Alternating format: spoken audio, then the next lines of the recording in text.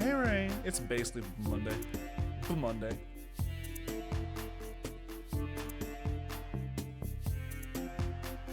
We've discovered this terrifying new concept known as Monday. But we'll face it together. I also have my caption software running, and it capitalized a new concept for some reason. Yeah, it did it again. I don't know why.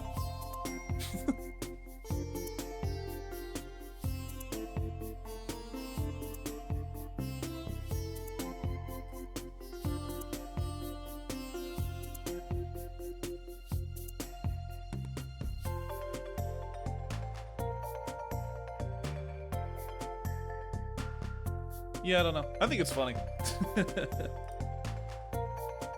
I think capitalization in odd places is funny.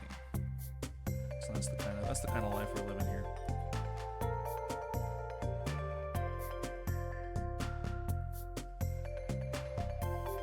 But yeah, welcome in. I hope your Monday's been going well. This Monday was pretty alright. I got off work. Actually, I probably made one of the most fucked up. I think it'd be evil to call it Alfredo, so I'm gonna call it Alfredo. I'm probably created one of the most fucked up like chicken Alfredos I've ever made, because it was just a box of like Kraft mac and cheese, and then I threw in some like chopped up, not rotisserie. It was like a fried chicken breast that I got at the grocery store because they just had like one and it was like cheap. So I took the chicken breast, tore it up, like shredded the chicken with my bare hands because I was evil, and then fried that up and threw that in with the macaroni to create almost Alfredo. Alfredo enough. It's whatever. Don't worry about it. And it's kind of warm here. It's kind of warm here in early March. Here in Texas. So I'm turning on a fan. Let me know if that creates a lot of weird noise. I hope it doesn't. I have like, this isn't actually a pop filter. I really should get like a proper pop filter for my microphone, but right now I have a cloth bag from WearDog, who make dildos. And I will not go into any further detail about why I own one of their bags, but they have these like really nice cotton bags, and so I put one over a microphone. It works great. Blocks the plosives. It was either that or a sock, and I was like, I don't want to do a sock. It's unsanitary, you know.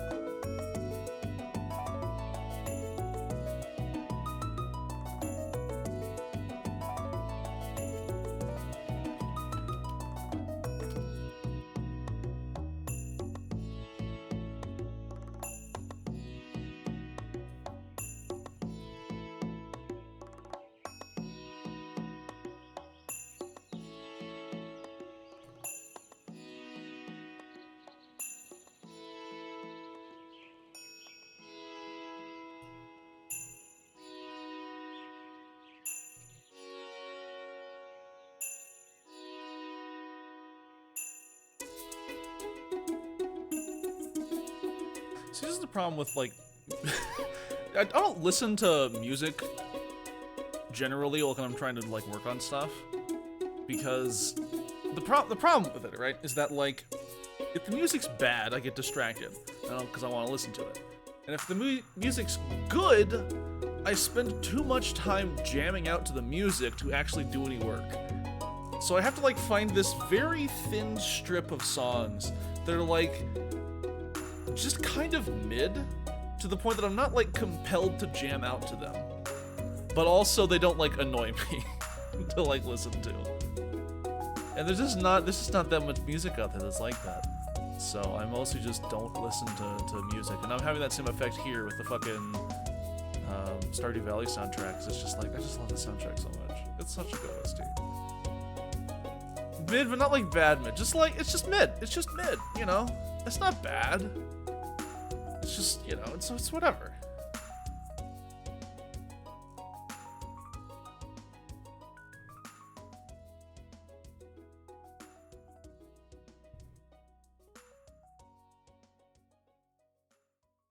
So instead, I mostly just sit here listening to like I usually have a Twitch stream on in the background at some point. If I'm not streaming, I'm usually watching somebody stream.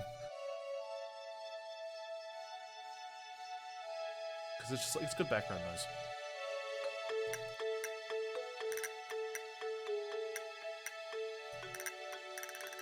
I think I actually remember like they have like a Twitch Wrapped now, and it has some like ridiculous amount of hours because I just have a Twitch on like at all times.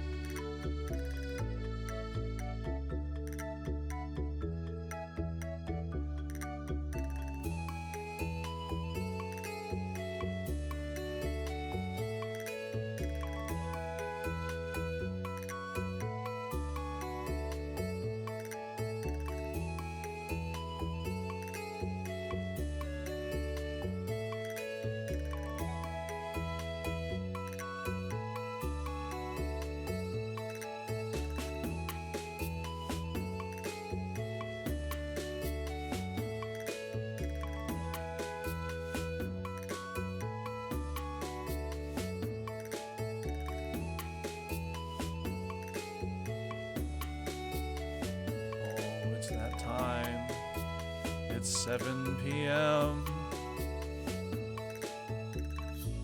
Which means it's time for video games. And even in the Bizarro realm, I still want to start off with some settlements. That's what the Twitch category says. I tricked you. We're not playing mech games yet. We're playing other games that aren't mech. But let me get this started.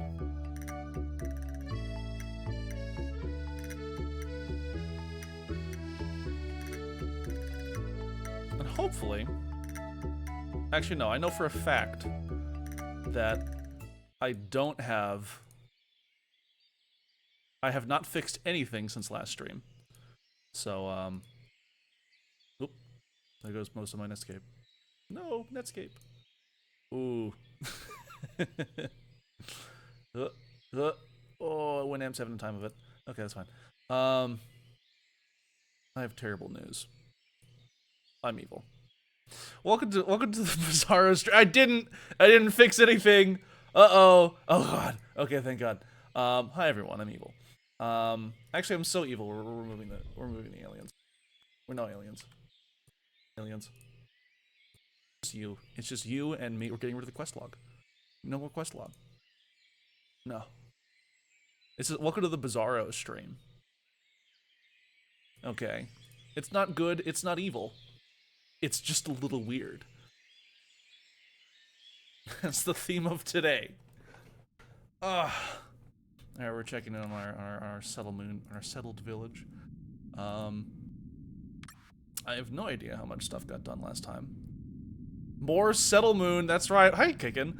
Yeah, I like to, if you'll forgive the pun, I like to kick off the stream with some Settle Moon, and then I like to open and close streams with Settle Moon. I don't know, it's fun. It's like it's the kind of game I can just like leave in the background. We can check in every couple of days or a few hours, and there's like stuff to do.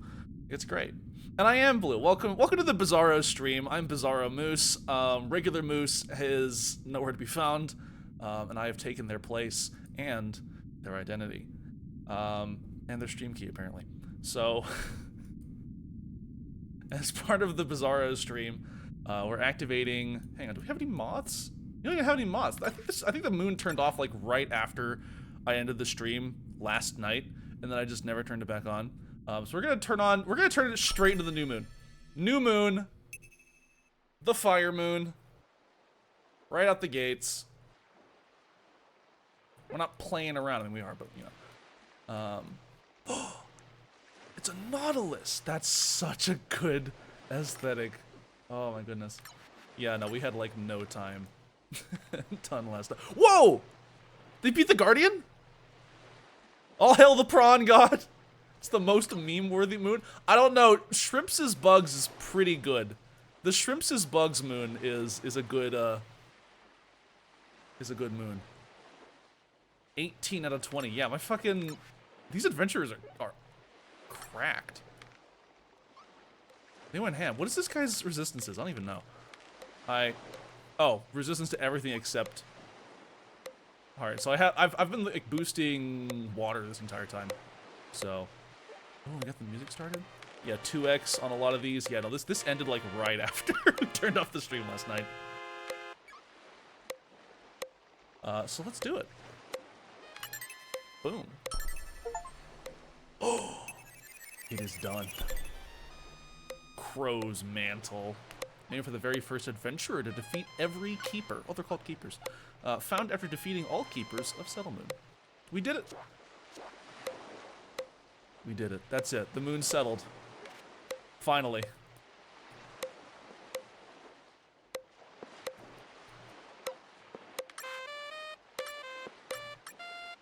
Oh, this is very beachy music. Oh, look at this. Look at this slime. This candy corn flavored stuff. Oh, this is so cute. That's so cute. Look at these fucking creatures having a time. It's the beach episode. Welcome to the beach episode, everybody. Kick up your feet. Get your. Oh, there's Rose. Rose, you don't look too hot. Hang on. This is the beach episode, Rose. You can't be harsh on the vibe. Let's buy everyone's beach juice. The music for this moon is in fact named Beach Episode. Oh, I'm so glad. We'll deal. The Guardian stuff is so expensive. I'll worry about that another time. Let's pay out the rest of these quests, and then don't worry about. Oh! Ah! That's right. All my other forms are evil too. I'm evil, Pikachu. Not evil. No, hang on. No, this is morally gray. We're not evil. We're not good. This is just Bizarro. This is the Bizarro realm. I am Bizarro Pika. The chat is Bizarro chat, because this filter applies to everything in the overlay. Yeah, Bizarro participation is not optional. You will be Bizarro. Look at it. Whoa! And the lumberjacks arrived. Lumberjack. Then we got juice. We got spice. I'm delaying talking to Rose. This is gonna be like. I feel like it's gonna be a heart wrencher. All right, let's see what Rose has to say. Oh hey, Devin Gabe. All right, what do you got for me, Rose? Standing under the moon. And there's the Dev Moth with a letter. A book within a book. Aww. They were having so much fun. Doing like testing and shit. Fighting all this monsters. Having to deal with all the boring stuff that game development makes you do. We got the Guardian. Oh, Guardian was like very early on. Aw. They just couldn't find it in themselves to keep going, I guess.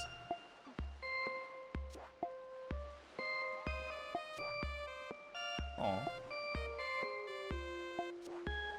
Aw. Luno, come on. No, you made Rose sad. No. Oh!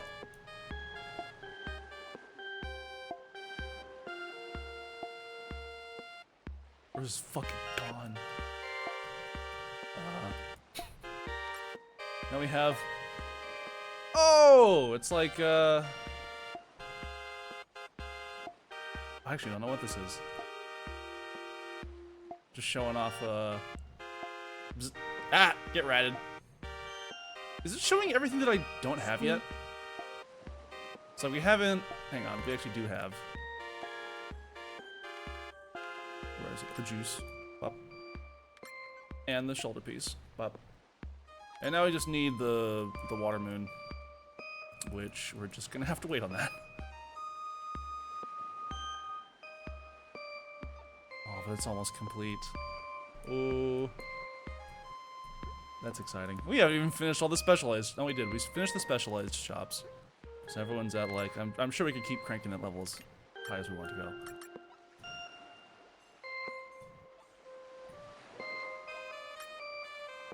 Colon D. Yeah, we're getting there. We're getting there. Soon we will discover the secrets of the settled moon. The squeakrets. Yeah, we're missing the one item, which is just this water moon. And I think both of the trees are set so that once the moths mature, they will be water moths. So that'll be, we'll do that. We'll get the water moon. And that'll be the moon settled. We're getting there. You do a little lurking, enjoy the lurk. Well, in the meantime, we gotta restock these shops. Let's see here. What are we missing? They really haven't been buying a whole lot. And more importantly, we get now that like we have pretty much everything like done, we can now enter into the final and longest phase of any game, which is decorating. This is I described this game like Animal Crossing to a lot of friends, and like, no, we're gonna do it. I say a person who actually never really played that much Animal Crossing. But I like decorating stuff. I've come to appreciate decorating stuff more as I've gotten older. I'm like, ooh, these all turn into fivers? Hell yeah, everyone's getting this. Boom, boom, boom. You get a pauldron, you get a pauldron, you get a pauldron.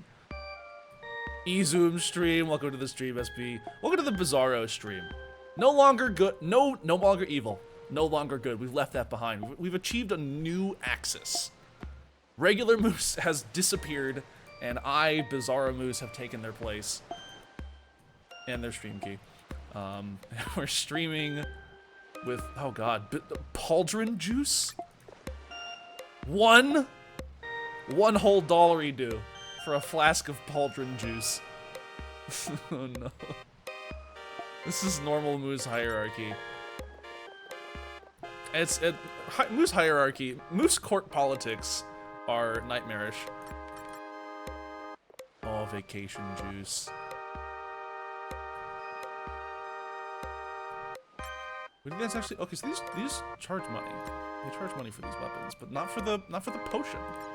The pauldron juice is just $1 and it tastes terrible. It's the potion that like everyone at the shop like dares their companions to try, you know? It's like, dude, I'll give you 10 coins if you drink the pauldron juice.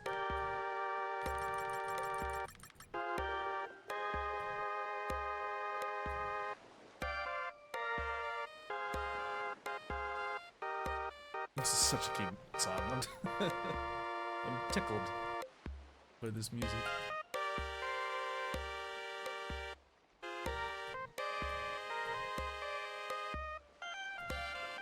But yeah, we don't have a ton to do in town, cause the time did run out like very shortly after the end of the stream last night, which is a weird thing to say. How did everyone sleep, by the way? Cause I was fucking sleepy. I stayed up way too late last night, so this stream might be a little shorter.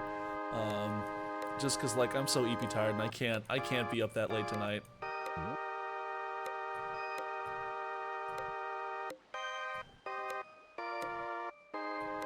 We're soldiering on, playing some fun little games.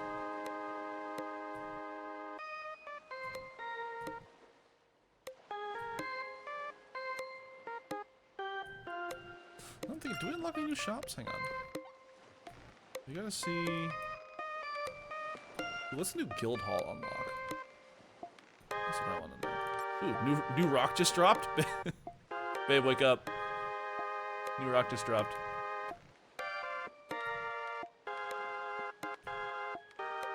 New tree. Shrimp tree. Excellent. Shrimp bush.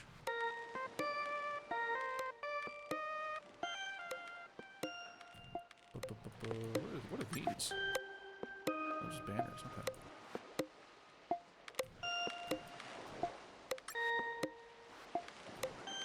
Crystal benches and... Oh, here we go. Here's like the boss-specific furniture. Broken trees, crystal encased benches.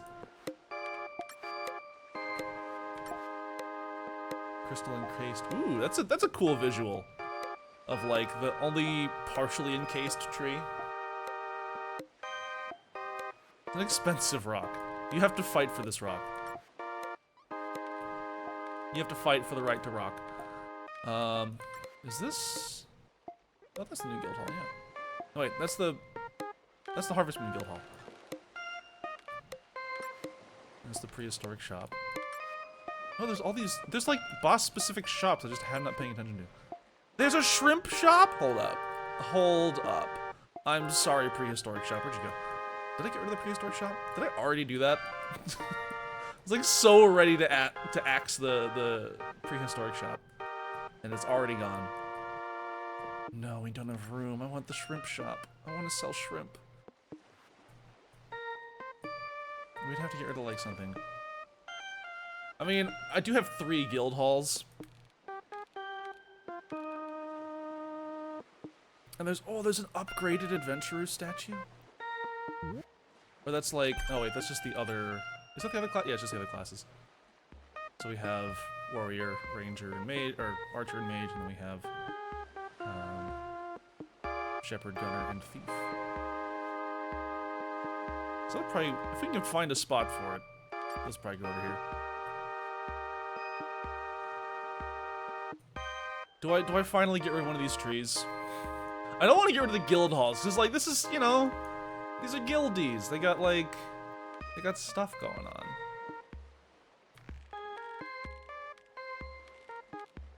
These people are doing raids and stuff. But what price are we willing to pay for shrimp shop? Ask, riddle me this.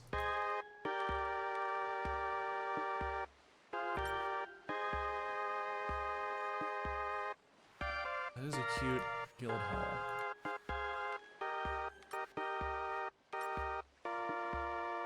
I actually really like the look of this guild hall. With a big ol' antenna on top. Build the Artemis! Hang on, I'm being compelled by forces beyond. See, the problem is that I don't actually remember the exact configuration of the Artemis. I could lore it and say that I went through one of the scramblers. Alright, hang on, no that's... wait. We're building the Artemis from memory, hang on, that's the... Let me buy all this stuff. And we're uprooting the tree. And we're getting these level 26ers out who are fighting the worm. Actually, they're fighting the worm. Maybe we shouldn't evict them.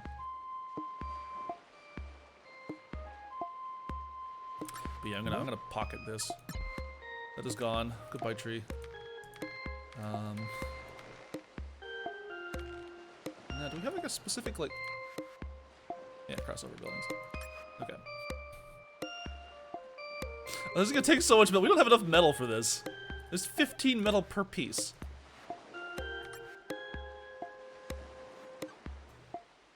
I'm pretty sure it goes wing,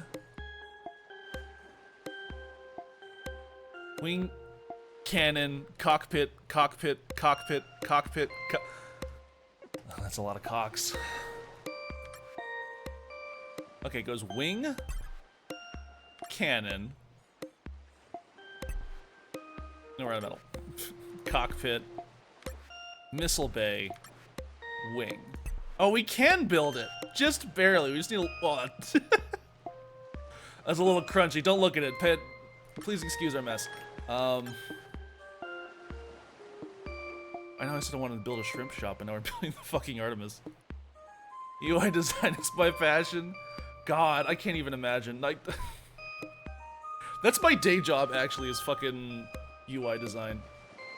And like, this will be a nightmare. This is my nightmare. I stay up at night thinking about like situations like this, where you have like tons of dense information in a very small space.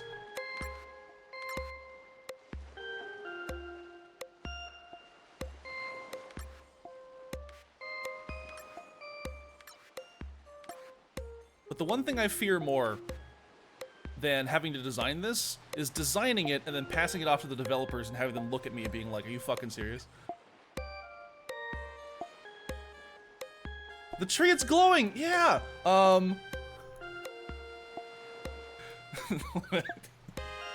I tell people that my job is to make developers' lives harder. And every developer I've told that to just nods solemnly because they know my type. But yeah, the tree's glowing, so... I'm inverted! Welcome. Welcome to the Bizarro stream. It's not... Like, regular Moose is only here on Wednesdays and Sundays, but it's not Wednesday, it's not Sunday, it's Monday. It's BIZARRO BMONDAY, and I am BIZARRO BMOOSE. You're making a game as customizable as you kind of expect the players will do things that look janky.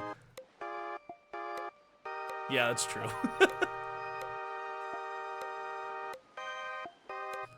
This moose has white eyebrows? You have something cool to do? Do I have white eyebrows? I'm not even sure if this moose has eyebrows.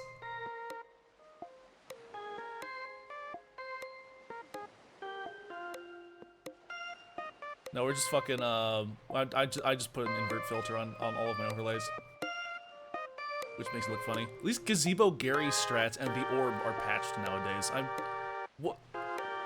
What's Gazebo Gary strats? That sounds scary. Oh, and, Eric, so, we defeated... I don't want to know what the orb is, yes. I want to know what the orb is. We defeated the Guardian, who is the final boss, and we got a letter from Rose. Where's the letter? Alright, so here's the Guardian, who was created and left behind and became corrupted. As we know. And then, that's the keys. And then we defeated all the Guardians and defeated all the Keepers and got this cool mantle. And then where the hell did I put Rose's letter? There it is. Yeah, so, yeah, Rose showed up and they were white, which was like, oh no. But yeah, here they are. Standing at somewhere looking up at the moon. It looks like, oh, this looks like pieces of the Guardian. So yeah, probably the Guardian's just been defeated. And there's our moth friend who shows up, kind of like, it's like very faint bags under their eyes. And gives them a letter. And so in this letter, it explains, we have this town here. This looks like very early on, where they're like, yeah, talking about the game, building it, playtesting it. It's all very cute. And they get kind of burnt out. And they're standing here with the Guardian, and they just kind of realize there's like a little too much for him, I guess. And they give him a hug, but the buff pushes him away. And now they're all sad. Now everyone's sad. There's no love. There's no love in this world. Hate world. Hate world. So, okay, hang on. Now I have to know what the lore is. I don't know what the orb lore is. The orb is a building from the 5th boss. On release, it didn't have building collisions. You could build on top of itself. That's so fucking funny. Made use of the balls while they lasted. SP evil moments. Gazebo Gary strats are likewise a 1.0 thing where the wooden gazebos had way too high stats, so you could just fill your town with them and hit level 250 for basically free. Oh, I love stupid min-maxy strats like that. And then, oh! Kicken finally decided to show up. And it's already level 90. We got the Anteater.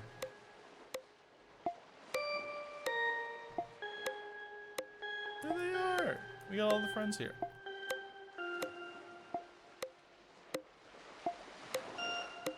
Pretty much every time I add a new building type, the beta testers are like, hey, you didn't put collision on this.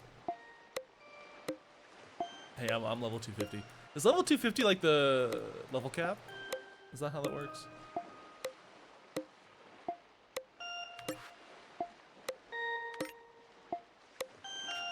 You put collision on this and adventurers aren't buying X new item or omnipresent? Oh my god. Level 250 isn't the level cap. Level cap's actually 90? So like this doesn't, like once you get past 90, the rest of it's just kind of like cosmetic?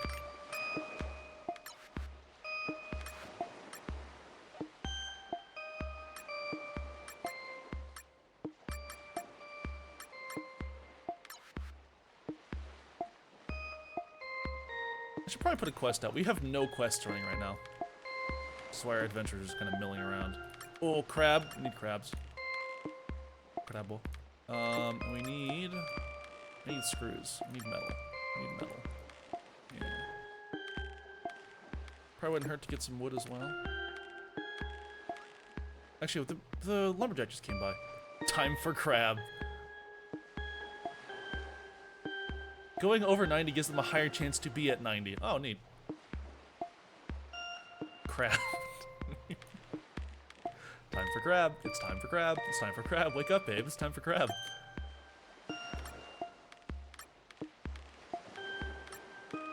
You feel the gentle touch of your partner. It is their claws. Babe, your hands are so cold. Those are me claws.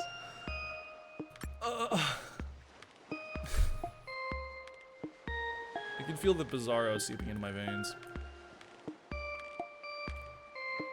What else should we get? Do we just run another infinite fight? Ah! Get ratted. Get ratted again. You know, some things never change. Even in the Bizarro stream, Ares still gets turned into a fucking rat plush. Every time.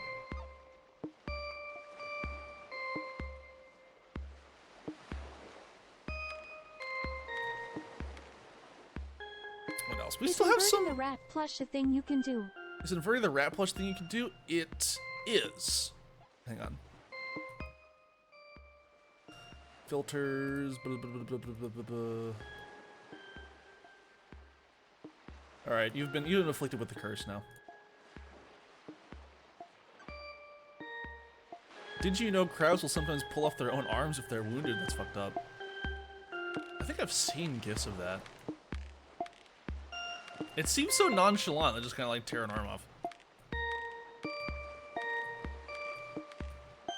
What boss items do we not have? Probably, yeah, like 8. Only 8?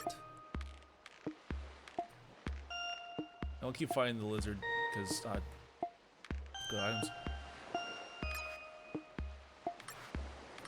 Do adventurers have like tracked inventories? When they buy like a nice weapon, they just hold on to it for a while. So I'm wondering, like, after a while, if we get everyone up to, like, max equipment, is that just gonna be it? Everyone's got max equipment, everyone's fighting the endgame boss, everyone's gonna be like, where's new content? Where's new content?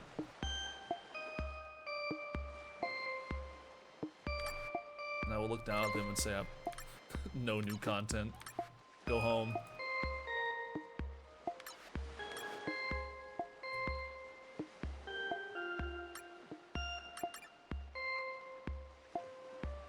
Adventurers relentless in their pursuit of new content. It's true though. They're just gonna be complaining. There's nothing to do with endgame.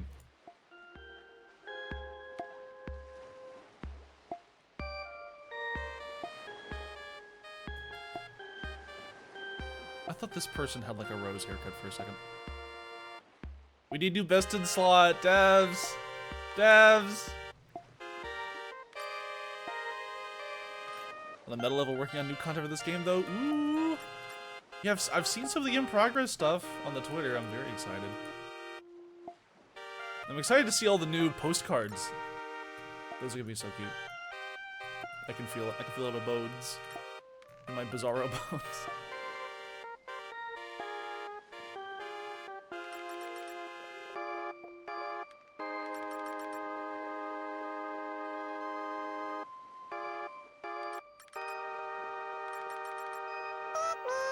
Beep you.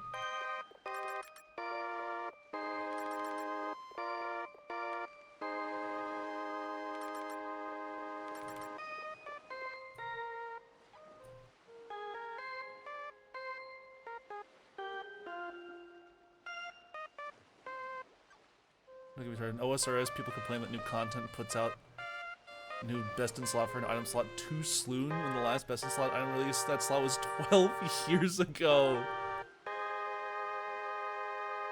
That's fucked up. You know, I've been hearing some evil things about the like end game PVM community in OSRS. Like everything comes out too quickly yet too slowly.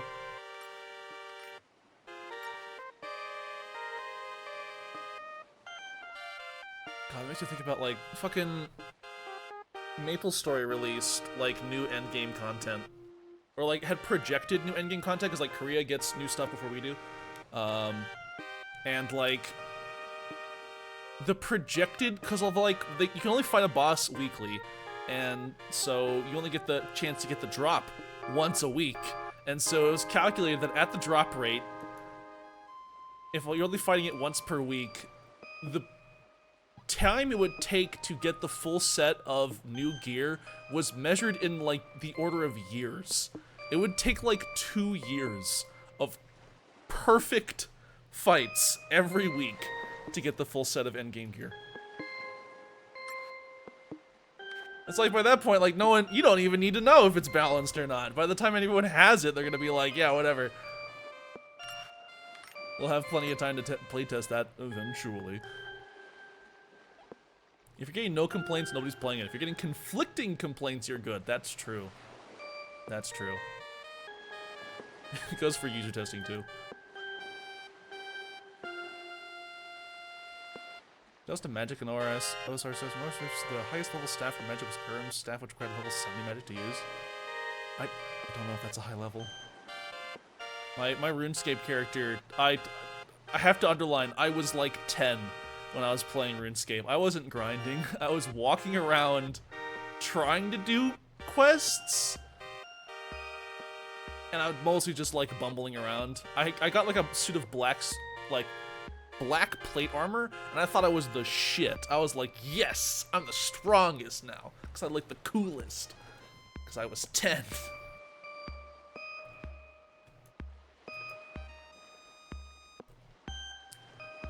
And then I tried to do Black Knight's Castle, and I was like asking around because I was like I didn't know what to do.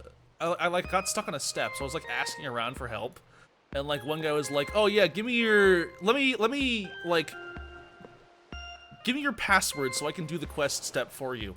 And I was like, "Oh okay, this guy seems trustworthy," so I gave it to him, and then he logged into my account. And then I couldn't get into my account for like 20 minutes. And then, no, here's the funny thing. Eventually he logged off it very quickly. I get back into my account and like everything was still there except for like my cash stack of 20k gold. He just like, he like looked at my account, was like, this account's probably run by a fucking 10-year-old. So he just took the money in my wallet. I had like more money in my bank, you know, so like he just took what was ever in my wallet, gave me my wallet back, and then just never logged in again. And you know what? And he never finished the quest count either. Wasn't even worth stealing. He wasn't. It wasn't. I think eventually the password, or no, I got like, my password was very easy to guess. And I think I got put on one of those like pwned lists. Like after I stopped playing, like years later, I like checked in back in like early college. I hadn't touched my account in years, and I was like, I had been permabanned because my bot got added to a bot farm at some point. And it turns out the Jagex admins will unban you. If you're like, hey, I haven't logged into this account in years. And this account's been banned for years, and I had no idea. Can you, like, unban me? Because this is just, like, this wasn't me. And they were like, oh, yeah, you're good. So I got my account back. And I had level 70 crafting and a bunch of shit in my bank that I didn't recognize.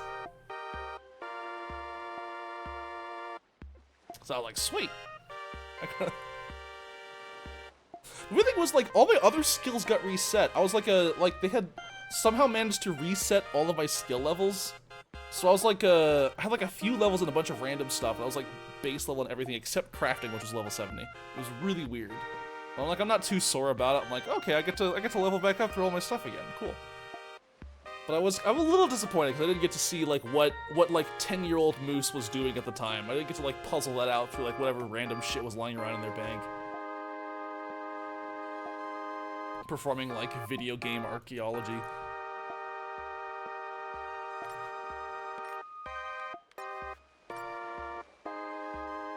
So my advice to you is turn on two-factor authentication.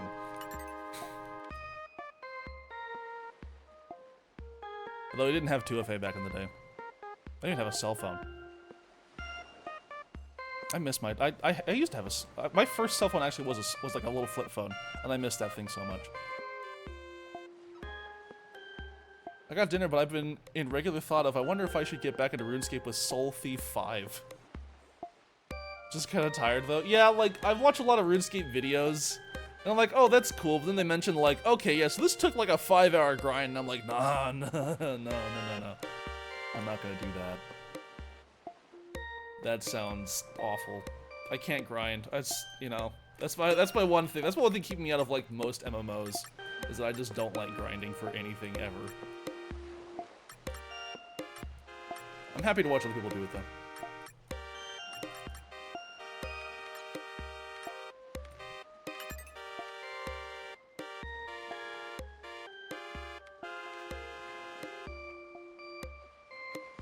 My girlfriend recently started getting back into OSRS literally just to play it during downtime, waiting for Q/banishes and Hunt Showdown. You know it's bad when people have enough time in, like, another game, they can play a different game and get a decent amount of stuff done. I like mindlessly grinding in games so much. Geek gave me Celemood Adventurer the Grinder personality. They have personalities? I mean, that's really funny. But also, like, oh my god. That makes so much sense, though. I'm so glad y'all did that.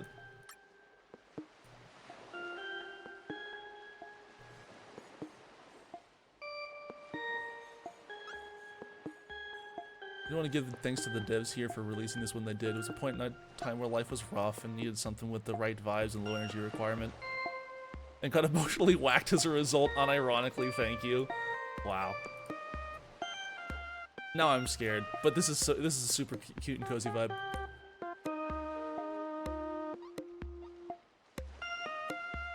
Yeah, shout out. Shout out's kicking. Shout out's key. Personalities don't affect as much as initially planned, but they do affect some things. I'm just glad to know that they're there. I'm gonna start observing our little creatures more closely now. I'm gonna start guessing their Myers-Briggs types.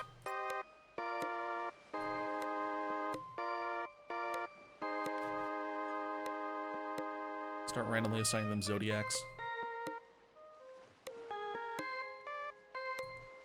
I do love, like, these creatures specifically who have the, like, blank eyes and the jester hat. That's such a look. That one sticks out to me every time I see someone with that combo.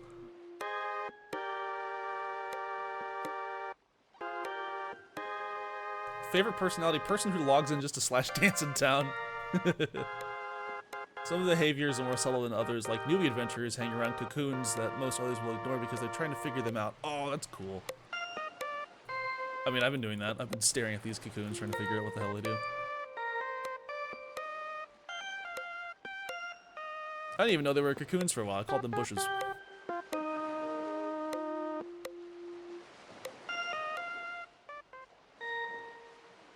It's literally one of the personalities. Oh, I believe it.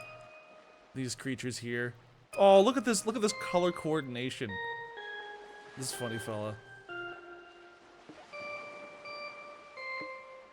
100 emoji. Dude, the adventure randomization is great. It spits out some real gems. It does! There's some really cute creatures. Holy shit, Golden Freddy! Ah! Right.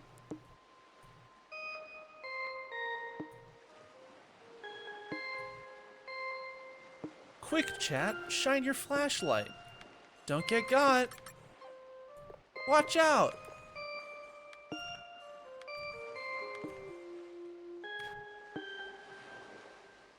Golden Freddy as a kid. Golden Freddy got lonely in the office. I wanted actually a bot personality, but Geek said it'd be too heartbreaking if someone had an adventure they liked and followed everywhere, only to unlock the ability to see personalities eventually and see that they're not even an actual person. Aww. It's fucked up that in this, like, simulated MMO, you can still be like, yeah, no, there's a botting problem. People still put out, like, trading bots and shit. What I want to see an MMO ad one day is I think about like MapleStory had a like gaming feature. It was very like bare bones where you could like collect like Omok pieces, which is essentially just like a version of Go, and then like playing cards. Those are the two like things that drop rarely from monsters. So after a lot of grinding, you collect all the pieces, craft a game set, and you could play games with other players. And doing that would like create anywhere in the world, you could just slap down a table and it would create this huge billboard over your head, and you could then write in the billboard like, oh, playing Obok, friendlies, or like, you know, betting, you know, 10k meso or something. But people like would never use that to actually play games. It was just, it was like a free billboard you could just put anywhere above your head and just put whatever the hell you wanted on it. And so people usually advertise like their guilds, they advertise training, or trading, or they would just like, it was essentially like shit posting, but like in the game and you couldn't escape it. People, I remember walking by one guy who was like, what was it, like, off to go slay goblins. Like that was their like AFK, like they would put down their table and similar to their AFK, they'd be like off to slay goblins. And so like I was going AFK, so I slapped my table behind him and then put my text to be like helping him with an arrow to the left. And then like I left for like half an hour to go eat food, and I came back to my computer and there was like a line of people behind me. It was me like helping him, and then someone else had set their table up behind me, and so like helping them and helping that guy, helping them too, ditto. It was it was super cute. We need more like emergent shit like that in video games.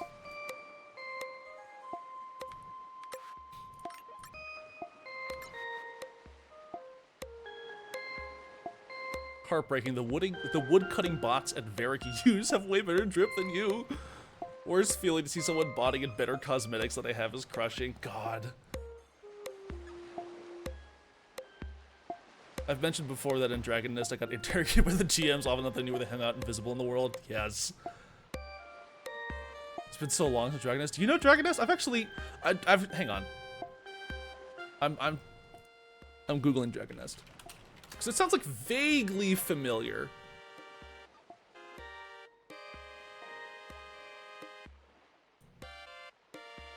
That game had a simpler feature where you could put up a message as a billboard, and they used to chill where the GMs usually were invisible, and put up a billboard that said, "Pray to the Dragon Nest gods here for good luck."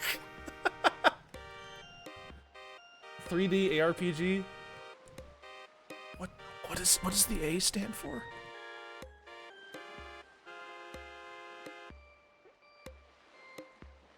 Action? Oh, okay. I thought SP's awesome was like the answer. I was like, oh yeah, okay, I'll take that. Awesome RPG, sure. That's the answer that I will accept. Asbestos! Ass! It stands for awesome. These are all true. Let's try Dragon Nest 1. Let me look at these. Look at this title art. Oh my god. Ooh. Hang on. We're putting ah! Hi everyone, I'm evil. I'm evil sticker now. All right, when you peel me off, I'm gonna leave so much like weird sticky shit on the surface you put me on.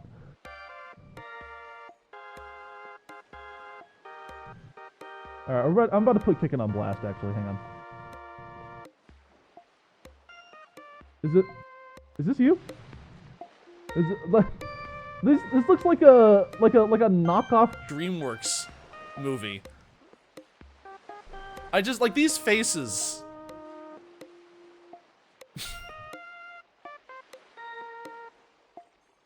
I don't know. There's too many teeth here. Oh god, that's the awful Chinese Dragon Nest movie. Oh, okay. Alright. That's fine. Hang on. That's okay. We'll just... There we go. Hold that. I'll put that in my pocket. Don't worry about that. Put that away. Dragon Nest Warriors Dawn. Oh, okay. I searched Dragon Nest 1 and that's what came up. So I guess it's the first movie. Are there multiple movies?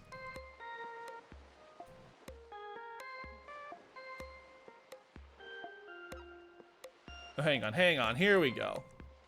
Here we go. This is the good shit. People just logging into Slashdance. Now I understand.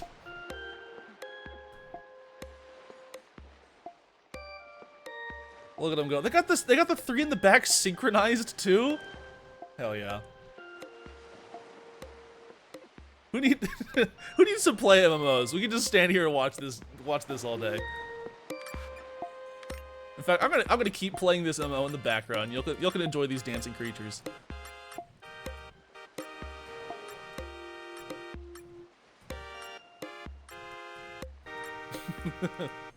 I'm jingling keys in front of chat. Okay, hang on.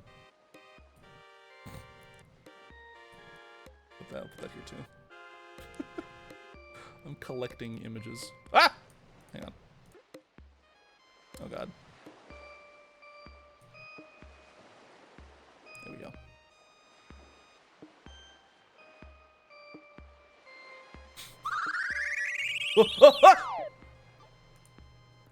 I'm evil. You've triggered my trap card, Pika. I'm anti-Pika. I'm Bizarro Pika. Welcome to the Bizarro stream. It's BIZARRO BMONDAY. Welcome to the stream. Blah, blah, blah, blah.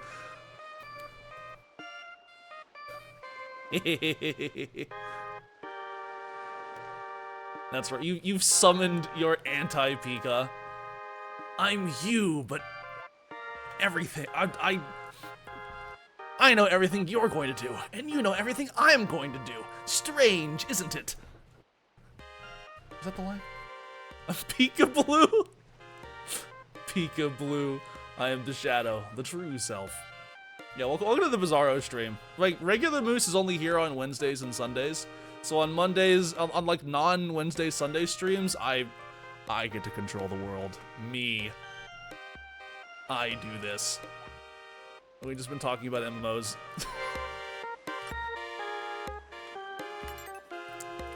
Do we have enough screws? I've been trying to build the Artemis.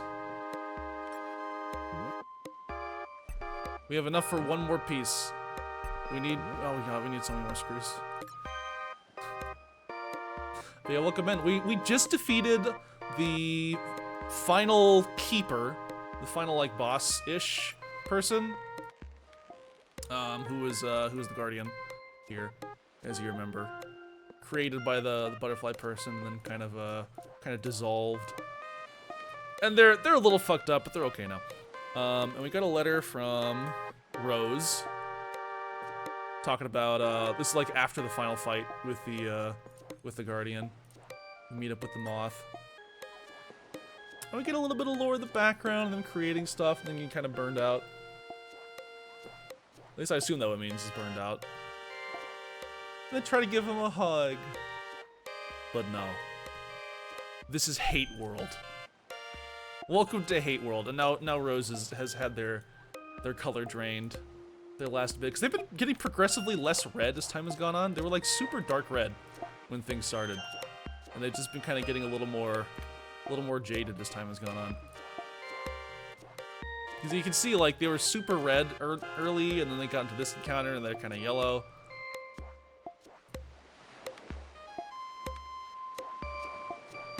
And now look at that. You think is? I'm thinking about Rose's glasses. Rose doesn't know the meaning of parasocial relationships. Aw. I'm wondering, like, because Rose wears rose tinted glasses. Are they like an old player that came back? Is that the story? And so they're just here wearing the nostalgia goggles.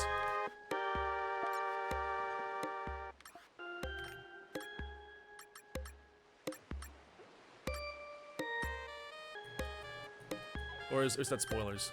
Is there more to learn? I mean, there is more to learn. Hey, Geek!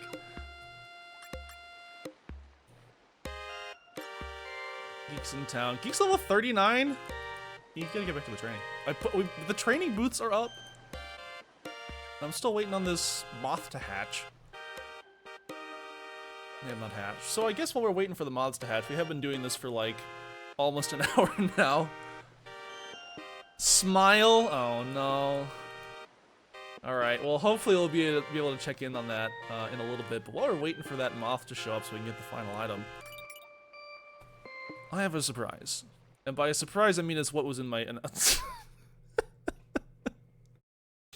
This is a surprise. Welcome everybody, welcome to Hideo Kojima retweeting and liking furry art of his game. That's right folks, confirmed. No.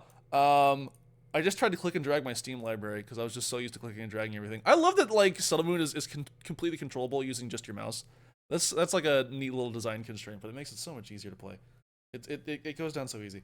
No, we're playing Otter Sue's Very Sam. Yeah, I can see that. Okay. We're playing a little game called Phantom Brigade, which, if you don't know, is a exclamation point you can't buzz me. I'm unbuzzable. It is a game about it's a game about mechs. It's a game about buzz that motherfucker. No. Hang on, is it starting? Are you gonna start? I've committed the cardinal sin once again of like not testing this before I started the stream. So I have no idea if this game even runs. And if it doesn't, I'm gonna be very sad. But it's a game about fighting big ol' stompy mechs. And it's a kind of turn-based. So like the whole shebang about Phantom Brigade is that the turn structure is kind of real time. It's like sorta real time. Because the turns play out and you can kind of like travel back and forth within like a section of like 6 seconds. And do a whole bunch of stuff in those 6 seconds. Oh!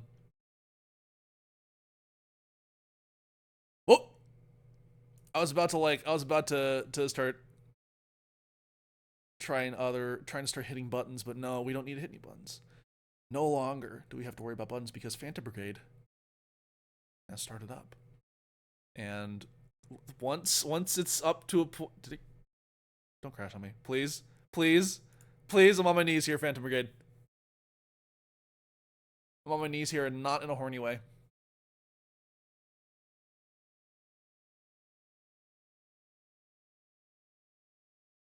We've got to attack him.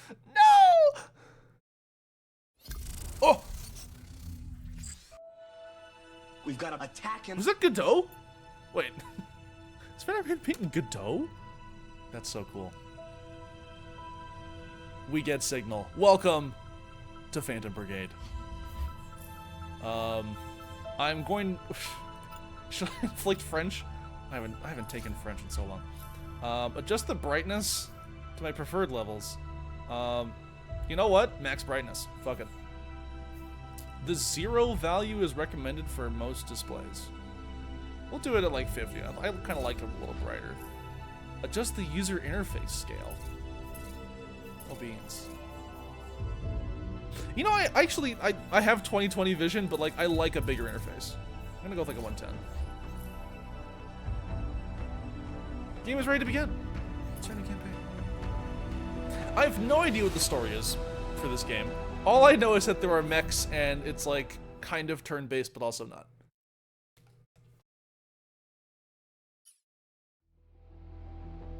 I've seen a little bit of gameplay, but it's been something that's been on my radar for a while. So I like strategy games. I like mechs. Wow. Upstate New York. Main screen, turn on. That's actually the name of my. That's the name of the scene we're in OBS. It's called main screen. Robots.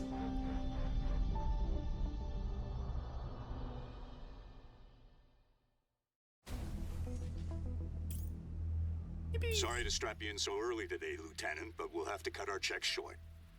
We've lost the town comms last night, and I'd like you to take a look at the tower we have half a click north from here. Oh, I'm so glad small towns have just mech forces hanging out.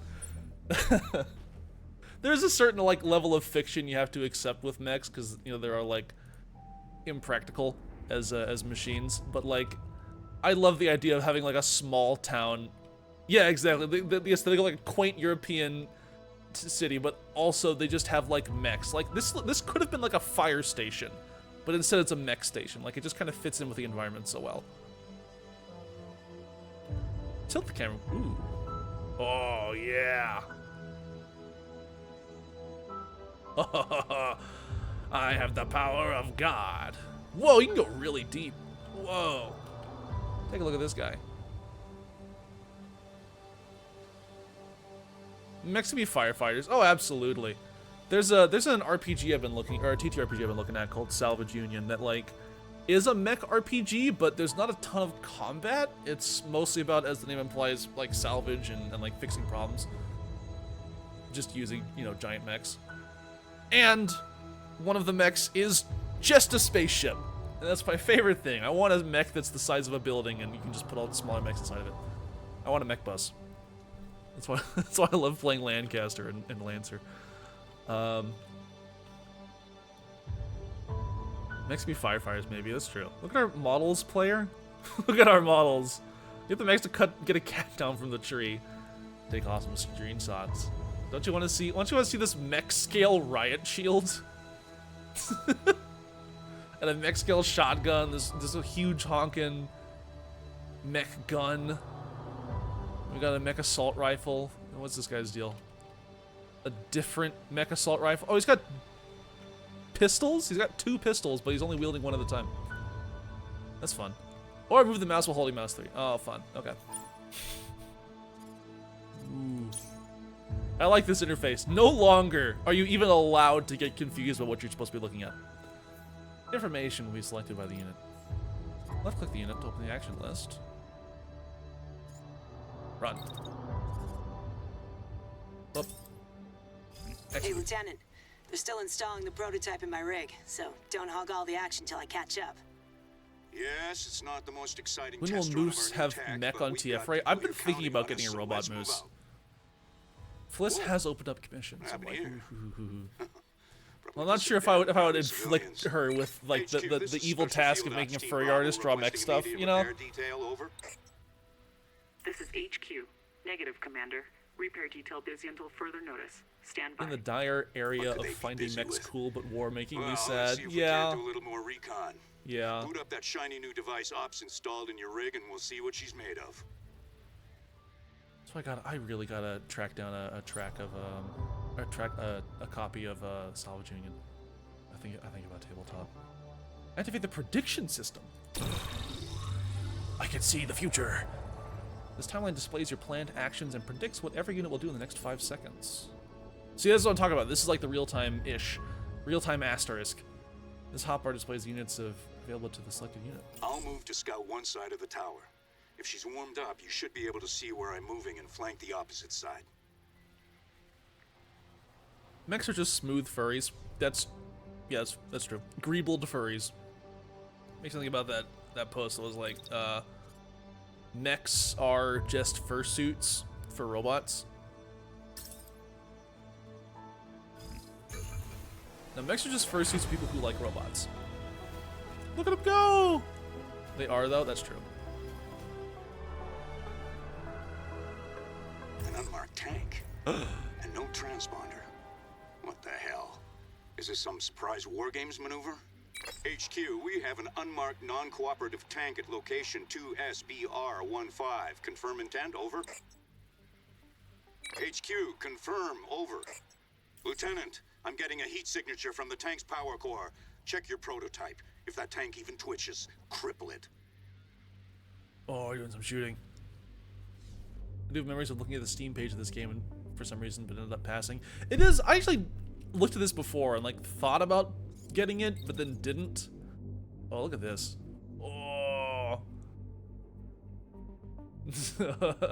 I like this interface a lot. That's cool. You get to watch what everyone else is doing while you're in different spots. But yeah, it's doesn't like, it's a cool interface. There's not a ton of like character, you know? Yeah, here we go. Let's see here. I guess I want to start shooting the moment it comes into range, right? Yeah, here we go. Bang.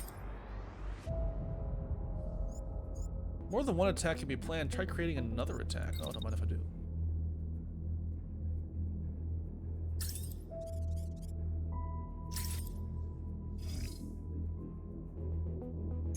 Cool.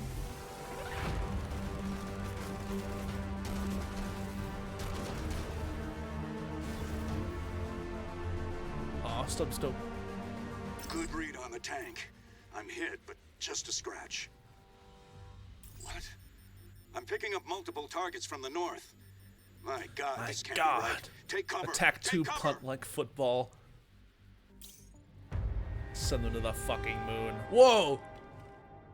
New contacts are out of range. Oh no, Commander!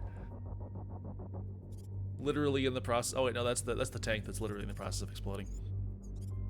Try taking cover to protect the unit from damage. Sure thing. Don't mind if I do. Oh, so it'll detect like, oh, you're about to get shot if you stand here, here, here. Well, that's our commander's about to get shot. And we might be in the firing line for a little bit of that, but we'll follow the tutorial for a bit. It's okay. This is no war game. Commander, multiple contacts just What appeared is this on our in the forward game? slope. Weapons ready. Damage to energy by ricochet This is during a not turn. drill. I guess Intercept ricochets and are a protect the mechanic. town. We're I just on got our an way. achievement for that. Roger, heading out. HQ, come in. HQ, do you read? HQ, you know your ABCs. Pinned down by 2 treads. Returning fire. Oh, we get cutscenes. Got one. Shit, a walker. Lieutenant, get the... Commander? Commander! Oh, he's going to take a nap. This guy... These designs do kind of remind me of Overwatch. Commander's down, but we have to focus. We have citizens to protect. And now the field promotion. There's a walker and multiple treads on approach. Remember, if things go to hell, set self-destruct and punch out, so they can't salvage our prototype. Whatever happens, let's meet at evac point R09. Yeah, fuck these robots. I'm walking. Enemy's forces are attacking the town. Eliminate them using the 3 units at our disposal. Ooh, okay. So this is like kind of where they're headed, I guess. 6 whole dudes. Alright. We have our cadet. We have a heavy and a handgun. Assault and SMG, shotgun, and shield. Increases the weight class of the unit. That's interesting. Let's see here. So our heavy is going to be over here. I'm wondering if we should try and focus on protecting the heavy primarily.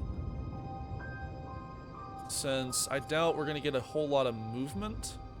I'm also wondering because like these guys are just firing into these buildings, which is a concern with vis-a-vis the civilians. Let's see here. Can I even get into position before we start getting shot at?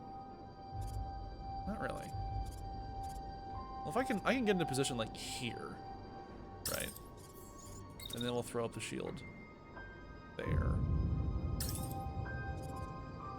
And we'll have the shield facing that one. And then we have the beam mech.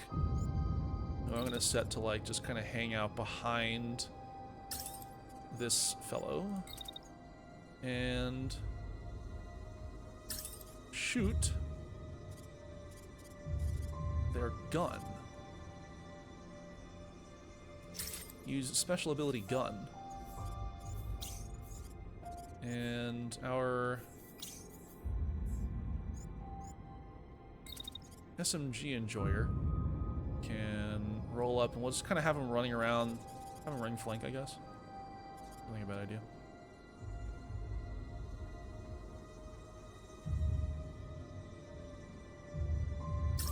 Here.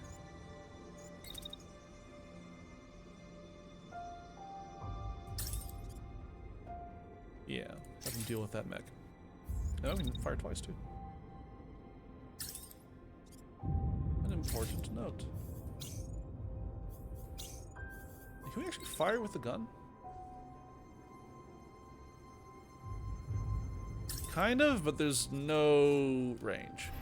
Okay. I guess that's right click to cancel. Should we just keep the shield up? That's good, yeah. Okay, so everyone's got something to do till the end of the turn. So I think we're good to execute. Let's see how this goes. Oh no! Oh no! There's friendly fire.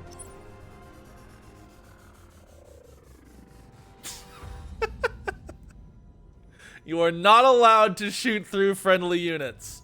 We have learned something today. And now we get to watch it in slow motion. Time for the action replay. Look at this. Wow. Okay, so having your shield up and protecting your friends is not a strategy. Never do it.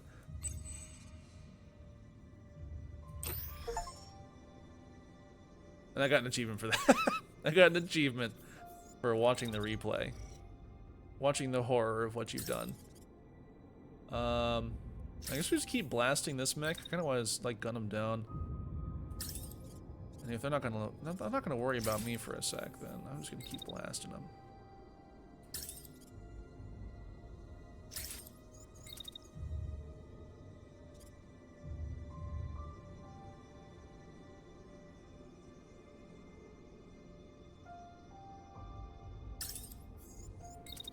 Can I just keep shooting all the way through this? Just send this mech to hell?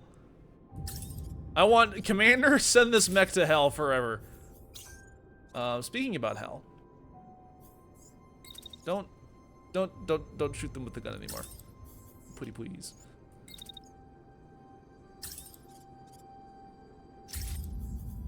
And then we'll get our shotgun friend to move like here?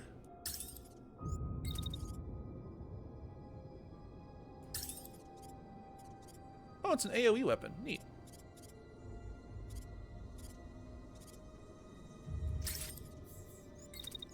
Let's set to keep shooting then.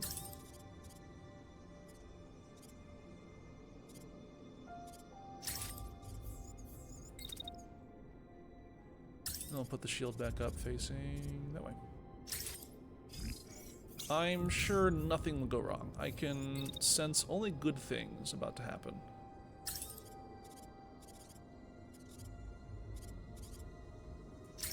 That guy's probably going to be dead by this point. Achievement for friendly fire? Actually, it wasn't an achievement for friendly fire.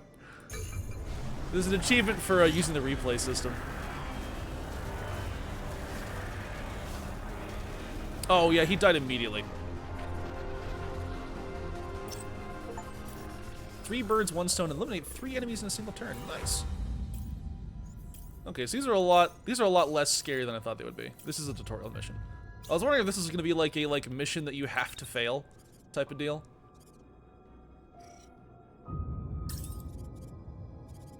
Let's see here. I guess these are health bars. So this guy's almost dead.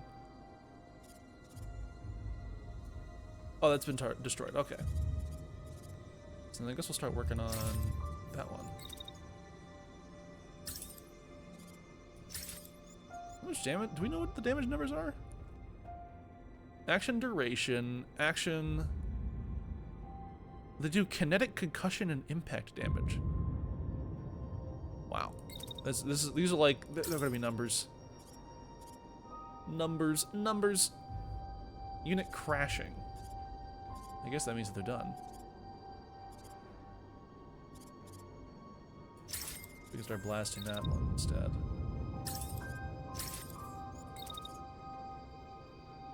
Oh, yeah, so they're gonna turn around and start running away. Oh. What? I'm an evil Tamagotchi now. You don't have to feed me.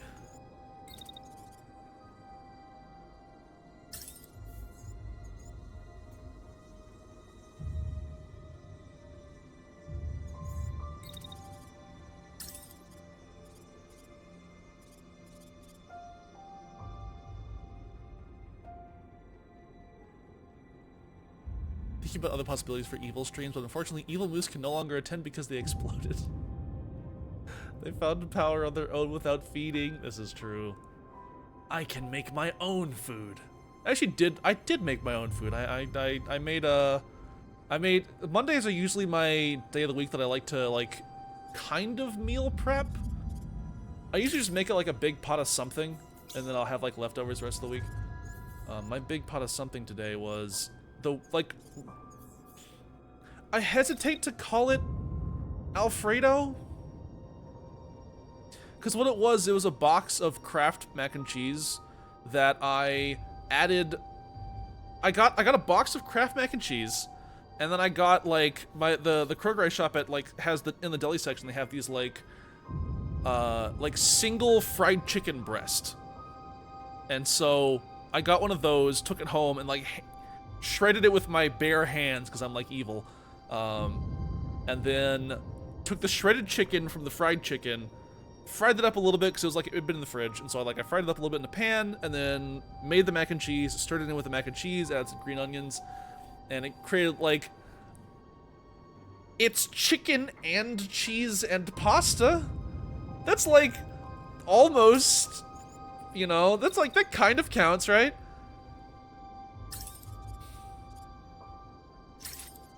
Anyway, your objective is to send that guy to hell. Like we're blasting the shit out of a couple of enemies.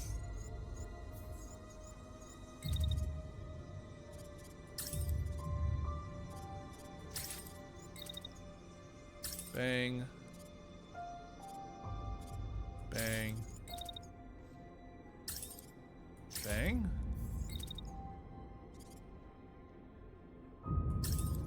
Let's have him pull up like that, yeah. Let's see what happens.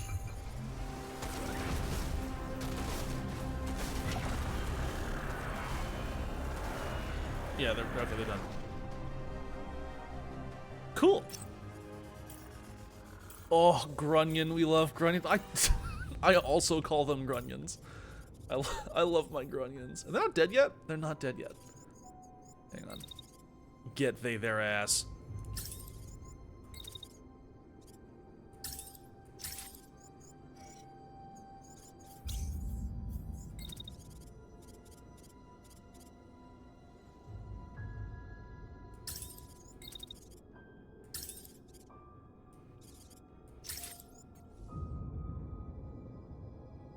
We've got to attack him. We've got to attack them. I want you to send this tank to hell permanently.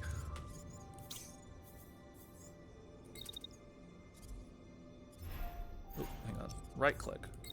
Right click is to remove. Up. Move that back. Okay. I don't think we'll need it, but we'll set one of those and execute. Oh yeah, they're already dead. Stop, they're already dead. Oh, we're shooting our friends. That's going to be an important mechanic to keep track of, is just not shooting my mechs.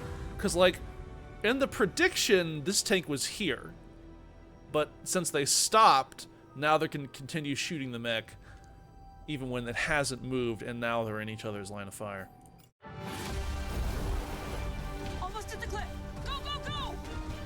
Tells me I have an important thing to remember.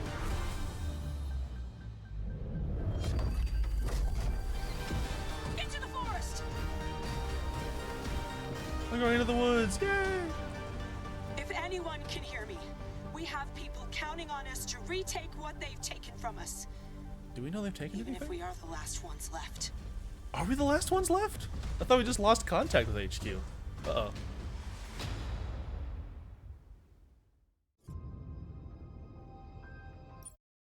We're jumping straight into like XCOM 2. Oh yeah. Okay.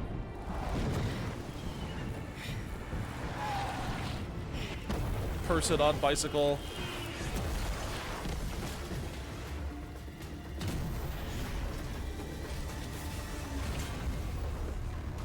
Get to the shelter now!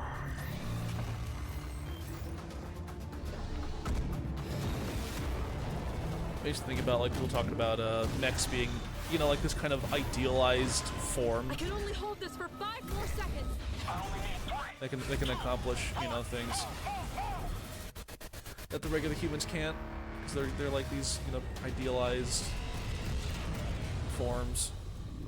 Kind of like my idealized form with my huge There's nothing more we can do here. ears. Is it finally time for some shut-eye? No.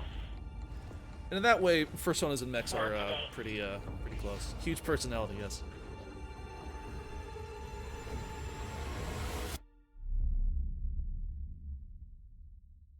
Now it's just us and my cursor. By the time we realized what was happening, it was too late. We were at war. No. We're in The border towns Europe. and cities were hit first. Communications cut, and residents chased from their homes. In their place, they erected military outposts that still watch us to this day. We fought back, and for a while, we even held down the capital. But we were outmaneuvered and outnumbered, outgunned. Eventually, those of us who didn't surrender had to escape. For years, the government has operated in exile. Along with the Home Guard, the remaining remnants of our country's military, they have been fighting tirelessly against impossible odds. But they can't do it alone. We answer to no one, nothing but the call. The call. And now, after years Call of Duty. training, preparing, waiting, the Phantom Brigade is coming home.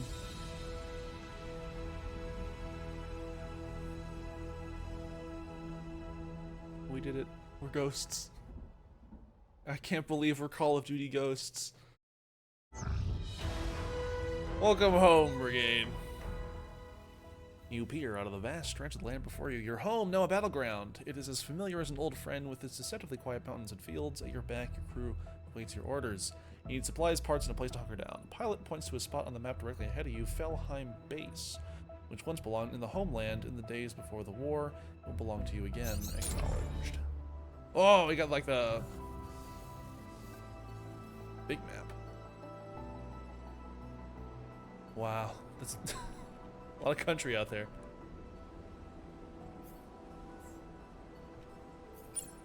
Cool.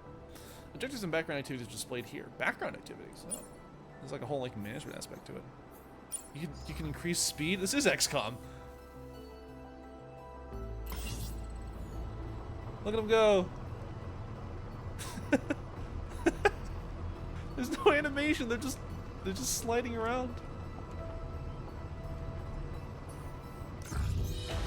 Hope rises in Felheim as the opposing mechs approach.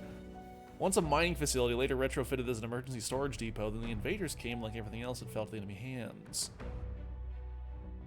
You're thinking it too right. Ask your pilot, grinning. If we can capture the facility, we'd have a home base to fall back to if we needed it. Could get us a foothold in the province and hit them hard while we're at it. It's an opportunity you can't pass up. The battles ahead will challenge you and shape the country's future. You need to take every advantage you can get, and it all starts with Felheim. Suit up. Exactly as mechs should do, yeah. I like it when they give mechs like little rollerblades they can just kind of slide around on. Felheim Base. I'm curious to see how bulletproof these buildings are. Since some of the gameplay I've seen, they do get destroyed. An intact crawler? I think we struck gold here. Finally, a way to repair and refit these rusty mechs. We're seeing 2 mechs approaching from the west, requesting immediate support. I'm getting a negative response on my IFF. Treat these walkers as hostile. Reinforcements. More enemies are coming. Use cover to avoid damage. Eliminate enemies quickly to keep things under control. Use this card to attract objectives. Eliminate guards, kill all hostile units, and reinforcements are expected to land soon in 2 turns. Take enemy units quickly before reinforcements arrive. Oh, so we have 2 turns to kill them before more enemies show up. Got it. Okay. That's a whole like time lock too. Neat. Now we can like filter for like enemy units and story units or story like types or whatever. Oh god, it's like a whole thing. I also just realized I haven't changed the stream category. Hang on.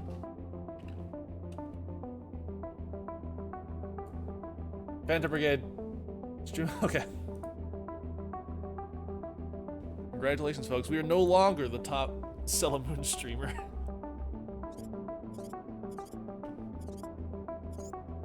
Okay. Assault rifle and handgun and shotgun.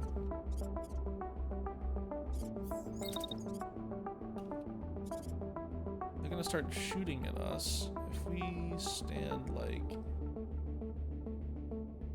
here, kinda. Yeah, that's what we can get away with.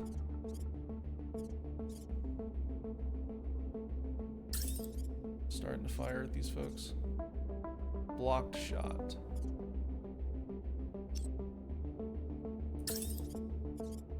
Also blocked. I guess because that, yeah. Hang on. Confirm removal, yeah.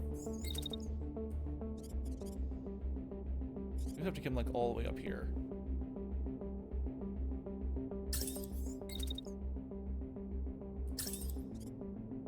And then aim's not great, but it's what we got.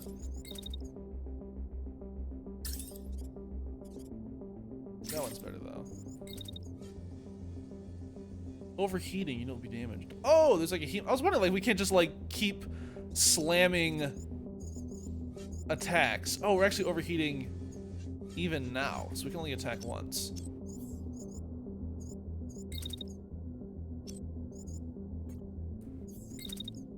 Yeah, we can only attack once. Huh.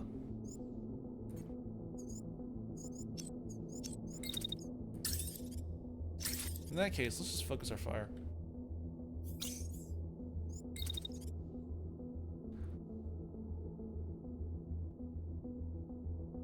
I want you to roll up on this guy. And I want you to attack him. I'm evil now. Ah! Yes! Evil rat! Become evil. Yeah, you can be the top settlement streamer. Yeah! Do it. Squirks. Squirk. Why did the TTS sound like that? That's so scary. Actually scary rat behaviors. Damn.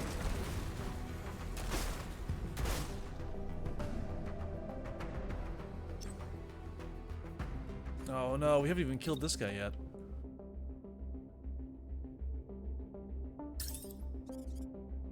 Yeah, start shoosting.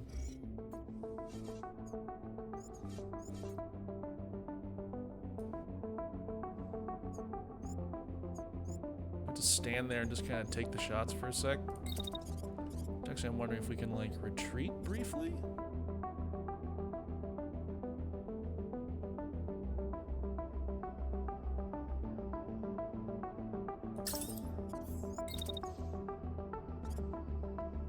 Then have him like come back up.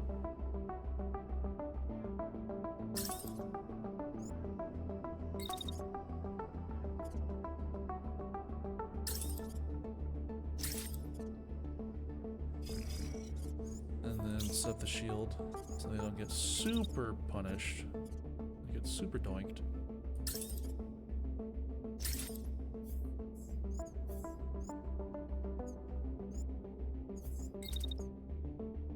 Oh, I can space. Oh, you can space them out like that.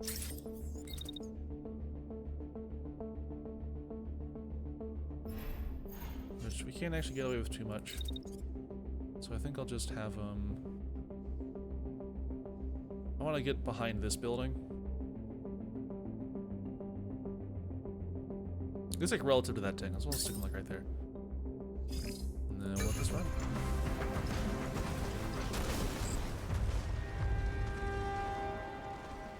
Engaging, let's deal with them and report to command. There's been no activity here for a while. I have no idea who these walkers are.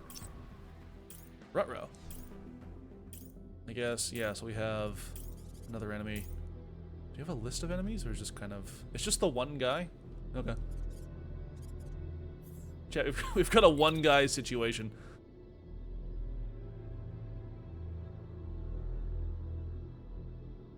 What made you choose this game anyway? I like strategy games, and it's been like I said, it's been on my radar because I liked the format, the setup of like having turns split into time like this. It's like incorrect. What do you mean? No, I don't. I don't like strategy games. I mean, I'm not good at them, but I like playing them.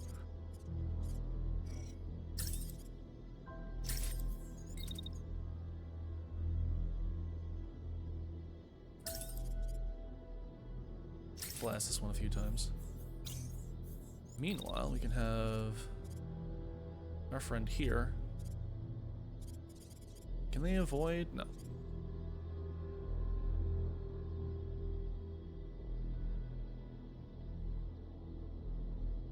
Gaslight girl boss grumble.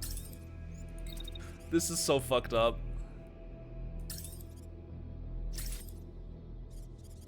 And we'll get into position with the next one. Because I think we can knock out this tank with this assault rifle. And then we'll have this person sitting with the shield, sitting right in front of this guy. We'll have this mech. Actually, we'll have this mech, yeah. Travel around back. Hang on.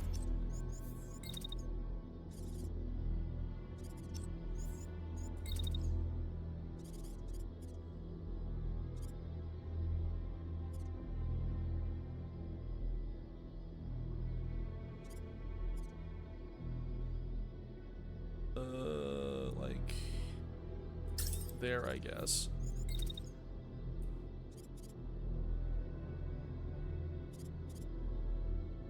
And then we'll have him pull up around back like that. Get a little evil with it, you know? Ow, what? Whoa, you can push!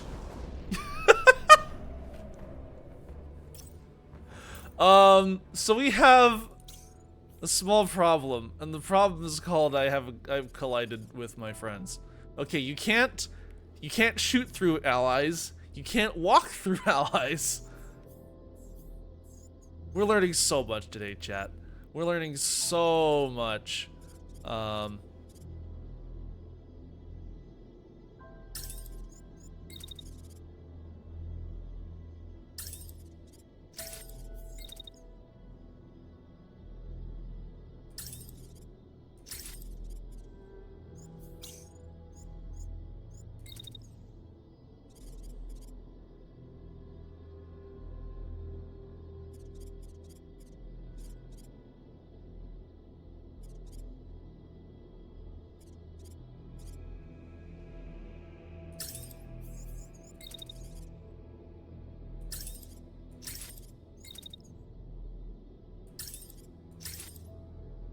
Okay. We found out that our allies are actually obstacles and we need to get rid of them. This is true. When we say we have to attack them, we're talking about our friends.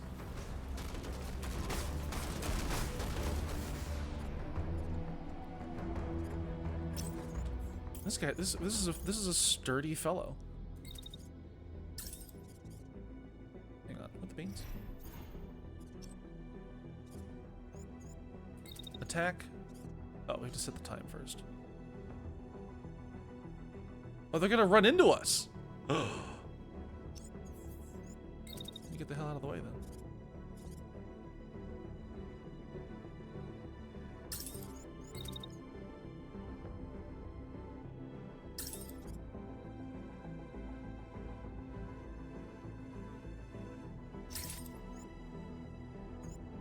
Actually, do you think we could get them with a pistol? Would that be better? No. What's the point of the pistol then?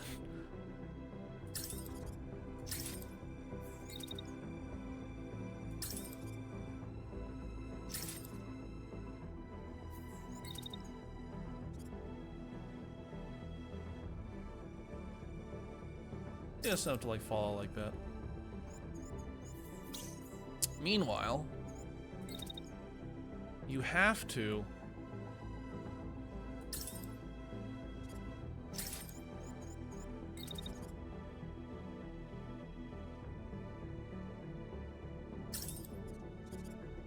attack them. And then yeah, come back, beat them around the bush like that. We've got to attack him. We've got to. We've got to attack them. Alright. I like that. This can only go well.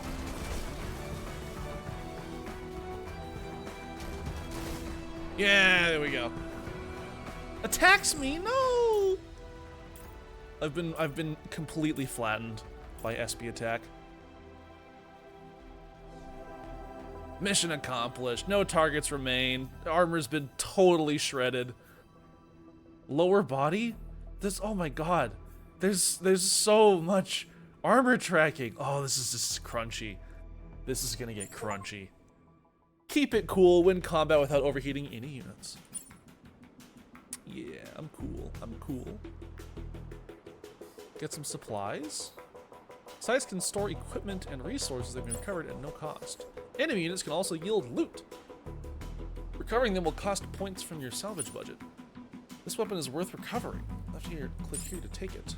Recovering parts will use up your salvage budget, with destroyed parts costing more to recover. Not everything is worth recovering. A lower cost option is to scrap a few part of resources instead. Oh, so you have recover, dismantle, and abandon. Oh, so we could take... Oh, we can take their legs! Salvage mech frame. Retrieve the frame of a unit, adding a new customizable unit to the base. Extracting frames comes at a significant cost and sacrifices all the parts that could be salvaged otherwise. So that's an option.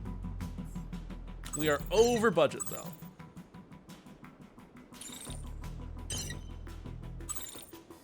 Yeah. Alright, we'll salvage, we'll dismantle this person's frame. Actually, we could probably take a couple pieces. You know.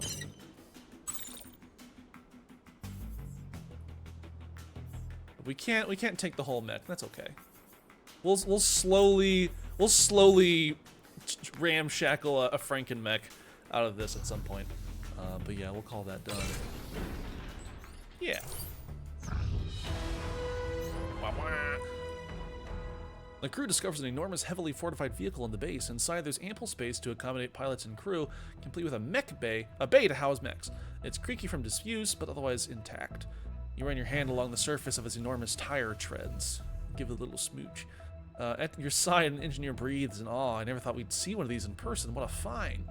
With this mobile base, you'll be able to take the fight out to the road, striking the enemy when they don't expect it, and even outfitting your mechs out in the field. This will take your campaign a long, long way. So we have a mobile base now.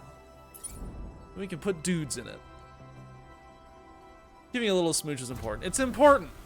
Smoochy vehicles.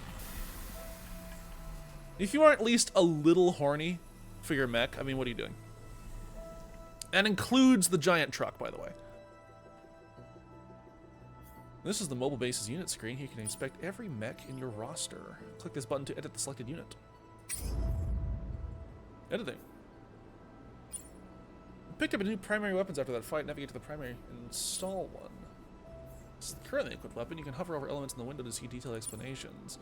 These are parts in your inventory compatible with the current socket. As you require more, you can take advantage of the filter and sort options above to refine this list. Hover over a weapon to review its stat changes. Oh, so we picked up a new shotgun. New weapons have a higher level. Keep your mechs updated to face stronger enemies, as damage is scaled with the level. Equip a new weapon by double-clicking it or long pressing it in the list. Note how the stats and average level of a unit have increased. Oh shit. Considering the unit's overall performance would be fitting, a weapon's power might have trade-offs in weight and speed. Let's do an exploring unit customization. Click here to return to the base. Cool. I'm gonna keep the rifle just because I like having the long range ability. Yeah. We have AR2 burst. Oh, we found like there's a level 1 AR2 burst, and we have a level 2 AR2 burst. Neat. Then we have the fire starter, which... Oh, okay, so we have different types of damage here. So there's kinetic damage, which is direct unit damage. And then we have concussion damage, which is damage taken by pilots. Too much concussive damage will knock them out. Useful to ensure that enemy units are intact for salvage. Ooh. Or impact, which is damage to structures, useful for destroying cover. Oh, so that's destroying emplacements, or like cover and stuff like that, or buildings. And the handgun does more building damage, so if I want to destroy cover, you use the handgun. But it doesn't do very much connected. Ah! I'm a plushie now. I'm a plushie, and I've never had an evil thought in my whole life. I'm so normal. The cool thing about me is that I'm normal and can be entrusted. This was my intention. I do not have evil thoughts in my head now. This is a lie. Just the most pure and normal plushie. I'm the most normal plushie. I'm not a plushie from the Bizarro dimension. I will not do things that would be unpredictable with relative to plushie behaviors. I won't come alive at night and start hitting things. Alright. We have the new arms. Even though they don't look all that different from the old arms. Oh, they have different paint jobs. This one's... Oh, no, it's not. Wait, is it? Oh, it just highlights the part. Okay. Well, we have our longbow, who's slightly more... Oh, we can paint them this way! Oh, God! Oh, no. Chat. Welcome to the rest of the stream. Look at this. Look at all these paint jobs. Oh, my God. Look, you have, like... This kind of like anodized metal look going on. Oh, we can have the bright orange caution marks. I like that. I like this look a lot. Dressed to impress. Customized delivery for the first time.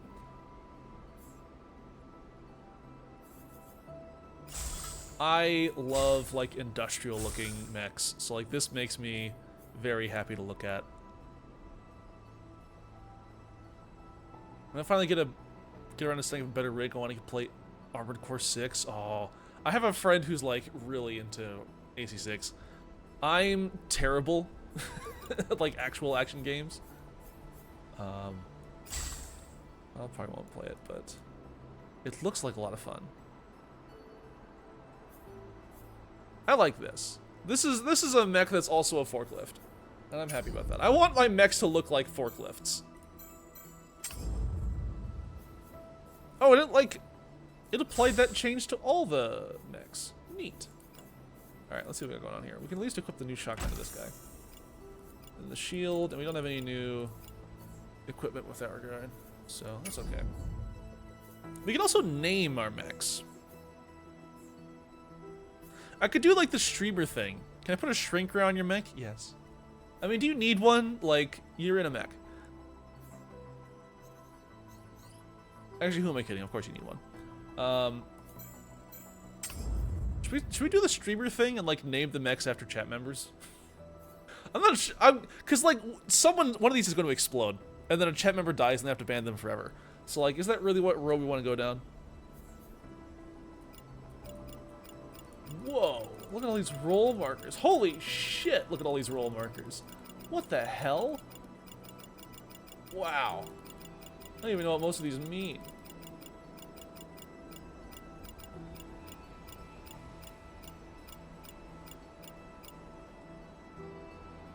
Yes, if I die, I die.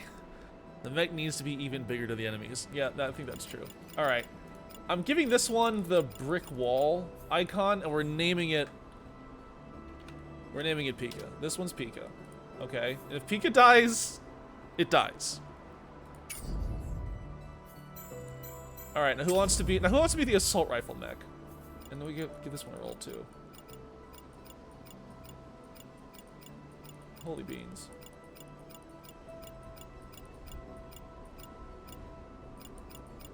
Looking for the crossed swords is kind of a... It stands for Pikachu is kind of awesome. That's true.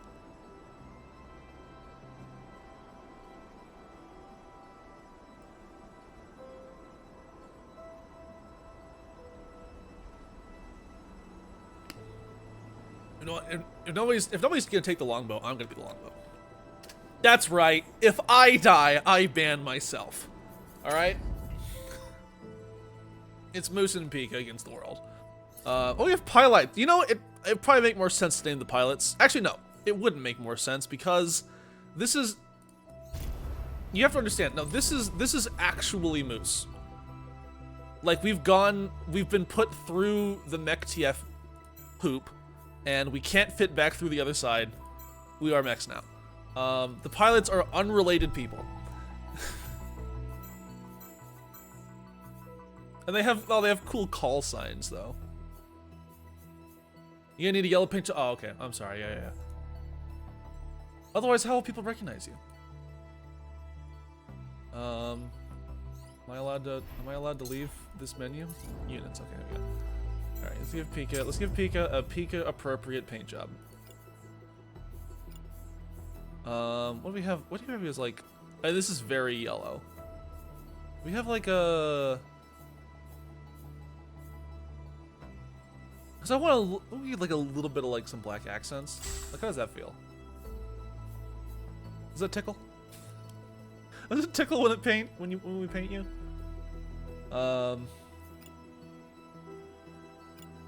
Yellow and black is good. There's one to the right though. Oh, very yellow.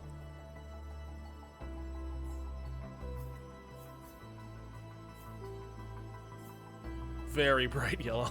Yeah, we don't get like a chance to adjust the colors. This was like a metallic. Oh, it's like gold. Black and gold does it look?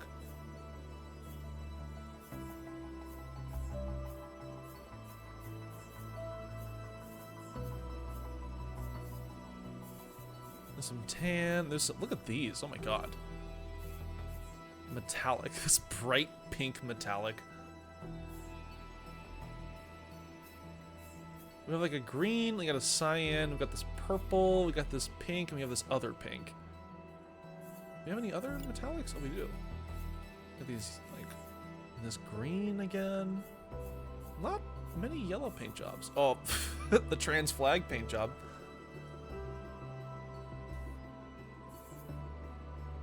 There's a lot of options here. The trans...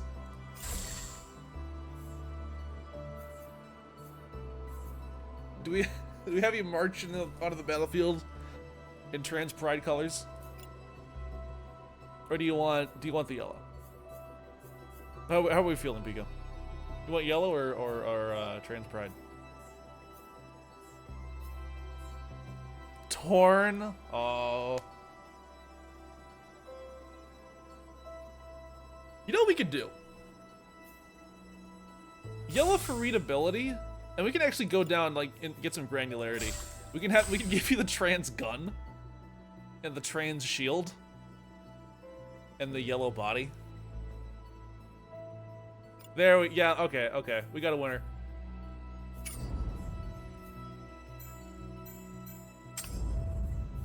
And Moose, I mean, I think it's hornier to just have the default robot paint job, but I am taking the trans gun too. We're doing that. that's gonna be our unit signature, is the trans guns. These bullets make you trans. Guns that trans your gender. The HRT gun. You will have boobs.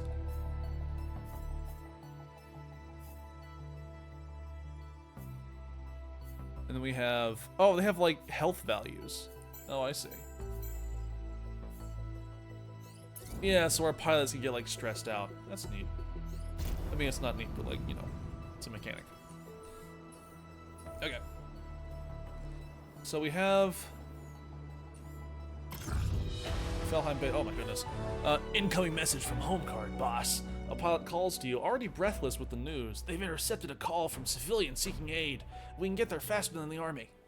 Further details reveal that enemy troops have commandeered a nearby village and have availed themselves of the area's resources. One brave villager finally managed to get a hold of a radio and send a message. She'd heard enemy soldiers murmuring about guerrilla fighters in the area and took her chance. We gotta help them out before things get worse, says the pilot. Your pilot is right. There's only one option. We have to kill them!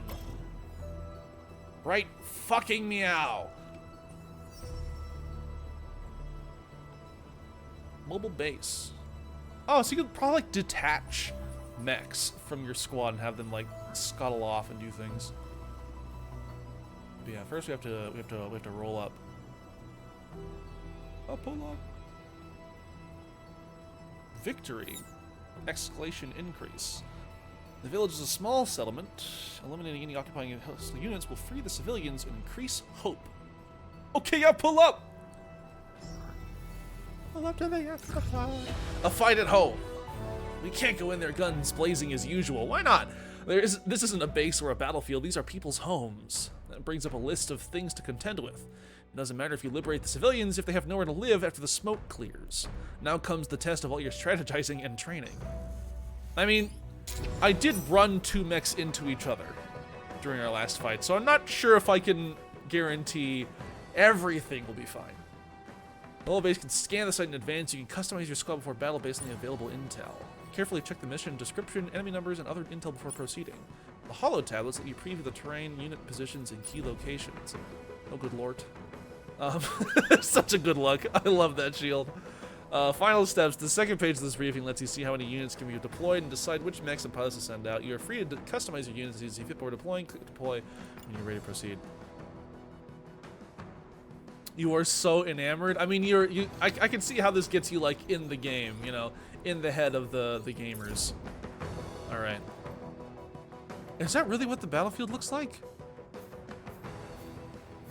2 on-site contacts, 1 dropship contact, and a watchtower. Destroy it to prevent the enemy from getting reinforcements. Oh, good to know. Incoming sky enemy dropships detected. Keep an eye on the sky and expect reinforcements to land shortly. Enemy squads already present in combat in the combat area. I can click on them, but they don't do anything. That's good to know. All right. Well, it's Kilo and Lars piloting Moose and Pika respectively.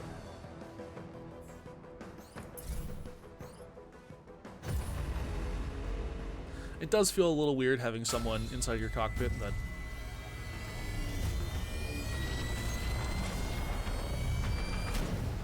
so many oh my lives god. Lost. So much devastation. This isn't what I wanted for you. Fucked up and evil. I thought Mechs you that were are born evil. in a time of peace and prosperity. Of love among people. Love among... Look, this was Love The World. is so different now. We once had Love World. Tanks Now we patrol live in the Hate streets. World. Neighbors Hatred turn on and war on neighbors. planet Earth. People disappear in the night. They keep telling us this is temporary. That we'll come to love our new way of life. Somehow, No, not the kids. I don't believe them. I want to give you the freedom I once had. But how can we feel? I like to imagine there's some, like, Home Alone type shit happening on this playground. We can't keep hope alive for much longer. We pray that someone, anyone, We have to fight for the will right to answer have our sex. We have to fight for our breeding kinks.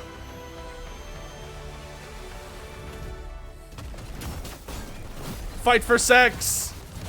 You heard Oh, is that? I was so hoping that, like, our mech paint jobs would show up. I'm leading the charge! God, I wish... I've been, like, fiddling in the background with a, like, text-to-speech to text... no, speech-to-text to speech setup, but it's, like, it's a lot more challenging than I thought it would be. But, God, that'd be such a funny feature. Avoid using important civilian buildings as cover to protect them from damage. Destroy this alarm tower built to halt enemy and free reinforcements. You can target the environment while aiming your attacks. Left control is your alternate targeting mode. This home guard unit has joined the fight. Use its long-range weapons to strike targets from afar. I think it's got a marksman rifle. They will be awaiting your orders. Try not to get them killed. Aye aye.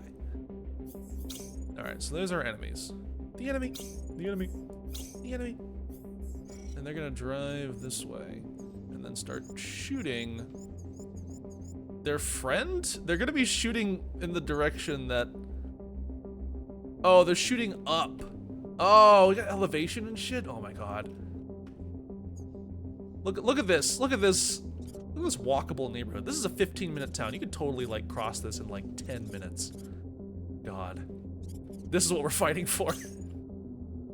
Alright, Pika. Eject pilot. You get the fuck out of here, Lars. Oh, sorry, Sierra. Get out of here, Sierra. I have to use their code names. Send Sierra home. Alright. Pika, we could probably use you to, like... I'm tempted to just fucking body slam somebody.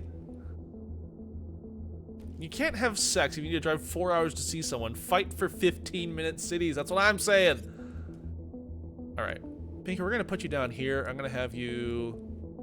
Actually, whoa, that's a really long run. And, well, I need to get somewhere. Hang on. How the hell are we supposed to get everyone down here? Actually, we need to get everyone down here? Because we could totally just, like, have somebody... I could, like, post up here. And then start shooting...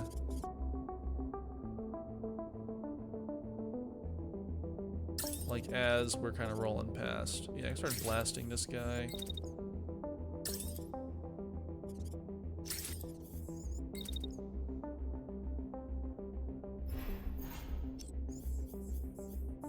Blast him a couple times, and then... at this point in the scenario, we've taken a couple hits from the enemy mech, and now they're gonna run all the way up here and stop there. So let's see here. If I'm gonna run past you, then you... Actually, yeah, you can... No, ah! I'm a plushie. I'm thinking plushie thoughts now. I'm thinking soft thoughts, and by soft thoughts, I mean evil ones. We need to start killing people! Drop you right here. And then we'll see what we can get away with. Vis-a-vis blasting back. Ah! Violence. This is the nature of what we have done, what we're doing here. It is imperative that we just start... we pull up and start shooting. Start shooting. Blocked. Alright. Alright, buddy. Used to... Ah! I'm a Tamagotchi. Punitively turning me into a lamp. You know, plushie mech TF, huge plush shoot basically. Yeah. Oh yeah, I'm a Tamagotchi. New TF! Brought to you by none other than Fell's Spell on Twister.com. That's right. We're gonna move this guy. We're gonna have him take one shot and then run over here. And then start blasting. We'll probably actually have him like... Ooh, actually. Yeah, forget that. Can we have you move up to like this spot? Because that'd be a really funny position to take. Let's see what that happens. Okay, everyone's set up. We're just gonna be like a kind of getting stuff into position. Let's see what I got going on here. All right, blasting that tank. Tank is done. Whoa, missiles! Oh my god, the building's been struck. Oh god. All right, Pika. You are going to punish this mech for making the mistake of going into this corner. They will suffer for what they have done, and you will be the bringer of the suffering. Are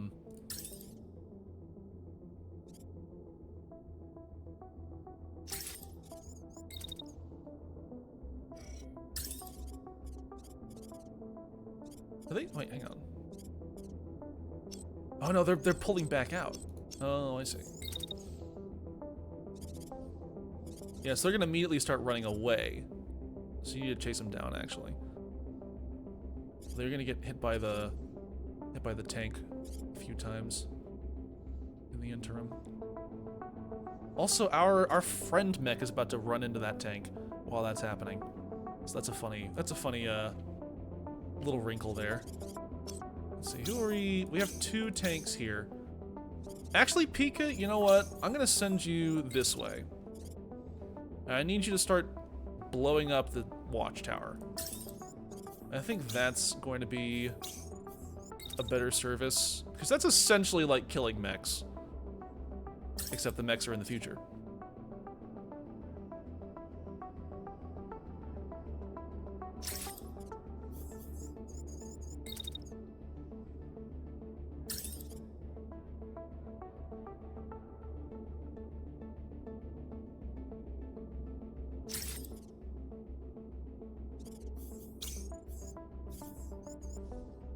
And then I guess I will be the one that punishes.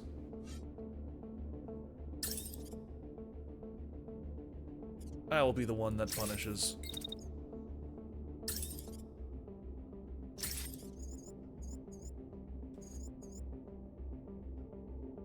And then where are they headed?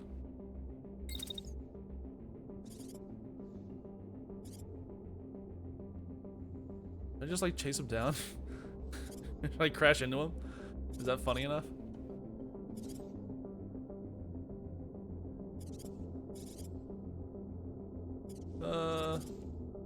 Let's see what I can get away with. Kind of like running down the street.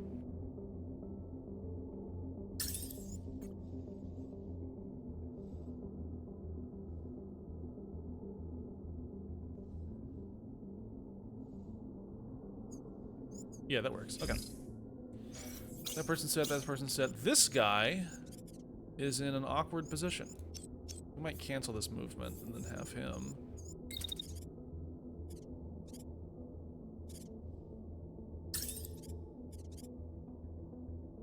Optimal range but blocked. Okay. Hang on.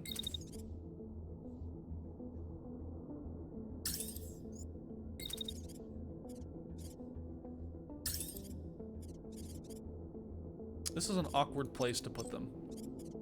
We have them fall back and do the boring thing and pull back. Oh, we have to be boring.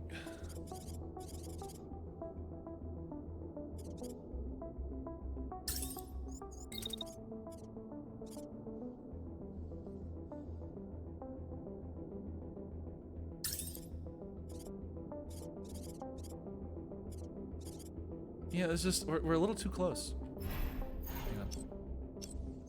Hang on. I'm learning new things about dealing with long range mechs. We should have them fall back then. Yeah, fall back. Fine, fine, fine, fine, fine.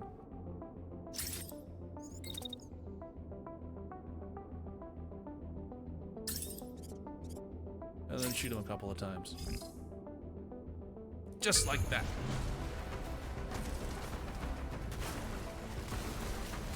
There's the watchtower done.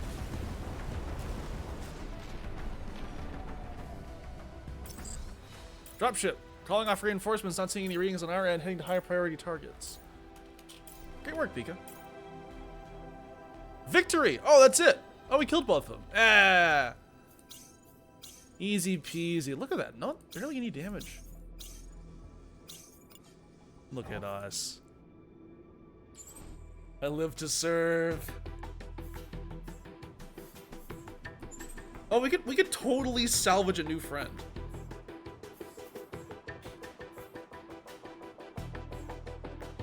We want a new friend, new friend.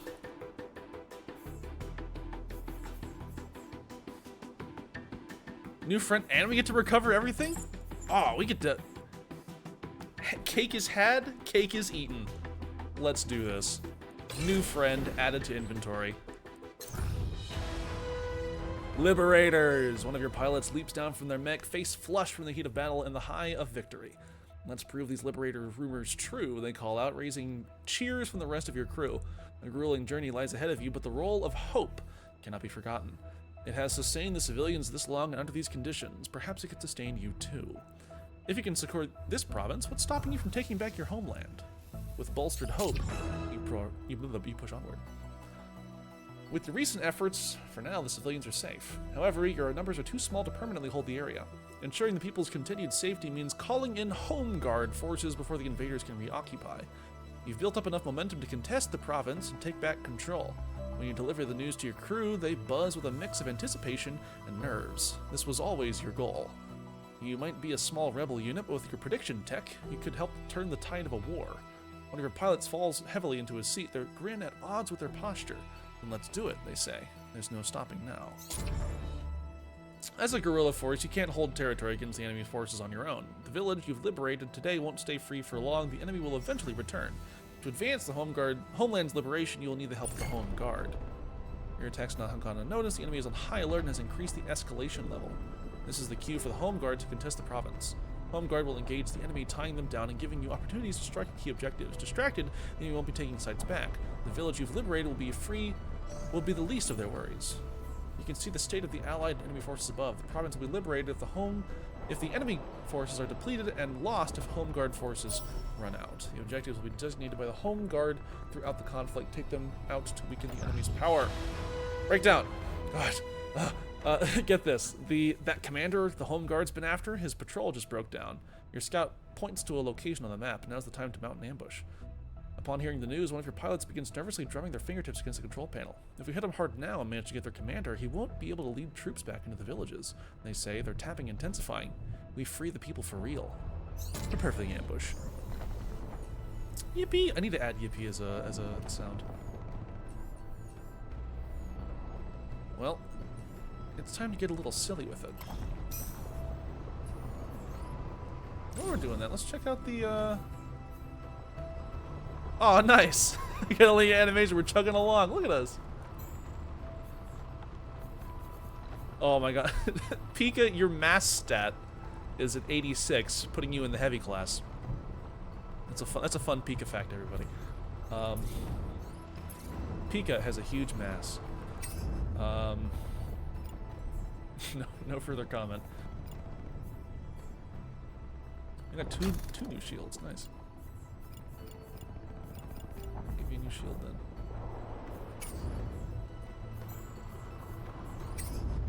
If you had me on top of you, you would recognize my high mass. I'm definitely in the heavy class. I believe it. Do I care about the handgun? I kind of want a firewall. What is that? Oh, that also, I've also been TF'd to be put in the heavy class. I kind of like running around. Keep the handgun. The assault rifle, do we have any new rifles? I could get the marksman rifle, but I kind of like the assault rifle just for the flexibility it provides. I like running around and causing problems. And then we have India. Whoa. What the hell? Look at this person. Oh, they have no body. We've attached, these are like armor pieces that we can like put on them. And we only have a couple pieces, so. A funky little mech.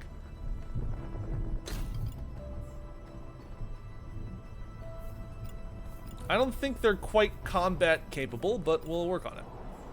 And we'll give them a paint job once we figure out who they are. Oh, they are technically combat capable.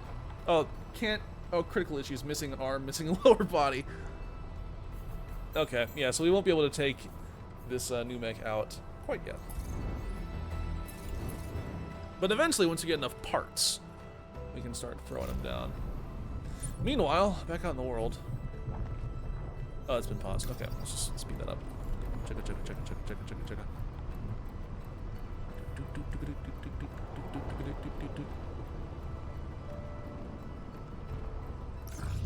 Commanding attention. Any closer and you'll lose the element of supply. Any closer and you'll lose the element of surprise. Your scout reports as you approach the enemy commander's broken down convoy. Make sure you're ready to go, boss. Poised on the edge of battle, each of your pilot radios in, ready to go. Suit up. Make the battle preparations with your squad. Hostile contacts, 2 hostile contacts, no reinforcements. It'll be taking place in nature. I guess that is the map then. Okay, so we have like this big honkin' chunk of whatever in the middle. 2 gamers here or there. And I guess that's us or that's us.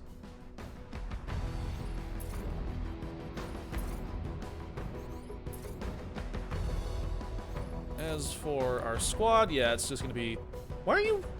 Where'd your shield go? Oh, we have to repaint your shield. Hang on. We gave you a new shield. We gotta repaint it. Wait, hang on. Do we? That should be... Oh, that's me. Hang on. Yeah. Here we go. Let's get that repainted. There you go. Alright, now we're good.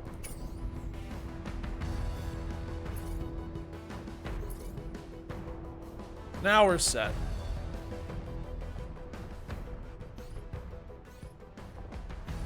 Let's deploy. Past the point of no return.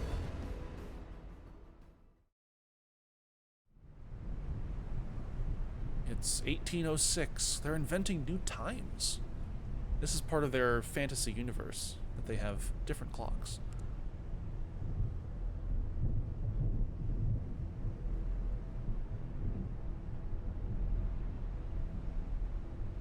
Oh, are you ready to backstab? Target insight. You can deal with the escort first or strike immediately. Be ready for anything, and don't let the target escape. The VIP is piloting this mech. Try to surround and concuss him. The concussive damage depletes pilot health. The pilot will be knocked out when this bar reaches 0. Concussion damage is doubled from hits to the back. Neat. Once the VIP is eliminated, prepare to retreat. Retreat, move your units here, and plan a retreat action. Oh, I see. Oh, so there's just going to be more gamers that are just going to keep showing up. I see. Alright. Well, Pika, I'll give you the honors of backstabbing. But I think you're going to be a little more...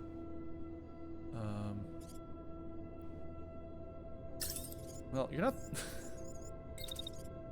not the fastest in the world.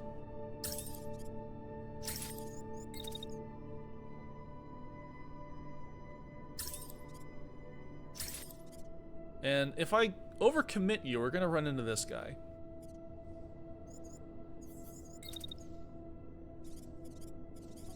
Any feelings about commitment, Pika? We'll have you like pop up just far enough to fire the attack, and then we'll... I guess we'll see how that goes, or have you peel off? Yeah, I'll have you peel off into the ravine, and then kind of loop back that way.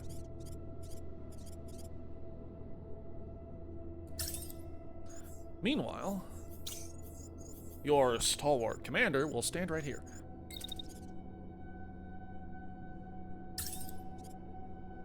And shoot. And shoot some more. And we might run into some friendly fire issues. Let me put like a run action in the meantime while we're doing this. Yeah, something like that.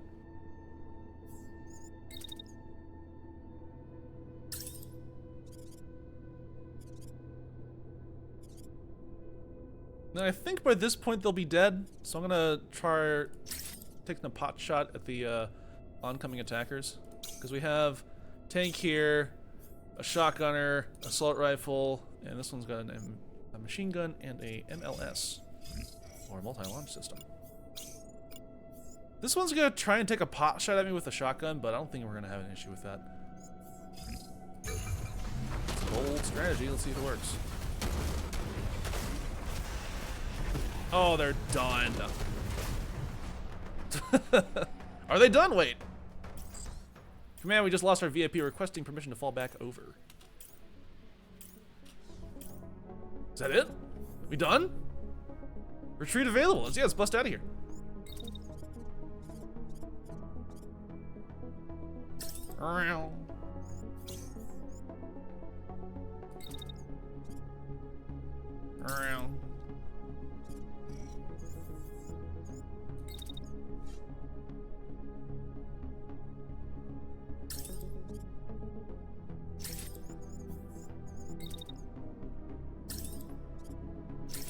We'll do like a beat a hasty retreat.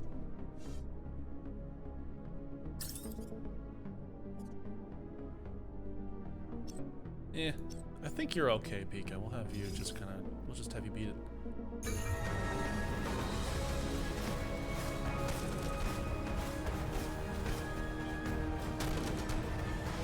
Yeah, because putting the shield down slows you down a lot. Yeah, I'm not super worried.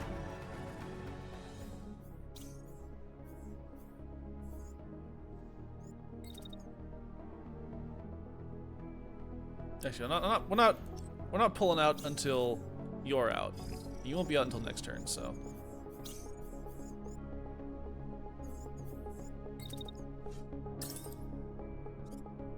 You don't leave until everyone leaves.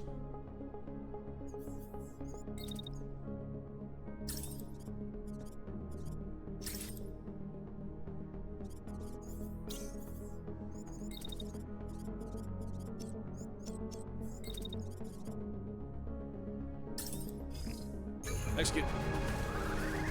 Oh, oh, ah! I'm a little Tamagotchi. This is what I look like on the inside, by the way. Like, when you talk to, like, your mech AI, this is who comes on your screen.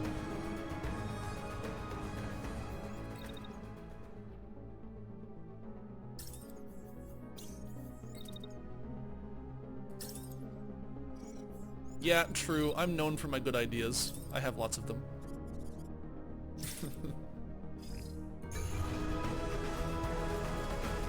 Go on, Pika. Oh no! We're out of here! You do have ideas.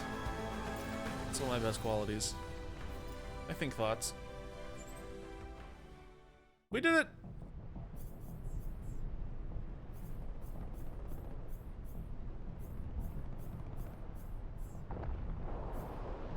We have this elite. We don't actually have the space to grab all of. We have this machine gun here. Oh, we can't take everything though.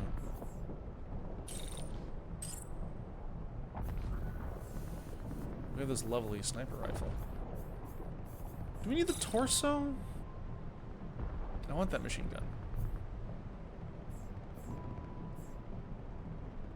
We don't need both arms. We need another arm and some legs to get our other mech online.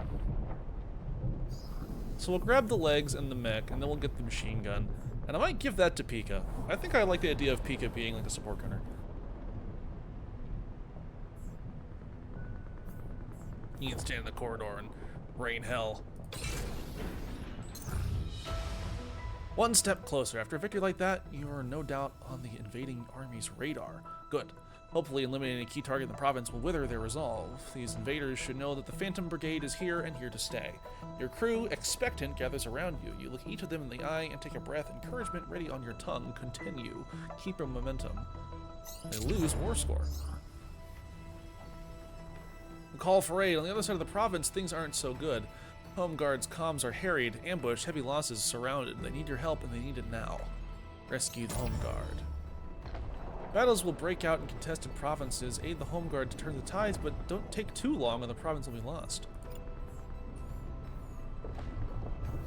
Alright, well, let's get going then.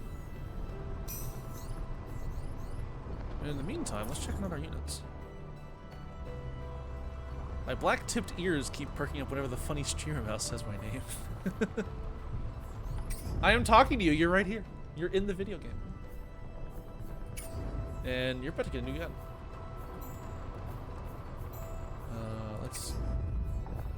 Let's open up your edit menu.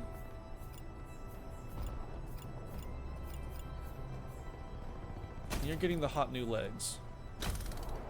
Cool new arms. We'll get you a new torso at some point. But we'll give you the cool new arms and the cool new machine gun. The trans machine gun. And then we have our new friend who will get your old legs. The trans machine gun. And then let's swap out the marksman rifle for a sniper rifle. There we go. So now we have a medium class level 1 friend here who can stand in the back and just kind of plonk people. So we have, yes, we have Moose, who's a assault rifle and gunner. So there's kind of our like our runaround gunner, and then Pika, who's going to be our like support slugger, whose mass is increased. Actually, you're now 92.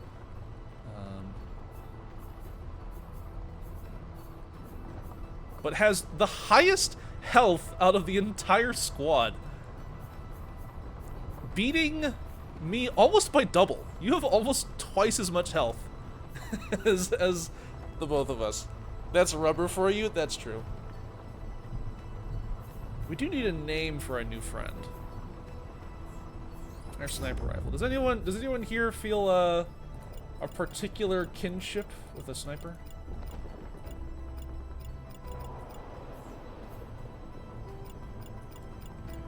If not, we can give them a placeholder name. We are giving them the Transophix.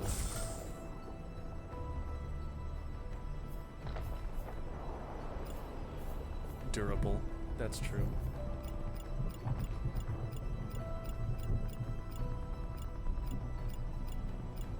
I kind of like Priestess. If no one else feels like they want to be the sniper mech, then I'll just name this one Priestess.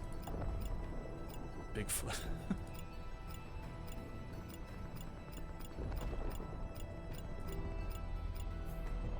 Chuckles. All right. We'll figure out we'll figure out how to turn somebody in that later. Not particularly sniper pilled normally. Usually I'm smaller and faster guns, so Priestess does sound neat. Okay. I'll keep that in mind. I do want to start getting like light mech parts so I can have people running around. I wonder like how the meta is going to play out here, because it feels like that cover is a bit less important because you can't just come out and take damage. So maybe we'll see what the role of small fast people are, but we do need to give them at least a cool paint job. Okay, we'll give them the moose paint job so that so that I can live out the fantasy of being identical to someone else. And they are lacking a secondary item. 2 mooses, that's true. This could be just another moose. How are our pilots doing? Yeah, they're recovering. It's okay. Okay. In the world.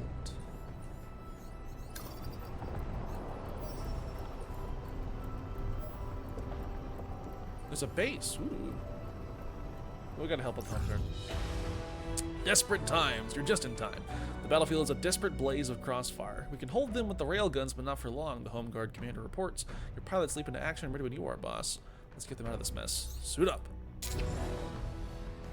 Elimination. Patrols such as these aren't the biggest threat out there, but they can interfere with more important operations or threaten the mobile base. Neutralize the enemy forces in the area. 2 on-site contacts. It's an urban area. Let's check the squad out.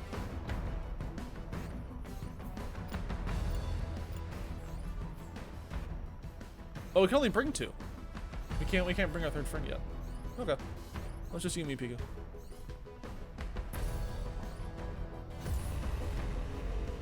Tooses. At 22 o'clock. We're in this cool industrial park. You and me against the world. Pumps my fist into the air, which I can do. You just can't see it behind my tits. I mean my sweater. Fighting for the right to fuck. Because you can fight for the right to rock and fuck. To rock and stone. Alright people, let's get the Home Guard. Get them out of here. Brigade's here, folks. Look sharp and aim true. We're gonna make this out of this. Alright. Home Guard units are cut off. Try to either regroup or flank the enemy. Heavily armored units are slow but capable of leaping forward with powerful thrusters, dash, to evade fire and outmaneuver the enemy. This enemy wields a beam weapon. The longer the beam stays on contact, the higher the damage it afflicts. Beams can't be turned quickly while firing. Stay mobile to avoid damage. Oh, okay. Oh, I kind of want the beam. We love beams. We love a funny beam. Yeah, these home guard people are kind of they're in a tight spot. There's 2 tanks and 2 mechs that are about to flank the hell out of them. But we have us here. So I think it's time we rolled in. We caused some problems. Pull up to the after party.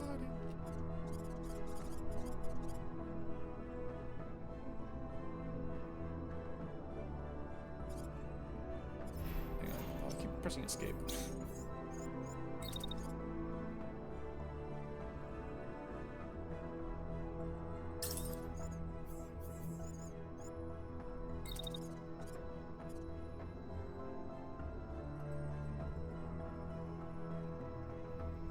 Oh, they're running towards us. Oh, I thought this person would run towards our allied mechs. Oh, okay, that changes things actually. So this mech's running towards us to engage us, while these 2 guys are stuck here dealing with these tanks. I see. Okay, so let's deal with this guy then. So I'm gonna run around this side. And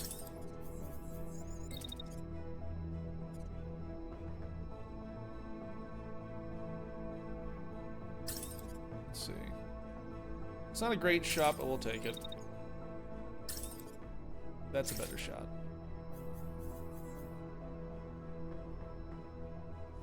And then Pika can pull up this way. Low precision warning on the prediction. Oh, it's like how much time is left. And we'll just have you kind of fire at this person. We'll see if we can't knock this person out very quickly. These 2 are in a tight spot. I'm gonna have them retreat.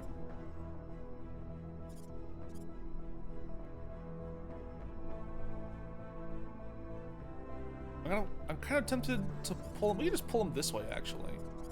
And then just, you know, really ruin this guy's day. Oh, they're heavy. They're big and they're... Oh, they're so big. We could have them dash.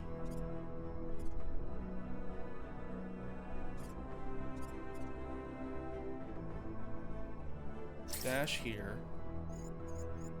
And then they pull up.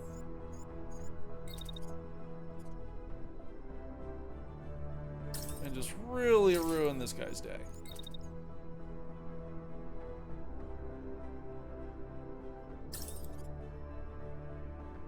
Pop, pop. Meanwhile, this person can dash here. And then start firing. Oh, dashing can retreat. Good to know.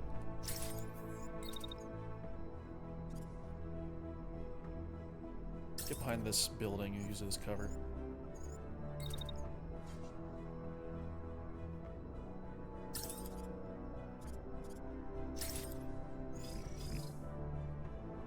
We'll see how that goes. Look at that dash. Oh, that's fun.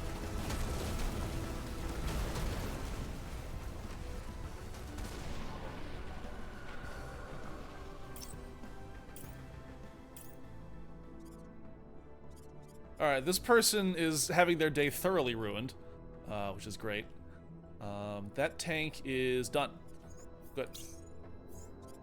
I think, Pika, I'm going to leave you with the guard, and I'm going to skedaddle this way.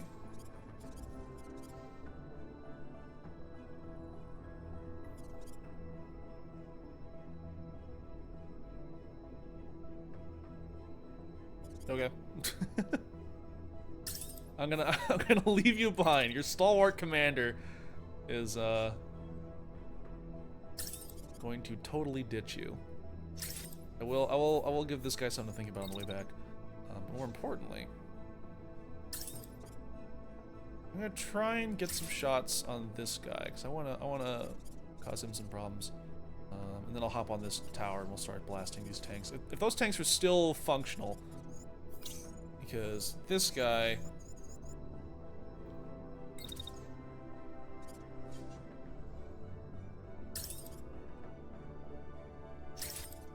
is gonna start blasting those other guys. And this one. I'll fight some tanks. What? I'm not gonna be a sticker.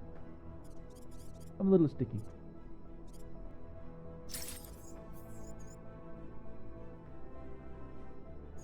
I'm actually okay being. I think we can just leave this guy behind this building. Like, that's okay. We can even overheat him a little bit, because he's not our mech. Gotta keep you on your toes, Commander. Or on skateboard. Yeah, that's true. He's without orders. He doesn't order. Oh, Pika. Pika, your order is to kill this motherfucker. Your order is to ruin this person's day. Can you do that for me? Thank you, Pika. Oh my god. Yeah, I think that one's. I think he's dead. All right. Hey, someone check what happened to the beam unit. The beam unit's dead.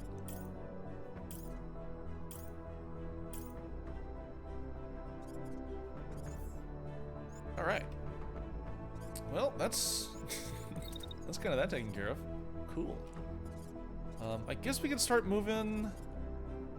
This guy's running away. So I'm gonna have you start moving in, Pika, and then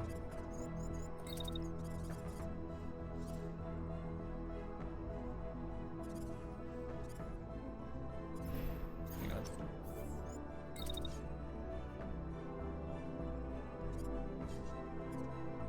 Have him dash that way, and then jog a little bit further.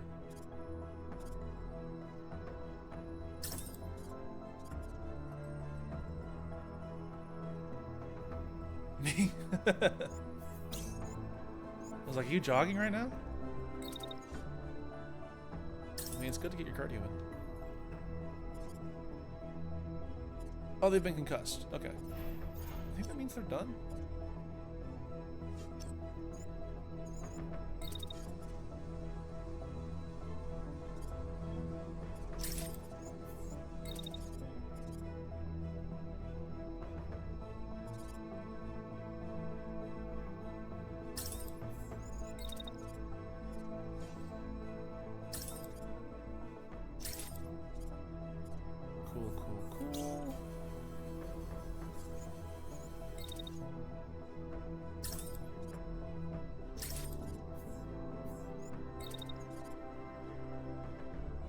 And then Moose just kind of continue your pursuit. Pika. Everyone has their orders. Let's get you moving.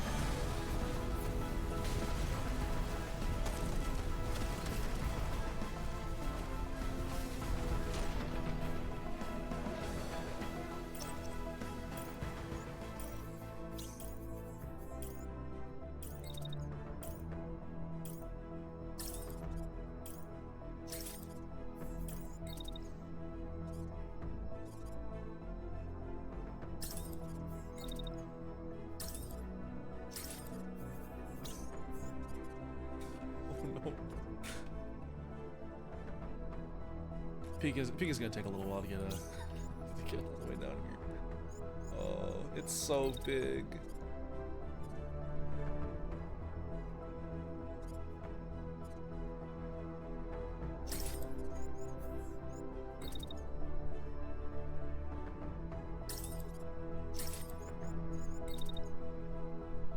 Lots of mass. Rubber weighs quite a bit.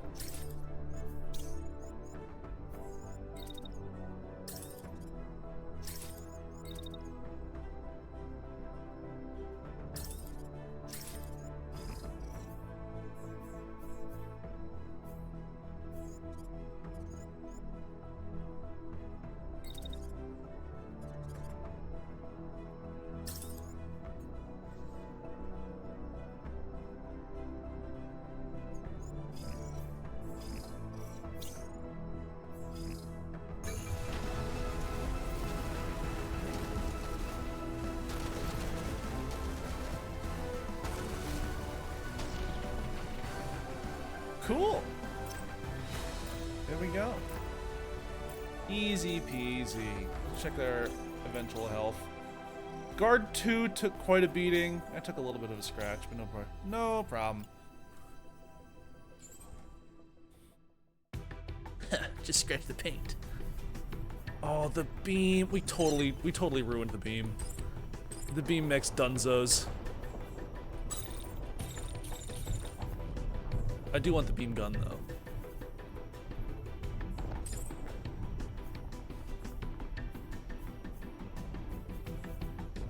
Oh, and the thrusters. Oh, we get thrusters. So we do get a heavy torso for free.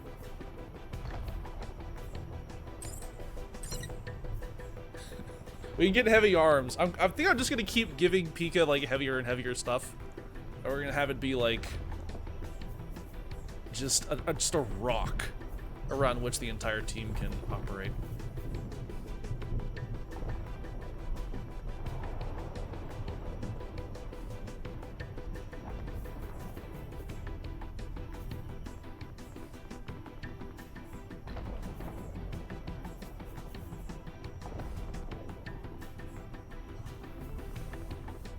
Well, this sniper rifle's trans. This sniper rifle has trans colors. I mean, it's a lower level than our current, but that's funny. And we do have thrusters now. We can put thrusters on Pika. Imagine. Jetpack Pikachu. Out of the fire. The Home Guard commander thanks you for heeding their call, but the air still feels tense. One last run, the Home Guard commander says, clapping you on the shoulder. You sense this is the beginning of a relationship. Hot. Neither the brigade nor the Home Guard is alone in this war. As you liberate more provinces, your reputation with the army will come in handy. Continue. Keep the momentum. Home Guard reputation +1. Before the storm, silence commands the mobile base, with each scout, mechanic, and pilot staring down the map in front of you in the command room. Before you can reclaim the province, one last fight awaits you. A marker hovers over the site of an enemy base, the largest military installation in the region. The Home Guard alerts you that they're on their way, the crackle of the comms startling 3 of your crew out of their thoughts. Together, you will strike as a single unit. Everyone dashes to their stations, only the most necessary words passing between them. The base lurches into motion, the hope of victory and liberation propelling you forward. Continue, the decisive battle awaits. We're doing it, it's the boss fight! Now let's see here. Moose is damaged. Just a little bit, I'm okay. They give me Liquid Fix, which is my favorite drink.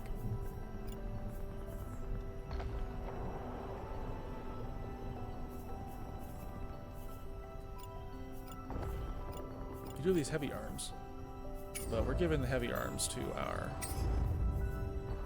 heaviest friend.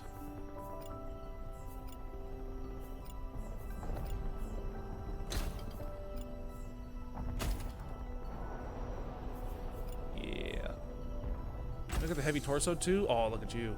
Oh, we can put new modules in you. Oh, nice. Increases the range of secondary weapon while reducing scatter. I'm not gonna do that. What?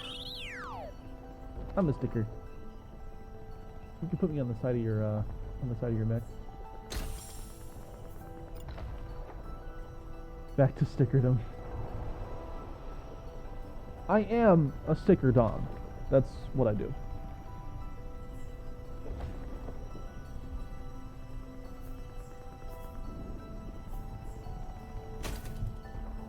Pika, would you be mad at me if I gave you a handgun instead of your shield?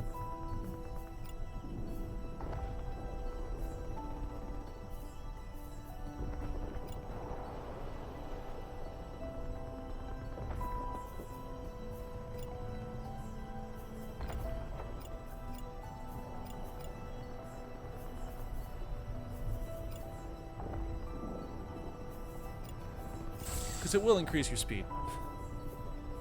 The shield weighs quite a bit.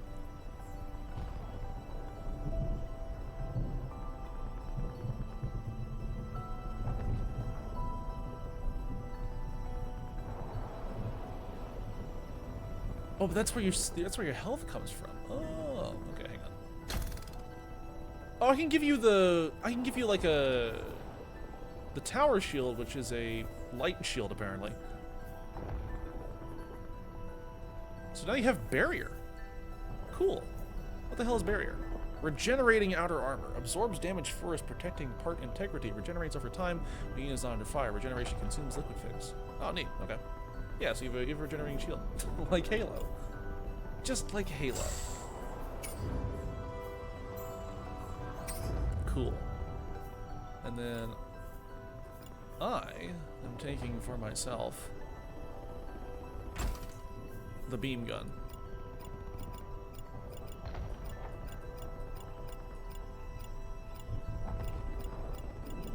Do I have a... Yes, we got beam. Beam.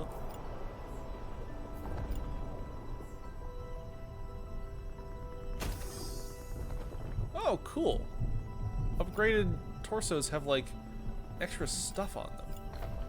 That's cool. We have different, like, manufacturers, so I have a different design now. I'm like, I'm becoming a Franken mech. Alright, let's paint this weapon. And let's see what leftovers we have for Priestess. Handgun, cool.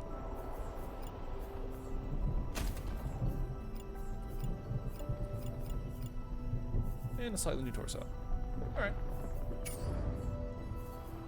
I'm 2% damaged, game, okay? Don't worry about me.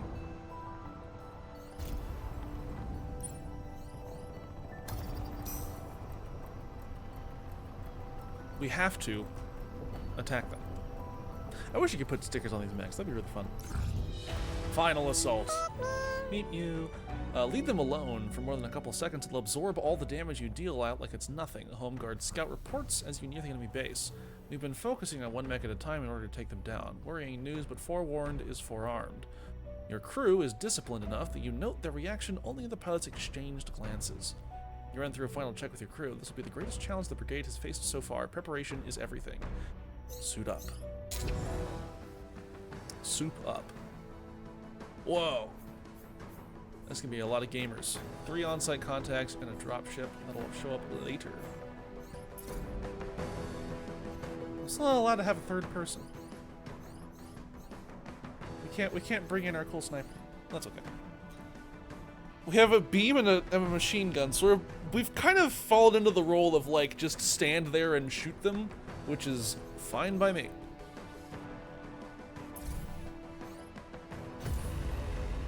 It's not a very complicated strategy, but it's one I enjoy. 5:30 in the PM. No, in the AM. Wow. Sun's up at 5:30? Does daylight savings know no end?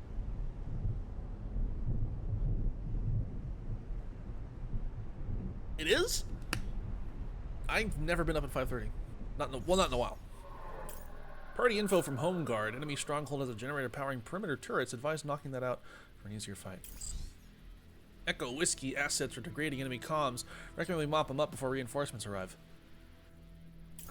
This is Magistrate Actual. Radio check over. Any call sign, copy my last.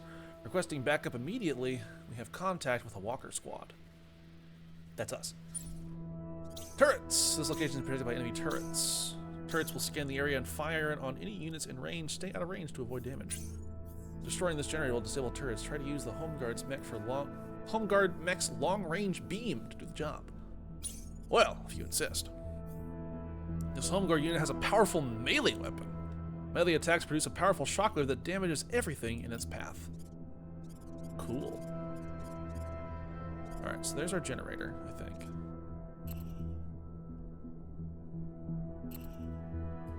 I think that's the generator.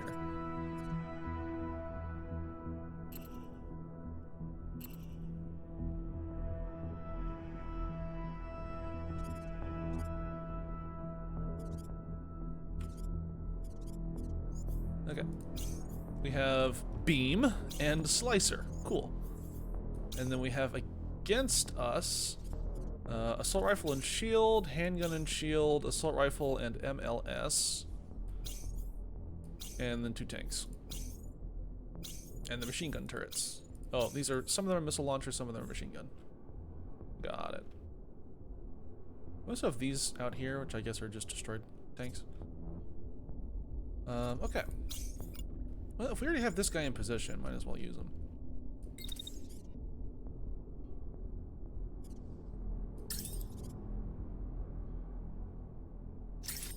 Wow. And then this fellow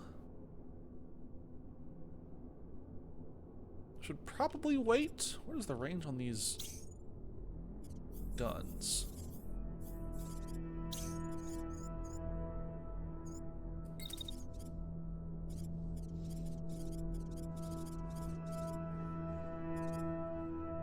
I'm tempted to have them...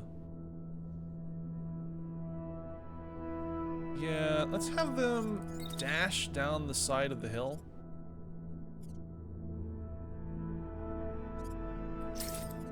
And then pull up and melee. Set destination? Is that how that works?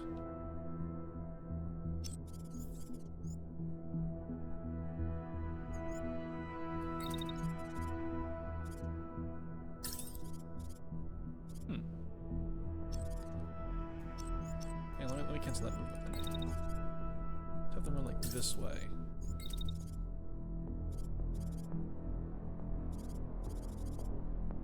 Do we want collisions? I guess we'll find out. I mean, it's not our mech, so we can have them do whatever the hell we want. I am currently about to be beamed in the side of the head with a beam, so.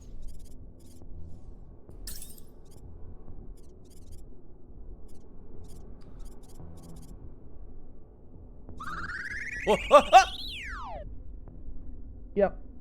I've been blushy. This is okay, actually. I don't mind being beamed. Is that? Oh, so that's me on the floor. Oh, okay. No, wait. That's Pika down there. Oh, okay. We should probably set up Pika with a shield. And just have it facing like this way.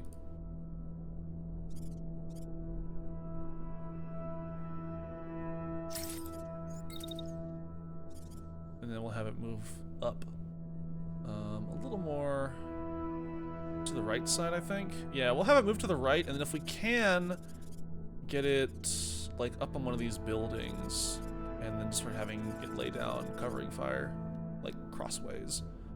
I think that's probably the best way to do it.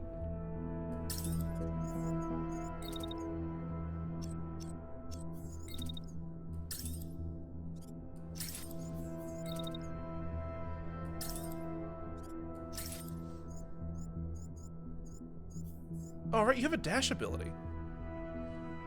Oh, that's exciting.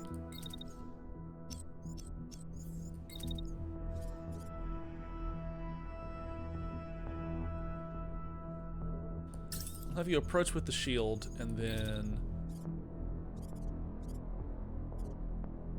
use our cool new jetpack that we attached to the rubber Pika, and then boost in that way. So now you'll be in position to really get into some trouble. Start a little mischief. And I, our ever stalwart commander, will climb the side of this hill.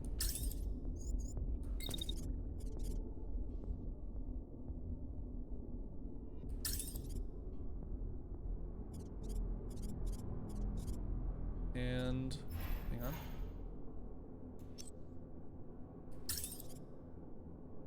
Start hitting people with beams.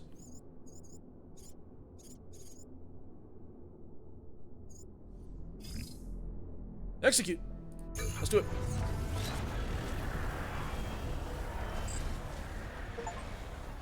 Oh, beans. Alright, turrets are down. I did accidentally have Pico walk through the beam, so but it's okay. Yeah, it's fine. That's just that ate a little bit into the shield, but that's okay. Okay, who's unit crashing? That one's not dead yet. That one's crashed.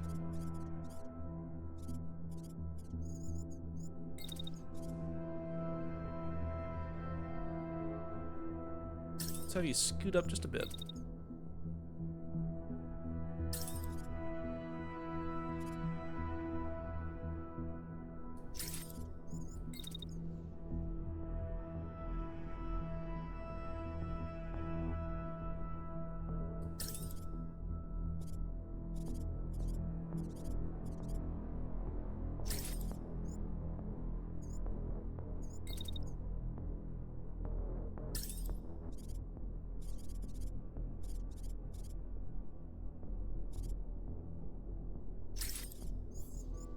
Okay, we'll have you move up just a bit and then start firing, and then pop up the shield while your gun cools, and then start firing again. So that's a neat little loop that we can put you in.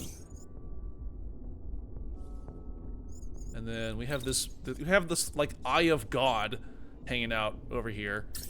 We can start dropping beams on pretty much anyone that we want. But I don't want to get people caught in too much of a crossfire, so let's see who's still like alive.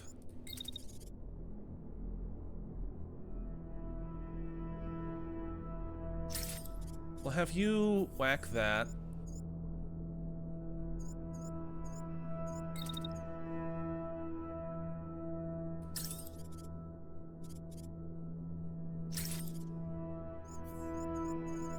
Then whack that. And then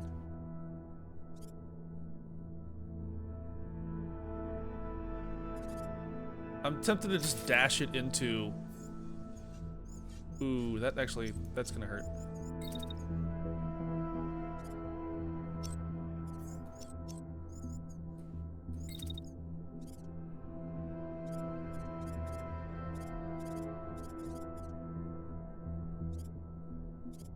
Yeah, if you start crashing into people.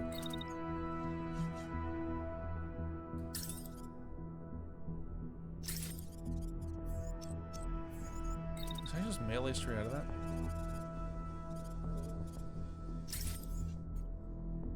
Yeah, melee straight out of that. This is gonna be chaos here. These melee mechs are just blenders. And then, oh, and then Moose, me. Who isn't being attacked? We have, okay, so the one on the left is being attacked. So then, Moose, you go for the mech on the right.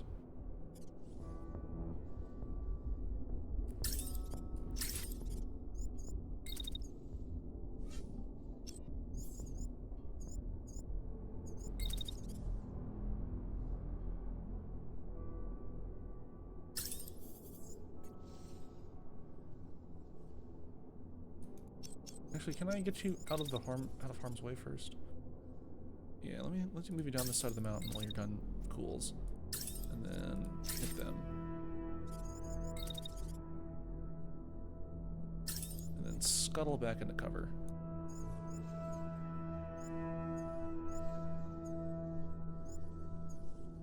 There's going to be a lot of collision happening in the center there. That's going to be very funny. I think everyone has their orders. Now let's see it in action.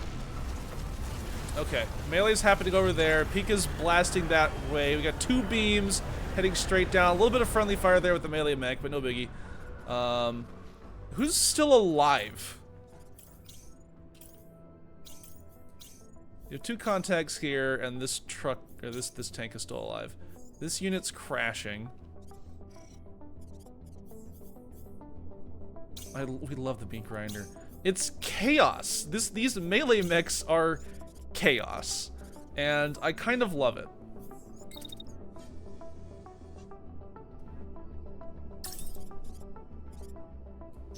Drop the shield so that you don't get bopped too hard. And then...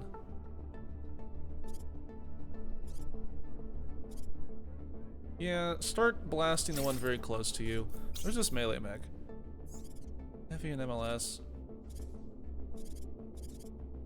Honestly, kind of just keep doing what you're doing.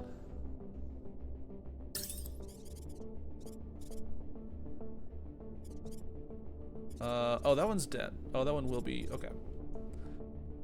Blast, yeah, blast the left mech. Melee mech, you are going for the currently crashing mech.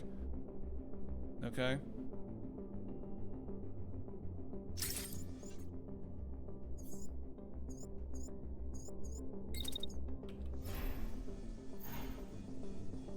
And then you're going to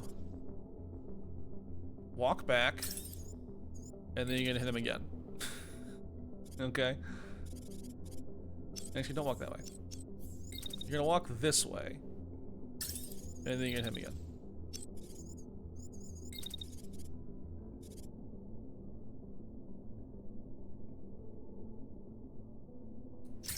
And hopefully you won't get tagged by any beams.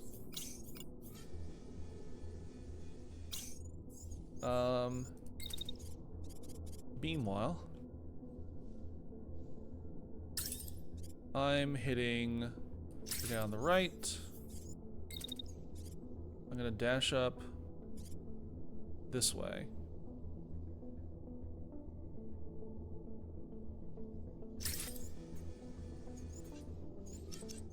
I'm gonna dash first.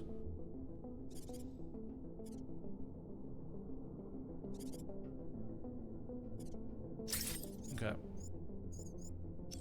Doing your dash, I can just walk. I have legs. I'm gonna walk this way. And then we're going to open fire with my... oh, I can't open fire. They're just out of range. Alright, walk that way. And then we'll start hitting the one on the right.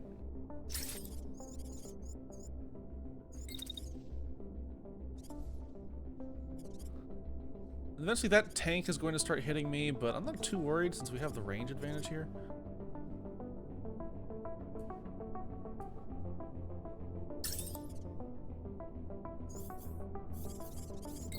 Do I have enough energy to hit it again? No. We have orders, orders, orders. Do it! Kill!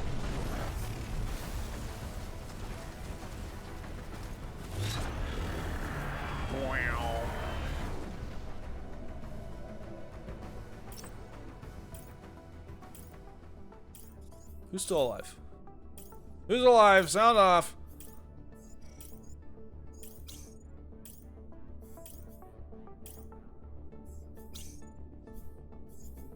Okay, they have no legs anymore.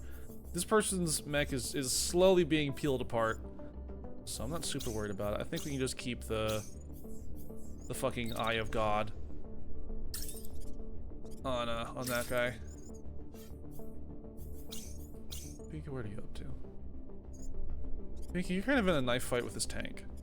I'm gonna have you change targets.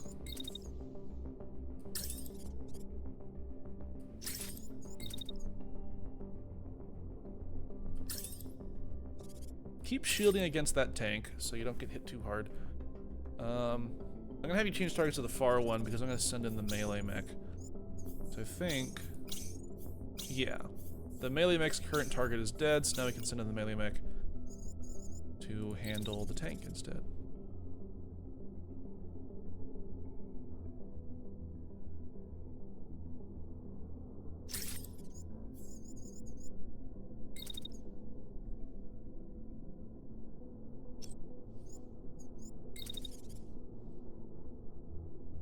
It's such a funny stretch, just like hit them and then walk away so that you're in range to hit them again.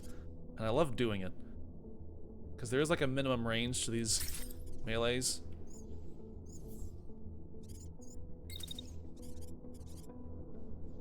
And then I think at that point the tank will be dead, so we can have you start moving back towards there. Alright. Big Beam's got orders. I don't have orders. Who's... Big Beam is hitting this guy on the left, so then... Yeah. So then I guess I will start to pursue.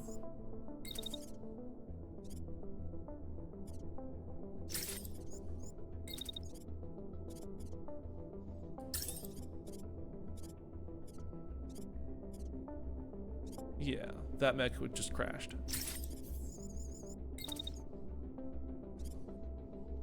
And I'm gonna start strafing while I do it.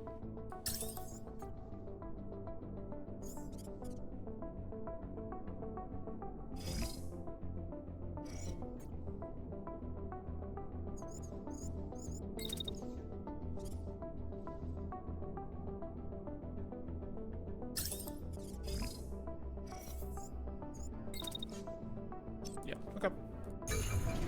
Let's do it.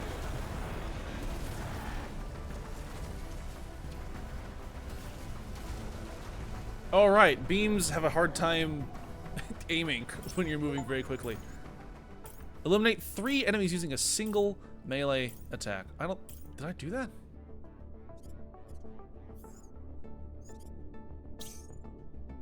Pika got knocked out.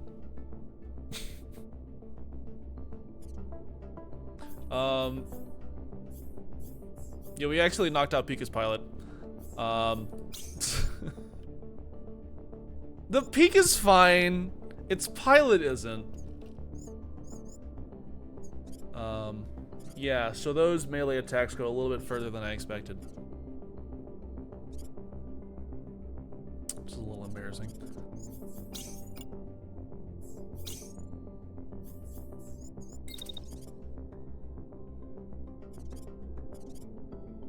Rubber remains more durable than flesh. That's absolutely true.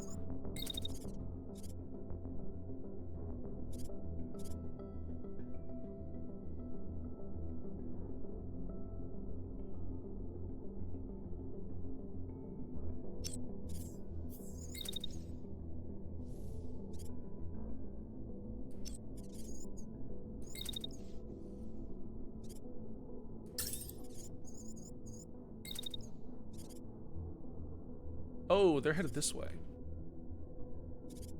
want to be like here. Yeah, that works. I need you to hip check that person. And then...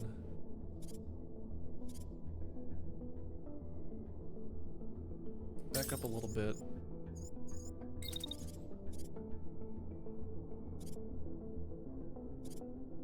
I'll let you hit him again. Big beam is doing the big beam thing.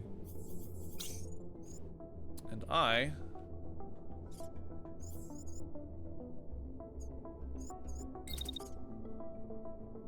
going to dash.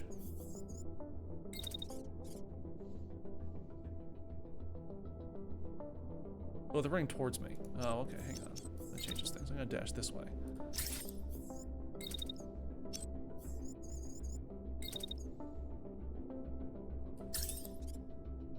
Hit him with the fadeaway jumper. Okay. Melee mech's got... Team's got orders. Execute. Use without orders. Oh, you. What? You're fine. You can't fire again. You'll burst into flames. Just chill out.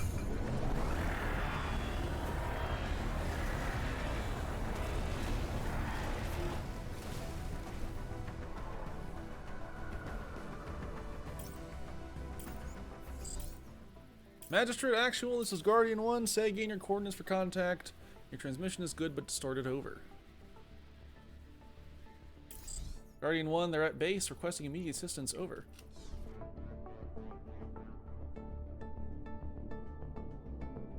Eliminate all targets. Okay, so we eliminated all targets. Oh, no, we haven't. We have one person left. Who's about to eject, actually. So, no biggie. Yeah, so I think we're just waiting for the reinforcements to arrive now. Which is fine. Our slicer's a little bit beat up. We'll get them into some cover, I guess. As we start marching... I guess we'll start marching in.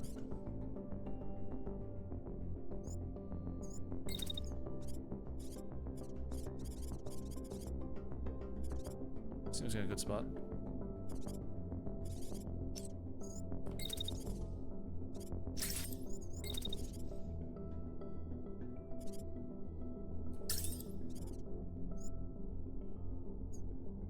And I will also locate a location that I like.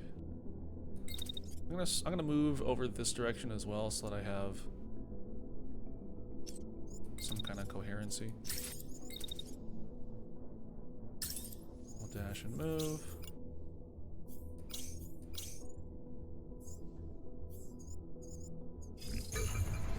And we'll execute.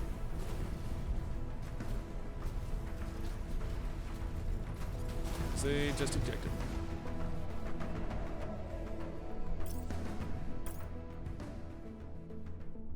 I don't know where the reinforcements are going to come from. That's the concern. But I guess we'll just have to deal with that, you know, the unknown. Just like from Willy Wonka's Chocolate Adventure, the unknown. Everyone remembers that, right? That's still like a topical thing to say.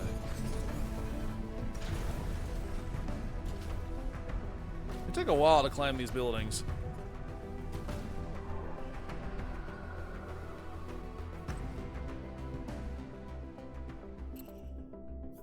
Reinforcements are arriving on this turn. Okay. That's a generous amount of time. I guess we'll just wait. Everyone on site, engaging rebel elements.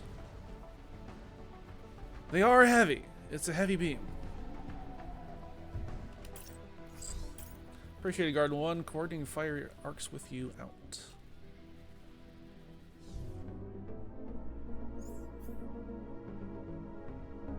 Oh, wave 2. Alright. 2 more mechs, 2 more tanks. Luckily, the Eye of God is in a nice position. To 20 time. Ah! Is it really that time again? Peek-a pee.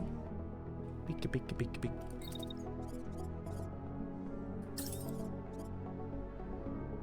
I get why you say peek all the time. It's fun to do. What power do I have to make you always me? I mean, you know, it's shape sympathy.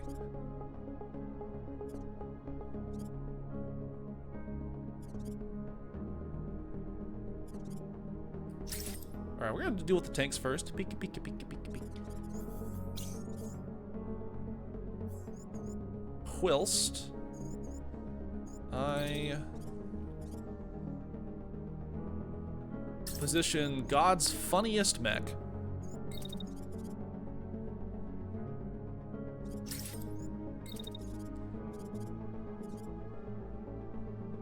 to get in position and start wailing on that mech. And I, your stalwart leader and person who definitely didn't knock out your pilot earlier,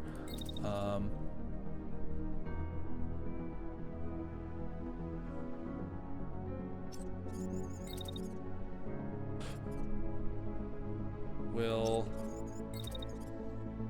hop over here and... Am I within range? No. my beam is so small.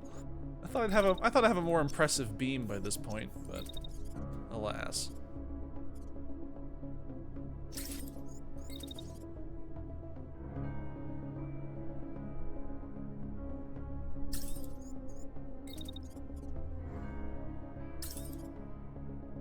There we go.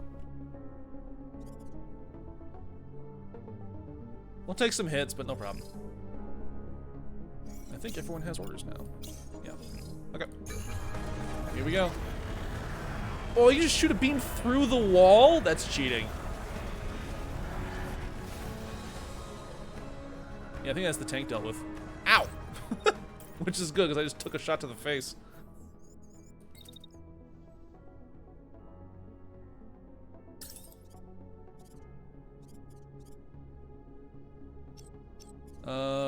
Eye of God, what are you doing? Teach that tank what happens to people who walk within our line of sight. Now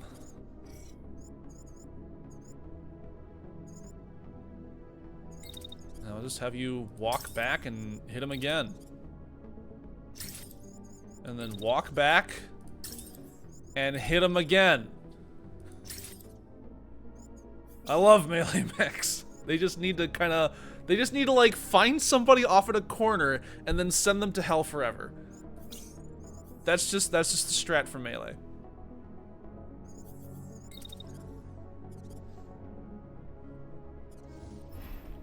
Hang on. I'm gonna dash. I'm gonna move.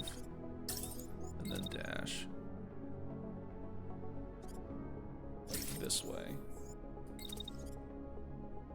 And then we're gonna walk again, and then I'm gonna...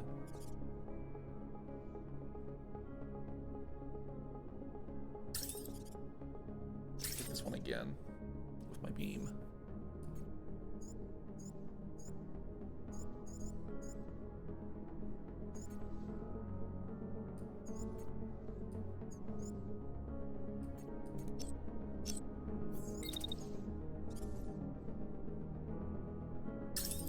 Yeah, we'll have me move like this way, and then pop out of cover. Actually, do I even need to like, I can just walk. Yeah. That'll be in a good spot to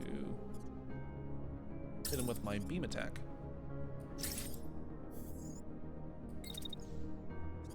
And then fall back into cover.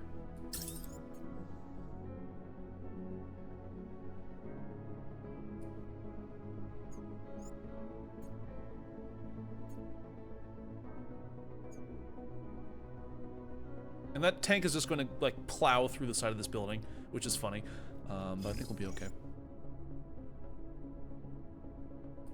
Actually, we might add another move order then to like start falling back this way.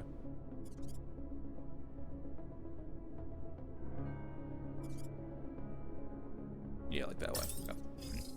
I like that. Okay, Eye of God is just going to show the power of Scorn to this tank. Melee mech's going to keep this guy locked down, and then I'm going to kind of play a little bit of ballet around this building to knock out this MLS mech.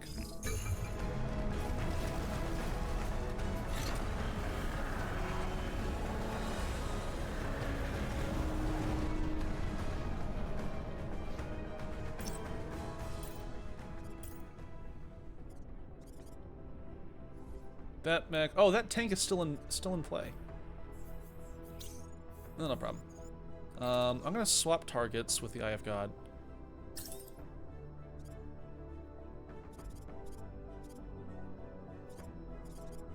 To actually, yeah, finish off that tank, if you wouldn't mind. I don't have to worry about him later. This one has had their pilot ejected. Wait, no. Yes? Yeah. We had one pilot eject because they were being sent to Sword Hell.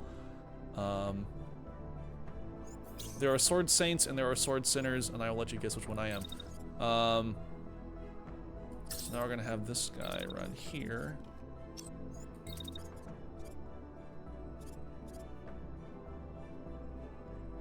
We'll have 2 melee hits.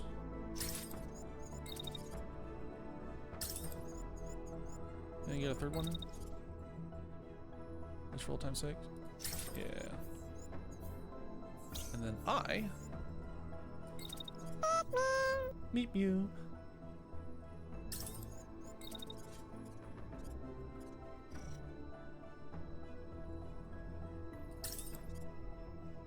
We'll start hitting that tank.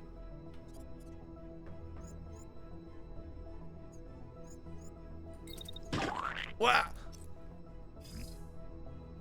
Alright.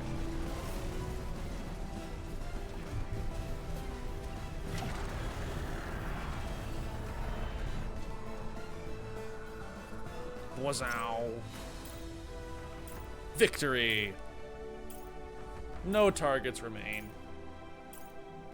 And we had 2 ejections.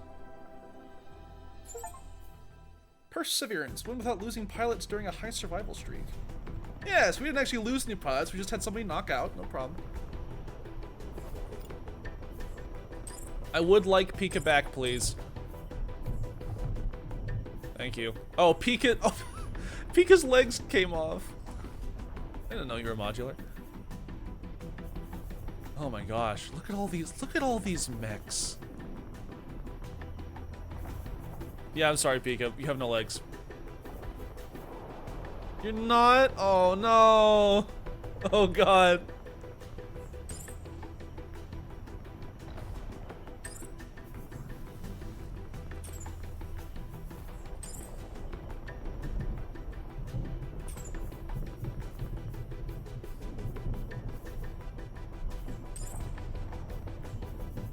A lot of these mechs are pretty busted up.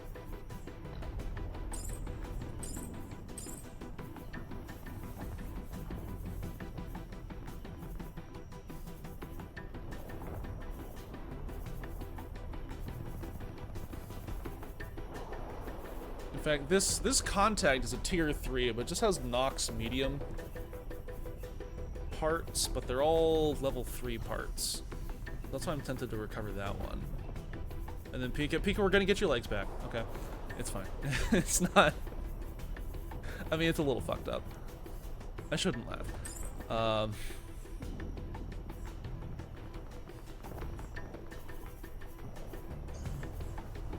Let's see here, and then I guess we can just start. It's not how can I say the black Slera, purple eyes. It's kind of hard. Oh yeah, because I'm Bizarro Moose. It is a good look. I look like you know what? It kind of reminds me of like HAL 9000 a little bit, like the dark glass with the single light.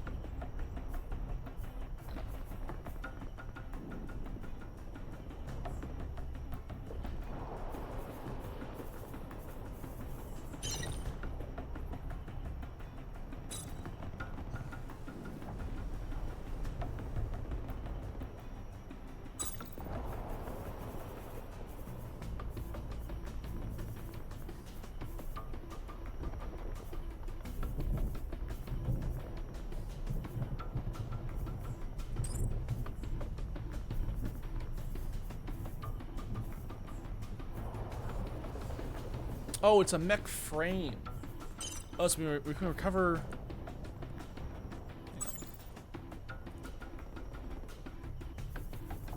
So a destroyed mech can't be salvaged. Hang on. Let me reconsider our salvage setup.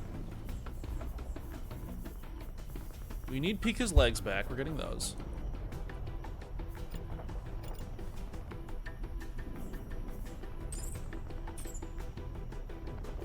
But I can't select recover or salvage. I don't think we need to. We already have an extra frame just lying around, but oh, I can't salvage these. Oh, whatever. I want these tier 3 medium parts. Those are going to come in handy.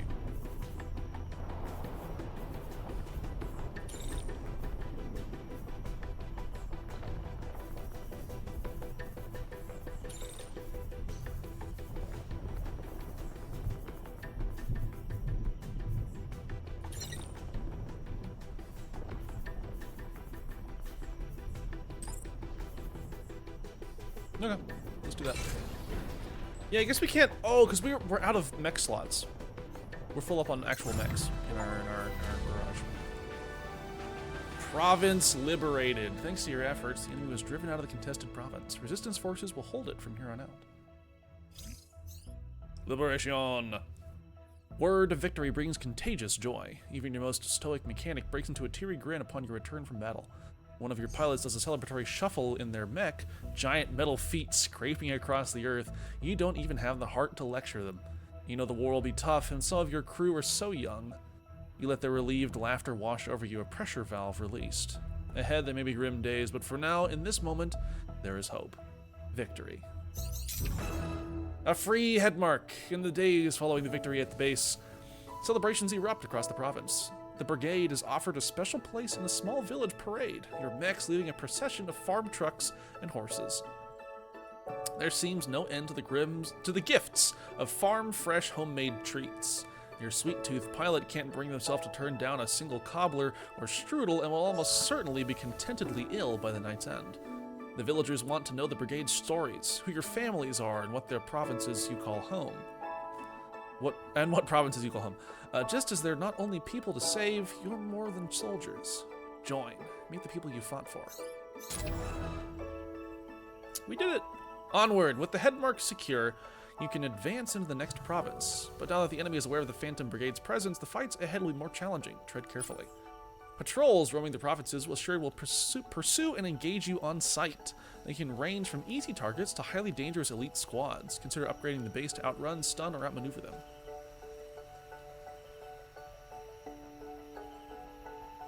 Just about every mech-themed IP would definitively benefit from adding the concept of there being a risk of accidentally forming too strong a bond with your mech and disappearing inside it, becoming a perfectly melded combinatory being with the human memories and nuclear warheads. That's true. Oh god, that's so true. I think a lot about I forget the artist's name. I'll have to dig them up later.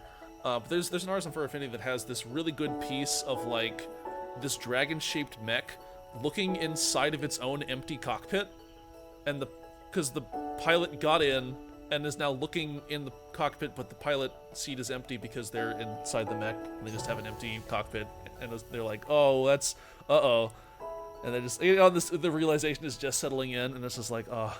And they mentioned because it's like they have mech grade sensors, so they keep running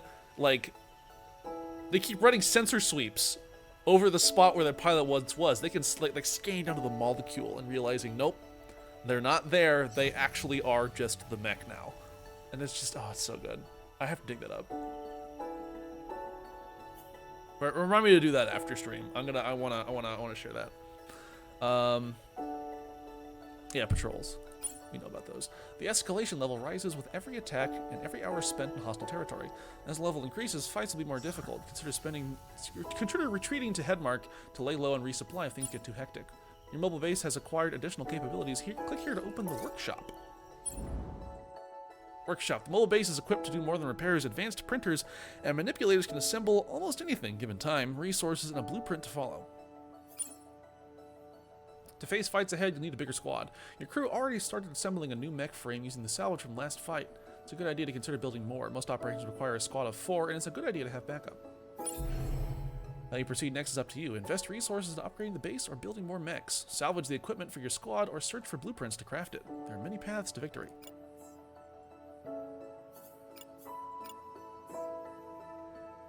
And we already have... They can't build the mech frame because we already salvaged one earlier, so...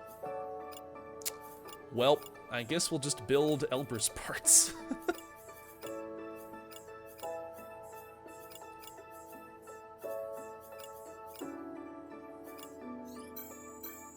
Yeah, sure, just start working on something. I think this is a good time to go to a BRB, and then we'll go back to... I'm gonna start wrapping up. We're gonna wrap up a little early because I was up super late last night. I'm gonna go to a BRB because I really need to pee. So we're gonna go here. We're gonna put on some music, and I will be right back. Assuming the music started? I didn't. Hang on. There we go. Okay, be right back.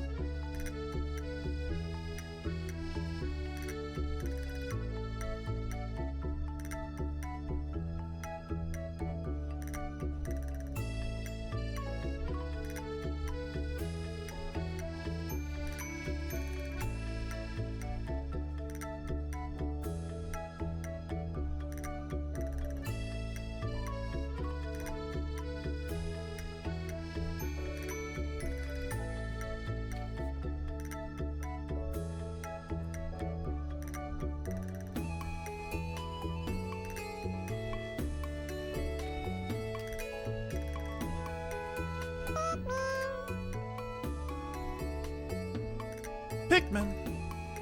Pikmin. I just realized I left the like game music on while you're listening to the other game music. Pikmin. Meep mew. Meep mew. Meep mew. And I remembered the artist while I was pissing. I remembered the artist that drew the TF piece I was talking about earlier. We are now going through their Affinity gallery that I cannot show because it's extremely not safe for work, but the piece itself is safe for work. And if OBS browsing, nice. There it is. This is what I was talking about. It's so good. This is Scarve, by the way. Scarve on Fur Affinity, SCARV. Drew this, and I think about it a lot. The file name is straight up scarve_mech_assimilation, which is kind of horny. But yeah, this is really, and the eyes, yeah, the eyes, which are sensors now.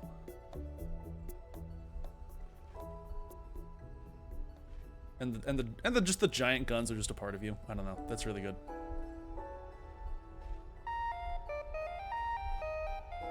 That's so good. There's that Scarves gallery is. There's not a ton of mech stuff on there, but there is some really delightful like TF reality alteration stuff. Let's go in the bucket. Yeah, of course the guns have to be a part of you. You're a mech now. Yeah, there's really good reality alteration. They have some really good reality alteration stuff. Again, Scarve, SCARV. And a lot of hype, there's some hyper, there's some multi if you're into that. Which I wasn't super into multi, but then I started paying more attention to Scarve's art. And I'm kind of into it now.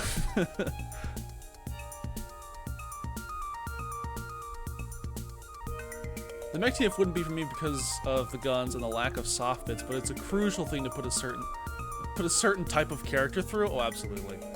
Yeah. There's like, I mean, you could like take it the like two directions of like the person who's like kind of taken this this role of like being a mech pilot to the extreme of finally literally becoming one with their mech. But I also like the idea of like a person who like isn't really in tune with their mech suddenly becoming their mech and kind of like now they're part mech, part them, part they have their AI kind of hanging out with them. It'll be I think it would be really hot to get downloaded into a mech and have the mech AI train you to live in this new body. I think that'd be hot.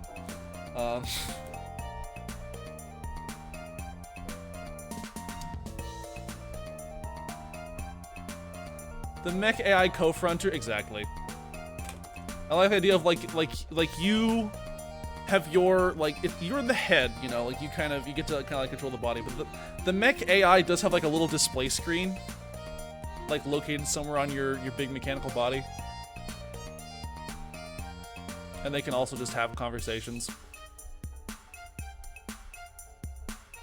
That'd be a fun tail maw analog.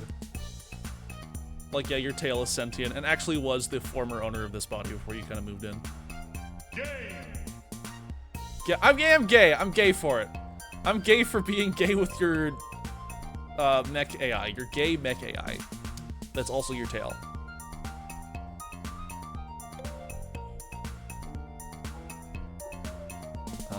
Okay. And I'm also, you know what? You know what I'm also gay for? I'm also gay for the idea of like, technically since like it was their body, and then you got downloaded into it, you're like the new alter. So like they fronted all the time, and now they front sometimes, while you are now like the new fronting identity. And I think that I like that idea of like kind of like moving in.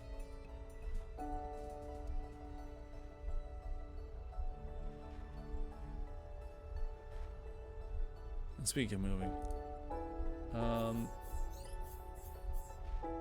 Pilot Tulpa, yeah. Gosh. Fucking... Gosh. Like getting reintroduced to your pilot crew, but as a hologram that you used to only talk to your mech AI through.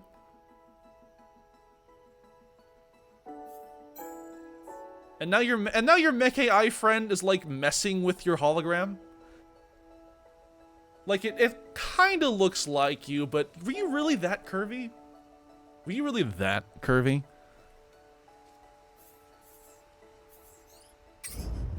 And of course you interrogate your mech AI. There's so much meat on this. There is. Oh god, we could talk about this fucking all night. You know, if you'll get TF'd and then it'd be based on their original form and not yours. You know, something else on there. Oh.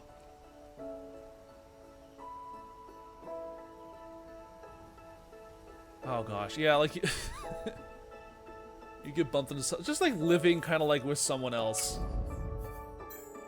Being there. Also, Pika, you have your legs back. We have new legs for you? We do have new legs. I need to get you some heavy legs. We have a heavy torso on you.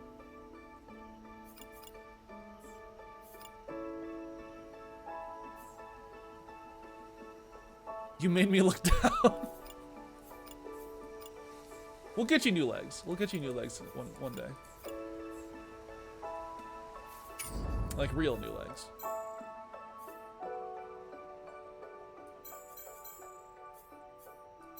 Why am I heavy? I got heavy. I'm actually not super into the beam weapon.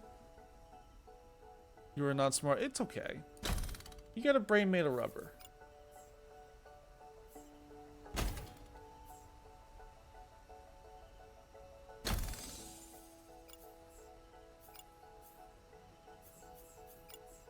Look at the fancy new legs on here.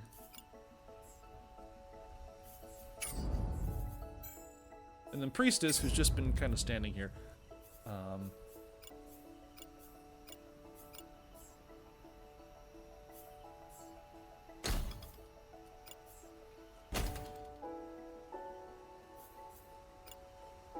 Look at that big fancy sniper rifle.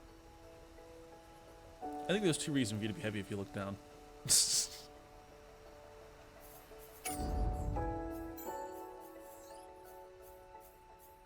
Oh, I'm so chunky. Why am I so chunky? What's the deal with my weight class? I only have medium armaments.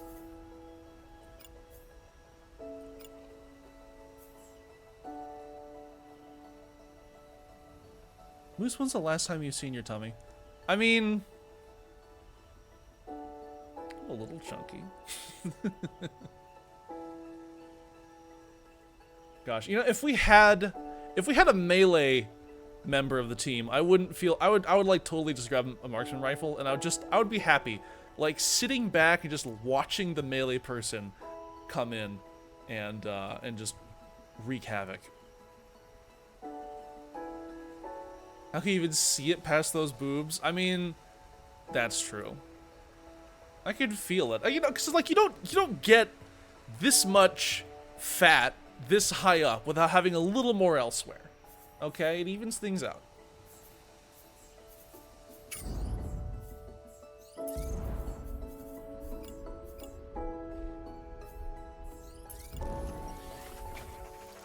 As God intended. I mean, I do like slim with boobs, but like you gotta have a little meat there, you know. You gotta be at least a little chunky. IMO. Ooh, holy shit. You can spend resources to expand the capabilities of the mobile base in many different ways. Abilities to cloak the base, to outrun the enemy, or to outright stun them are but a few of the options available through upgrading. Cool. We've unlocked the ability to move. Good. We have cruise sensing. Replace the sensor array equipment to allow for a longer range of enemy detection. Cool. Cruise speed, and then overdrive mode. Drastically increases the speed of mobile base, redirecting waste exhaust through a turbocharger. And battery drain due to throttling the reactor, useful in short bursts. Stealth mode, optimized storage, accelerated repair.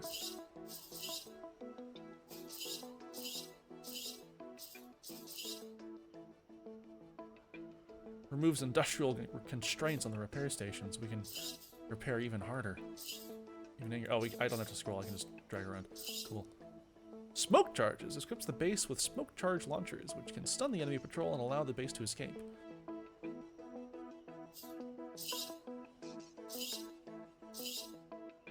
Radio uplink. Call for reinforcements. Advanced assembly. Parallel printing.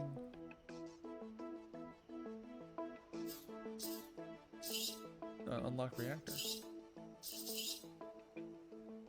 We can disable civilian reactor safety checks. That sounds good. I think we should do that. Which increases, energy storage capacity. I'm not even sure what that does. I would like to improve our storage slots. Number of units that can be stored on the base determines whether new units can be built. Hi everyone. I'm the IKEA Crux brand LED work lamp black.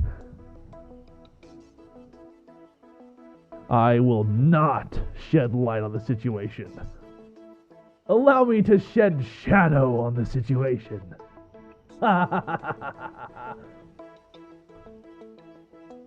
This seems like a really good game for people who are very autistic about mech building. That's me. Which is the goal for every game in the genre. This is true. I give off a cold, dark light. Where my so-called light is cast. Only a dark, gaping maw can be seen. A kind of darkness that you do not see even in your darkest dreams. I'm fucked up. I'm so evil. This game is fun. I'm trying to find the one that lets us build more mechs. I want to store more mechs on the ship. Oh, here we go. Universal storage drops. Okay, let's do that. Boom. So we will soon be able to carry 4 mechs. Spawn more overlords.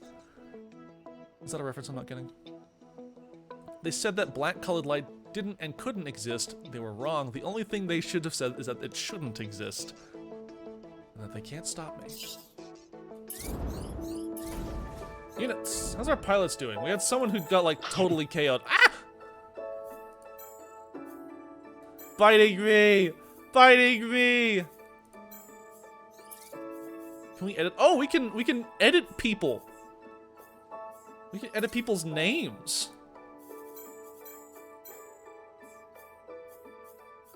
Hold up. Alright, Lars. You're first on the chopping block. You have a chomp? Yes! Alright, the chomp sound. The chomp sound was such a good idea. So as part of joining the Moose Squad, you have to be submitted for identity randomization.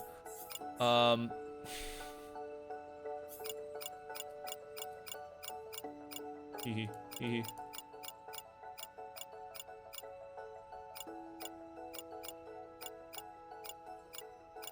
Is there like, can I just give you like a drone helmet? No.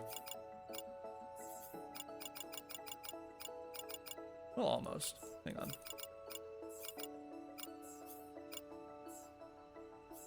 You know? You can still kind of see their face, and I guess, you know, like it would make sense. Oh, you could put fucking overlays? This is cool. I like this.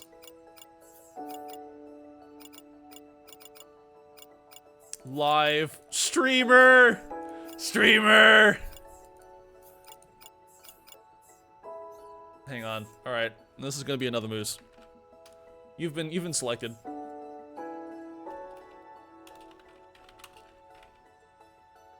AKA moose. They them. Build? Do I get builds? What the hell? Oh, it like changes up your like neck thickness. Okay, sure. Now let's take off the helmet. We now need to actually create a moose. Take the helmet off. Yeah, there we go. Oh jeez. It's like a, this is like a flesh person though. Call sign Moosey. Moosey. Oh, like changes their nose width.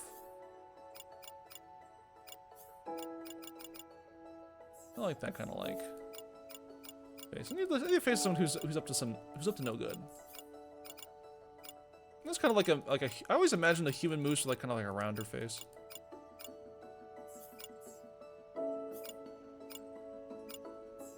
Like that, yeah. Eyebrows. Sure. Skin tone, that's fine. Hair color, brown. These aren't very brown. I guess that.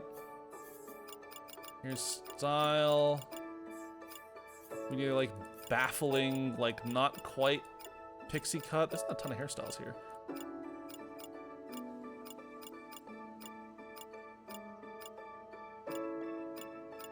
I guess hair 2 is as close as we're gonna get. Make that a little darker though.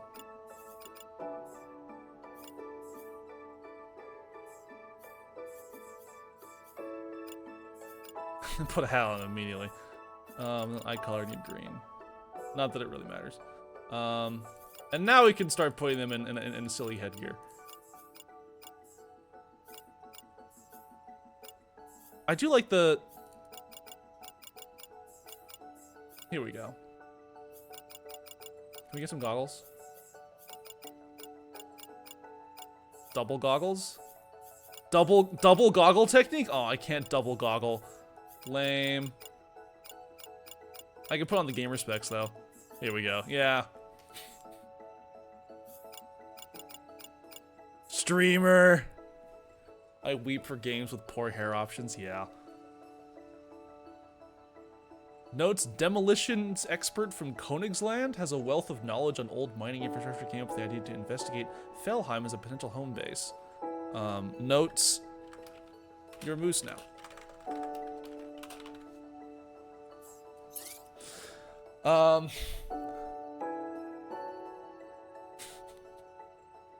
And for everyone else that we have to drag in unconscious from the field, they will get to be moose now too.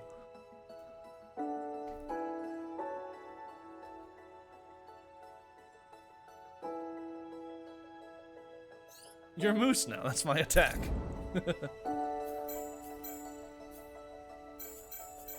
Alright. That's about everything. I like this scene of just like, you have this truck parked out here, and it's just kind of out in the field. I think that's like the tone of the game. Very much. Mech in the starlight, yeah. It kind of reminds me of Lancer, you know, like, cause you fight a lot in like the wilderness, out in the, like, you have like the juxtaposition of like these industrial fighting machines out in the natural world. You know what's crazy, Moose? You didn't used to be Moose, but now you are them completely. You even have their memories. That's true. Yeah, no, when you're Moose, you're Moose. And Moose doesn't remember being anyone else. As far as Moose is concerned, they came into existence fully formed in 2018. And that's true for you now too, because you're Moose. And I'm gonna like keep it up. Every pilot that gets knocked out, they come back and they're Moose now. That's the price of being revived. You get to be Moose.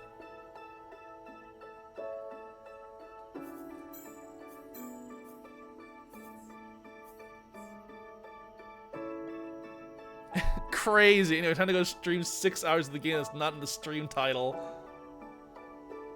That happened once, okay? That happened once, and it was because we had Dev in chat.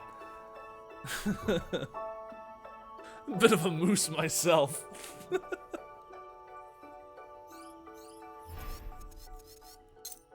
Speaking of, let's save this and put out the desktop. Brace yourselves, because hang on. No, brace yourself because Ari's a mouse plush again. I'm not Moose. You're not Moose. That's true. Well, Moose is a plushie sometimes, and now you're in hell. Now you're in hell with Hideo Kojima confirmed for a I've retweet. defeated the accusations. You have beaten the moose accusations. Congratulations. Hang on. We are going back to Settle Moon. And I'm changing the category again. Because I'm a good streamer. That's right, baby.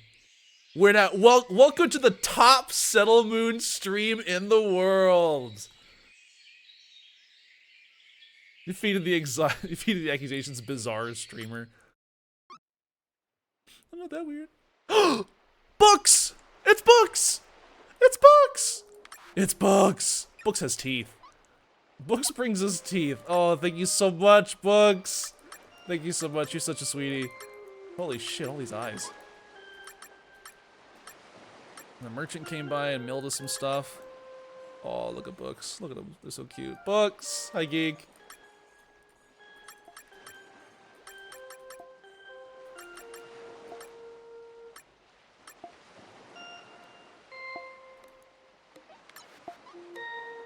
Books.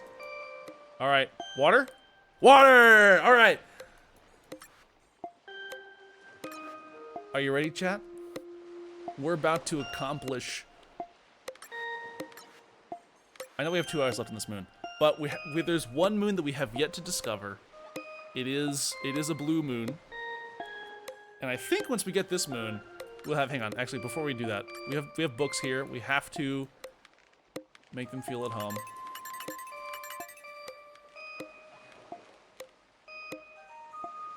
Which means... No! We still don't have enough screws! We can't build the Artemis! Oh no! I'm sorry, Books. We have the cockpit. You can sit in the cockpit. We just need the wing. Where did Books... Did they already leave? No, they're right there. Okay. We just have a big town. We have Books! Okay. I know this moon's super cute, but I'm so excited to see what this last moon is. So let's go on a little adventure, chat. Because we've completed all the bosses. We've got pretty much every item that this tree needs except for it's calling out, it's begging, it wants the water moon item. We have to give it to it. So let's go. Astronomer. Anniversary hat given to everyone once a year. Only one version was made. Found after witnessing every event. 1998, baby! Woo! I was 1 year old. This is retro. Year of the Gamer!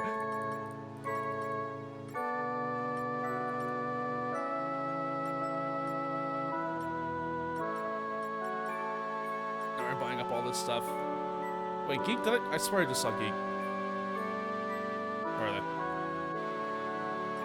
I might have hallucinated a person. I think I did.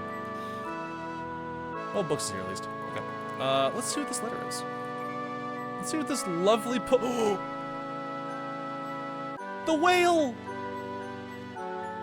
It's an ice moon. It's a nice moon. Look at that. With the Aurora Borealis. This time of year, in this part of the game, localized entirely within the skybox. Look at that. Wow. Oh, that's like a... Oh, it's like a giant shooting star. Or a comet, I suppose. Meow. These thieves just teleporting in front of me is so funny.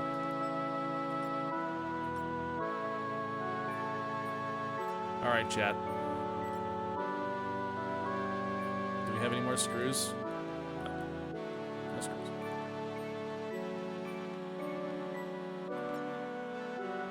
It's time to give the tree what it's been asking for this whole time.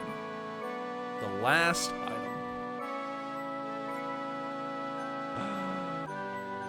Up. Yeah. Did I take it? There it goes. All right, that's it. That's Settlement. We did it.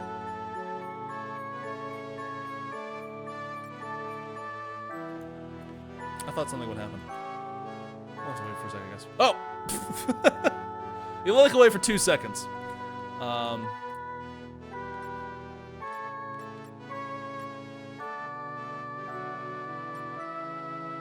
That's a big ass cocoon. Actually, wait a second. Big boy. Cause like the moths come out of these like bushy looking things. But this is not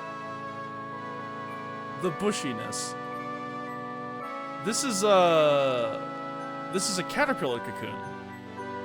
You know, the kind of caterpillars that grow up into butterflies.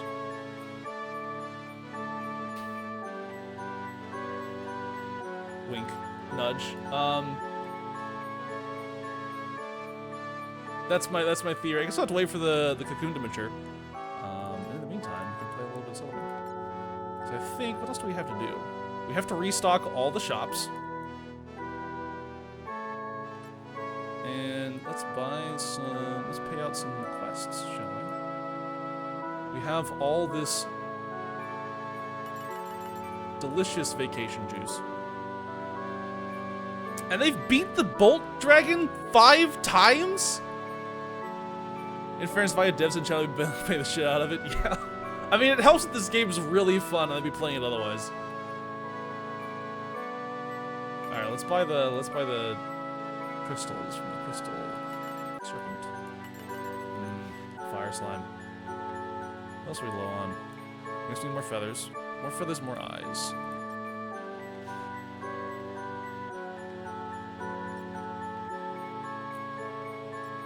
Oh yeah, and more these starfish things.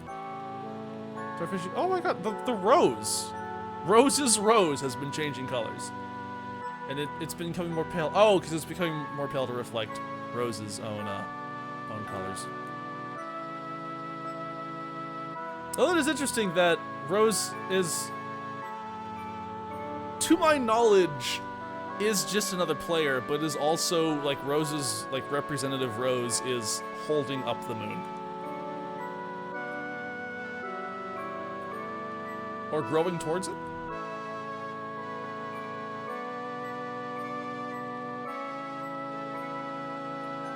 Which probably has something to say with the relationship between Rose and Luna, the dev moth.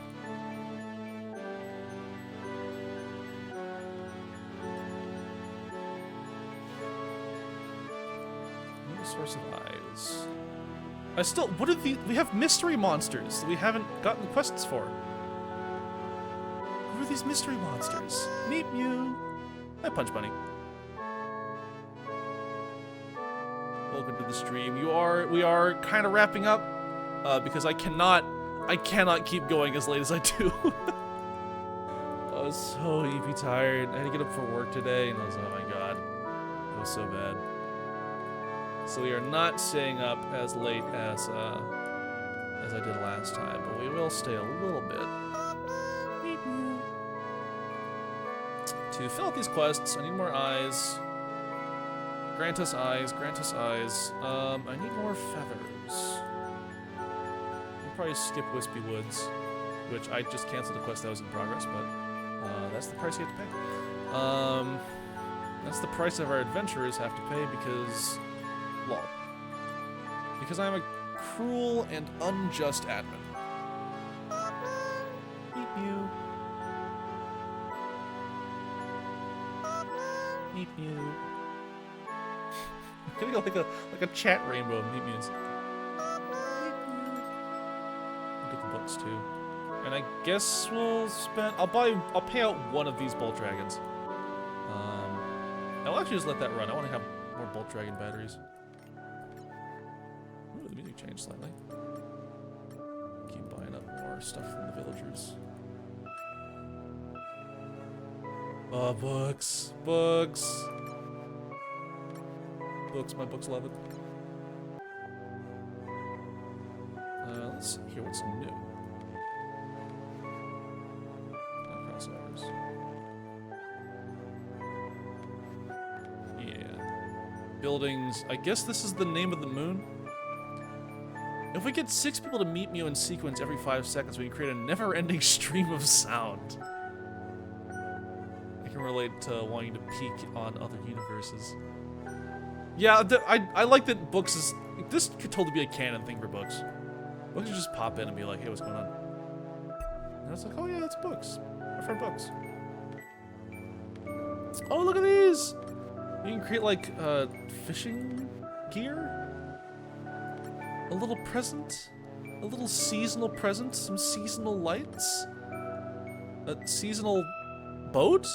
A 3-dimensional boat? You just stick it anywhere? At least it doesn't give stats. If this gave stats...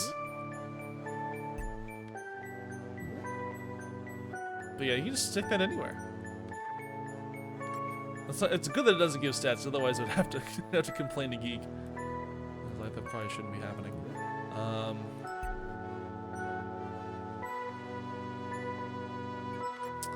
I do... Fishing is a crucial part of winter holidays. This is not. I do want to see what the special winter shop is, because we had the we had the prehistoric shop that gave like prehistoric clothing items. I love this little like bunny snowman. And oh, that's a good dragon. I like that dragon a lot. You can just build it. Like, can you build him anywhere? No. There's no castles. Look at this fucking dragon. Look at this. Oh, he's a big dragon. That's why. The dragon's bigger than these totems. It's a big old dragon.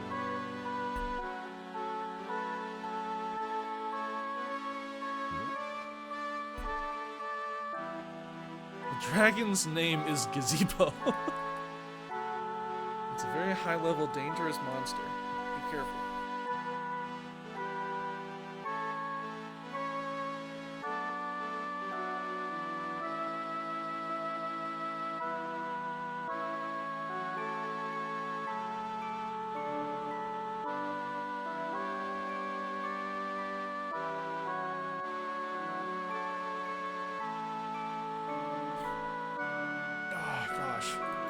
What do we do? Because I want to like have a spot to try out the seasonal houses or the seasonal shops, but I also don't want to get rid of any of the guild halls, you know?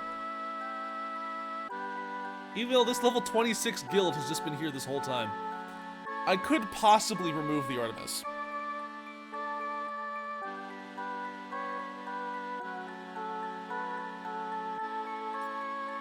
But then where would books stay?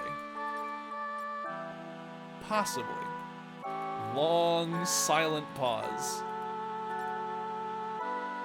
What's with the big pause? Well, I was born with it, you see.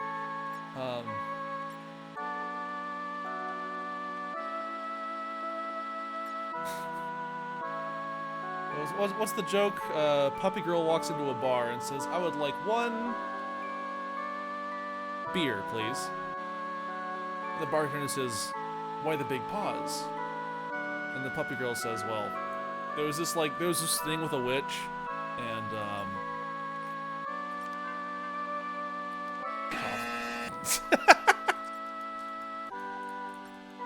You hate me and my TF jokes.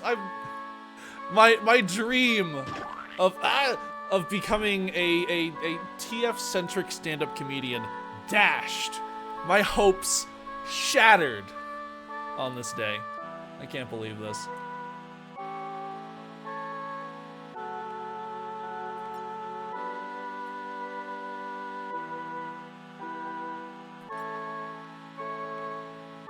Anyone taking on... Oh, we're still scouting out that mission. Do we have any screw-bearing missions? No. It's a good thing Unbizarro Moose is only emboldened. That's true, yeah. If I am Bizarro Moose and I'm doing anything that Moose doesn't,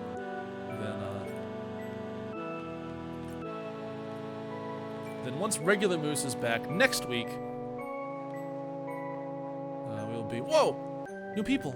Rose! Hi, Rose. Slime Merchant, thank you.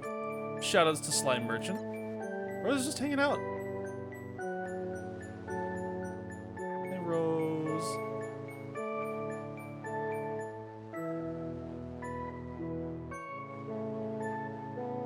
Rose, should I give you some privacy? You wanna talk to Luna? I know you had a bit of a falling out.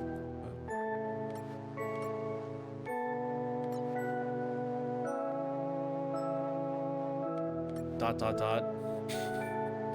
You have something you'd like to not say, Esper? Do you have something you wouldn't like to share with the class?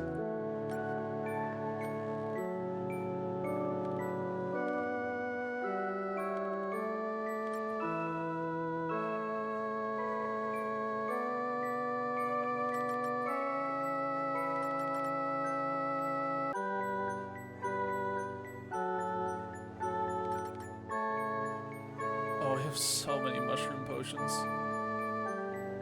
Nobody's buying mushroom gear anymore.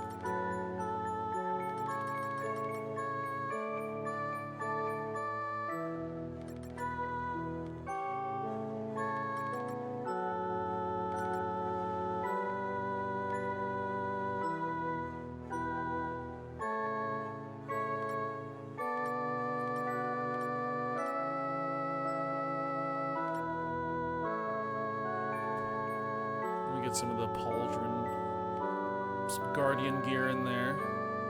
I just find it funny that, like, sometimes you'll have these items where, like, they get 4 wands out of this item and everyone else gets 1. You get 1 sword, 1 dagger or sickle, 10 arrows, which I guess makes sense, 1 gun, 1 staff. But shepherds, and these aren't shepherds, the witches get 4 wands. So, well, because they use books and orbs, and all the magic users use books and orbs, and then witches also get the ones that are worth like way more though. Yeah, that's true. This is like 2,000 versus 500. Yeah, so it's the same amount of money. But still, it's like I want to make sure that all of my adventurers have all the gear they need. Rose looks so scrungly down there. Is Rose just pondering the cocoon? I'd ponder a cocoon. I'm pondering that cocoon quite a bit, actually. Oh, there's Geek. Hi, Geek.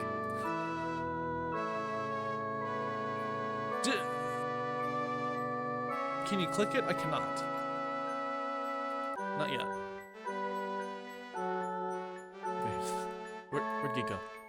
We lost him. Oh, there he is.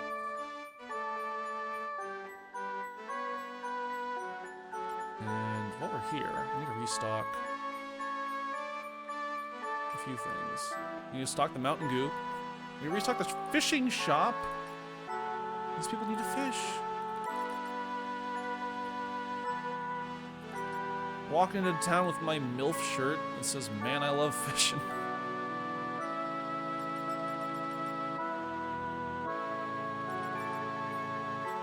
Wait, okay, well.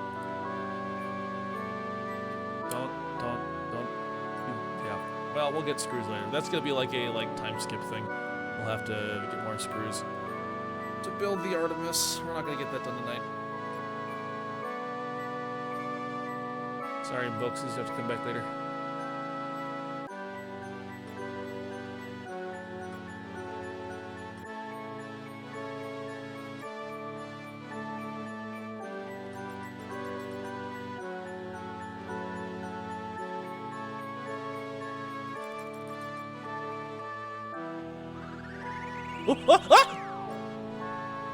Hi everyone. I am not the IKEA Crux brand LED work lamp white. I am the LED work lamp darkness. I love evil. I love committing it. Actually, no, I keep confusing myself with an evil moose. We know what evil moose is like, because evil moose is just regular moose.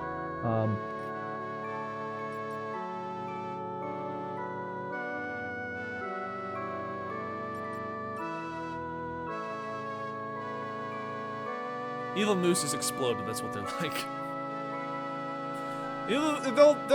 We'll find someone else to turn back into evil moose. You know, like later.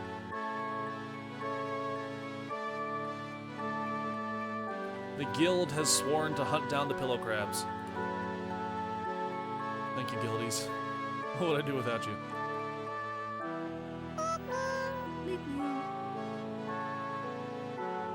I was wondering, I always see Geek playing the keyboard, but I think he's playing a trumpet.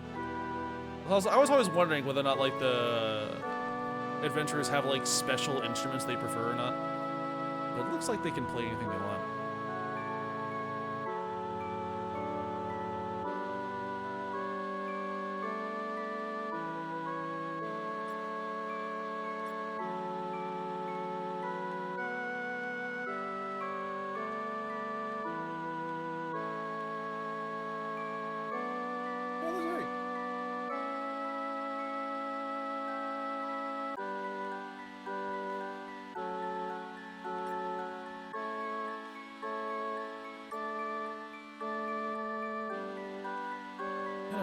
Maybe it doesn't update.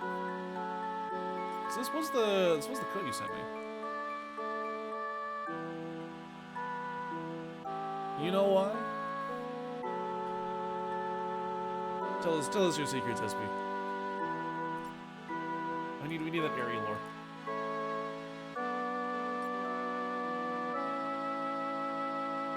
Came into town and bought the horn from the prehistoric shop. Oh. Oh, is that how that works? Oh, they're cosmetics.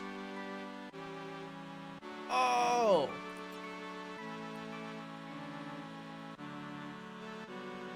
That's what that means.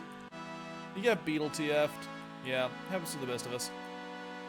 Actually, now that I know that they TF people, hang on. Now I feel less bad about... We'll put the Artemis away until we can actually assemble it properly. Because I want to build cosmetic shops.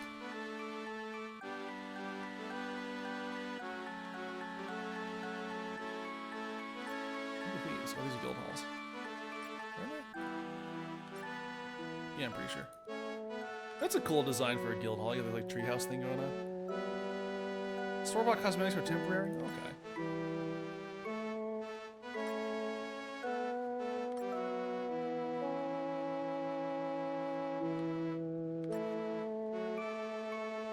We'll use moon-specific items to build them. Right, so we have 3 mushroom guild halls. I'm thinking like we probably could use other guild halls, you know? But do I want to evict the oldest guild in town? At this point, it's kind of a novelty having a level 26 guild that just kind of like comes out and beats stuff up, like way above their level. But these other two, I mean...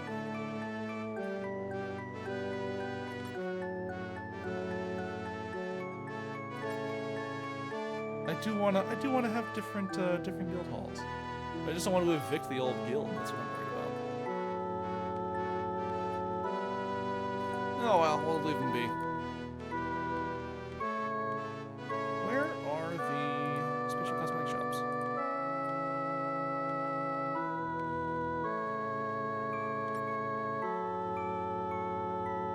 Huh, that's a funny building. The funny pumpkin. Okay, so there's one cosmetic shop. I don't think we can fit 2 here, which is a shame. Oh, Rose has a special icon. They got a crown. I don't know what that means. Yeah, there's the prehistoric shop. And then we have one of the shooting star shop. And we have we have the shrimp shop. Shrimp shop.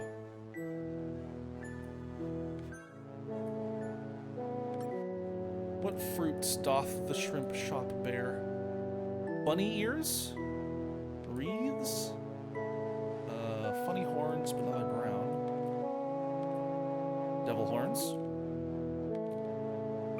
And green tunics. Yeah, earsies. They cost eyes.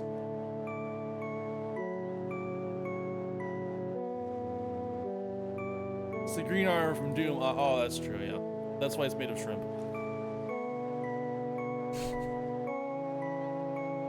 Doom guy is fighting through hell to reach shrimp heaven. That's the lore. We all know this.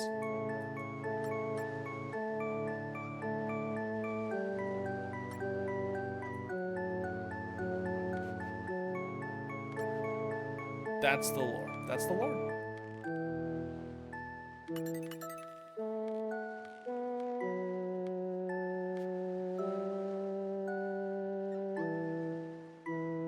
Okay, we have this.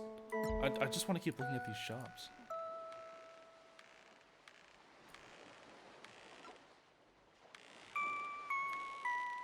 And listening to the clink clink clink sound.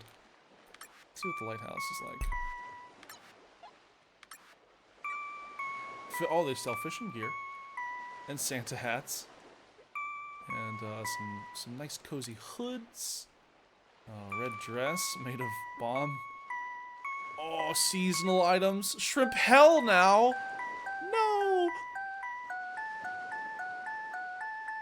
Yeah, I like scrolling through the building menu just because it gets higher and higher and higher as you go forward. It's a cute little detail. Unfortunately, this is not seasonally appropriate attire. So, banished forever.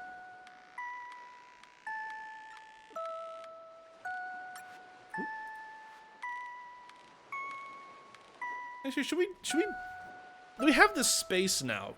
Maybe we should put something together for Rose. I feel like Rose needs somewhere to hang out. Now Rose can sit down.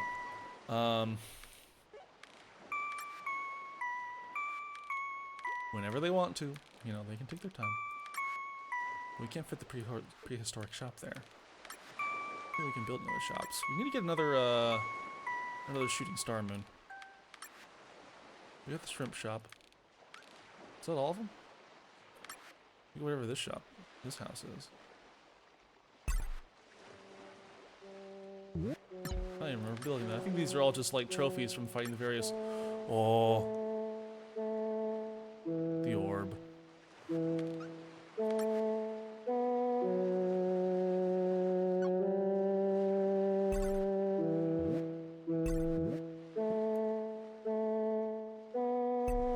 that where you found it.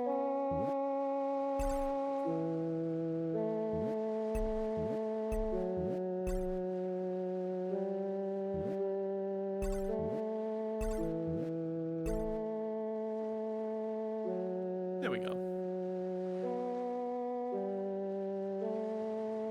Okay, but out of season seasonal TFs are really fun though. They are really fun because you also get to play around with the like, oh ho ho, you can't turn back until the season rolls back around, which won't be for at least a few months. So you're stuck as a reindeer or a plastic, you know, lawn decoration or something.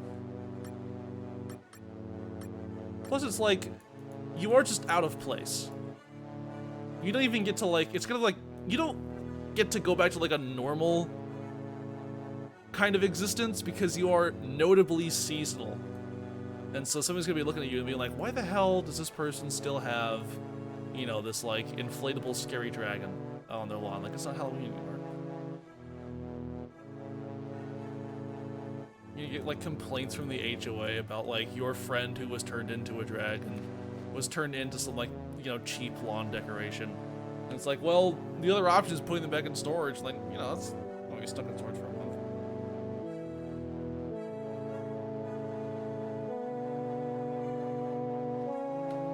Yeah, right? It's like, come on. Keeping them past New Year's is one thing, but like, Noel holiday. True. I need to add a correct sound effect. We have it incorrect.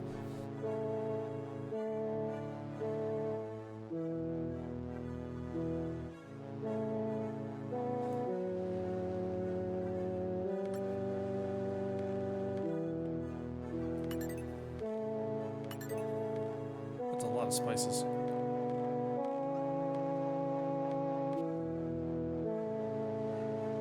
Okay, so we have a nice little spot for Rose now. They can rest.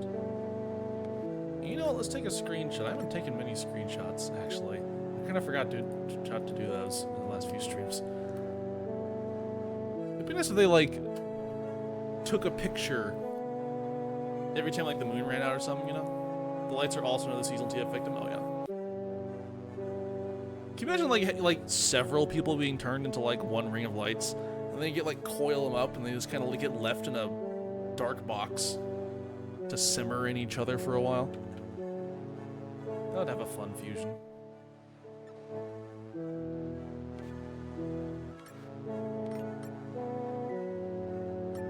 Someone talking about toilet paper?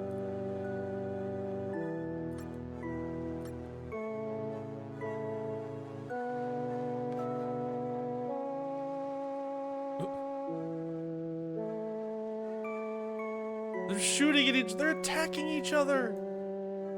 Violence and killing on planet Earth. It's a very normal thought to have. Oh, good. I'm glad. I'd hate to have abnormal thoughts.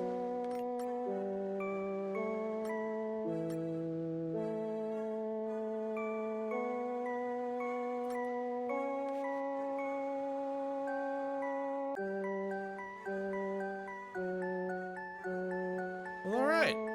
We've completed the tree. Rose is here to bear witness to whatever the hell's about to come out of this thing. And it is getting a little late now. Mom, the white mages are spamming holy in the town square again. Mom!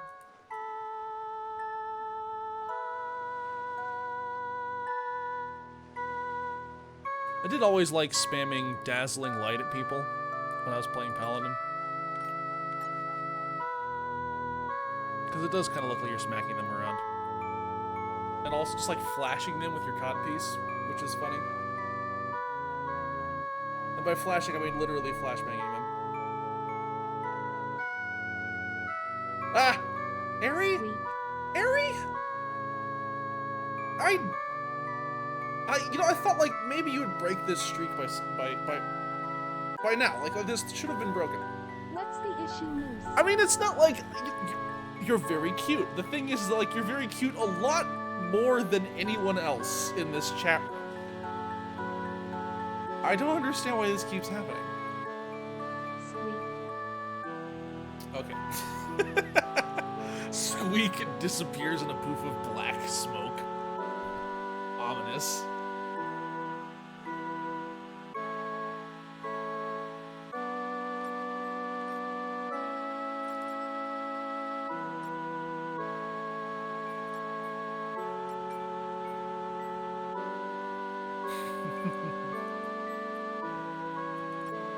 Oh, Geek's singing us a little song.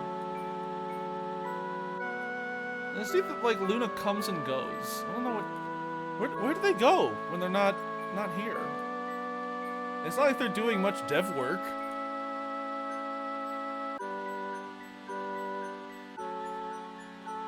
Strong side eye, cough cough.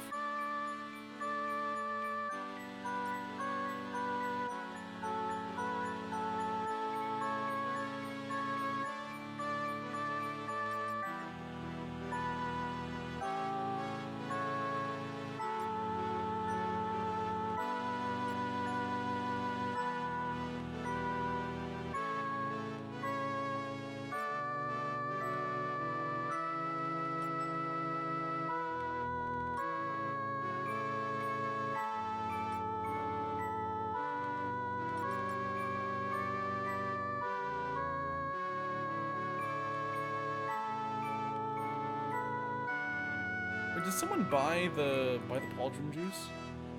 No one's bought the pauldron juice. The pauldron juice is worth 1 coin, has no effects, and is frankly a total waste of an extremely high level item. But it's also very funny.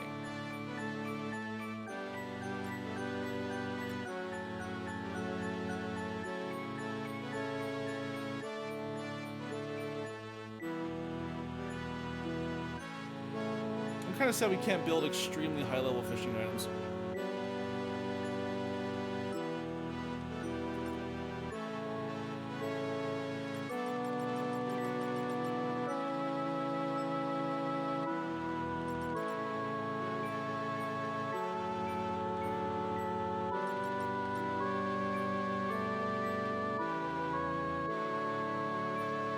looking back at town progress screenshots, I'd like that I have exactly 10. That's very symmetrical.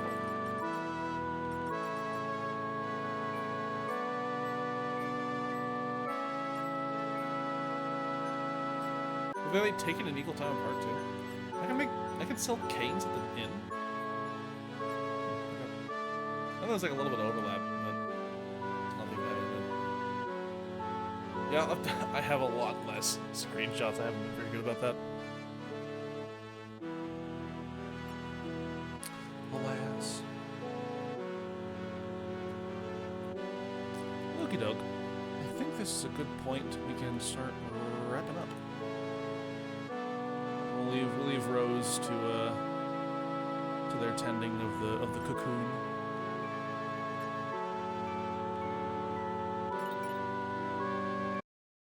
And I'm gonna send you all to hell. Welcome to hell.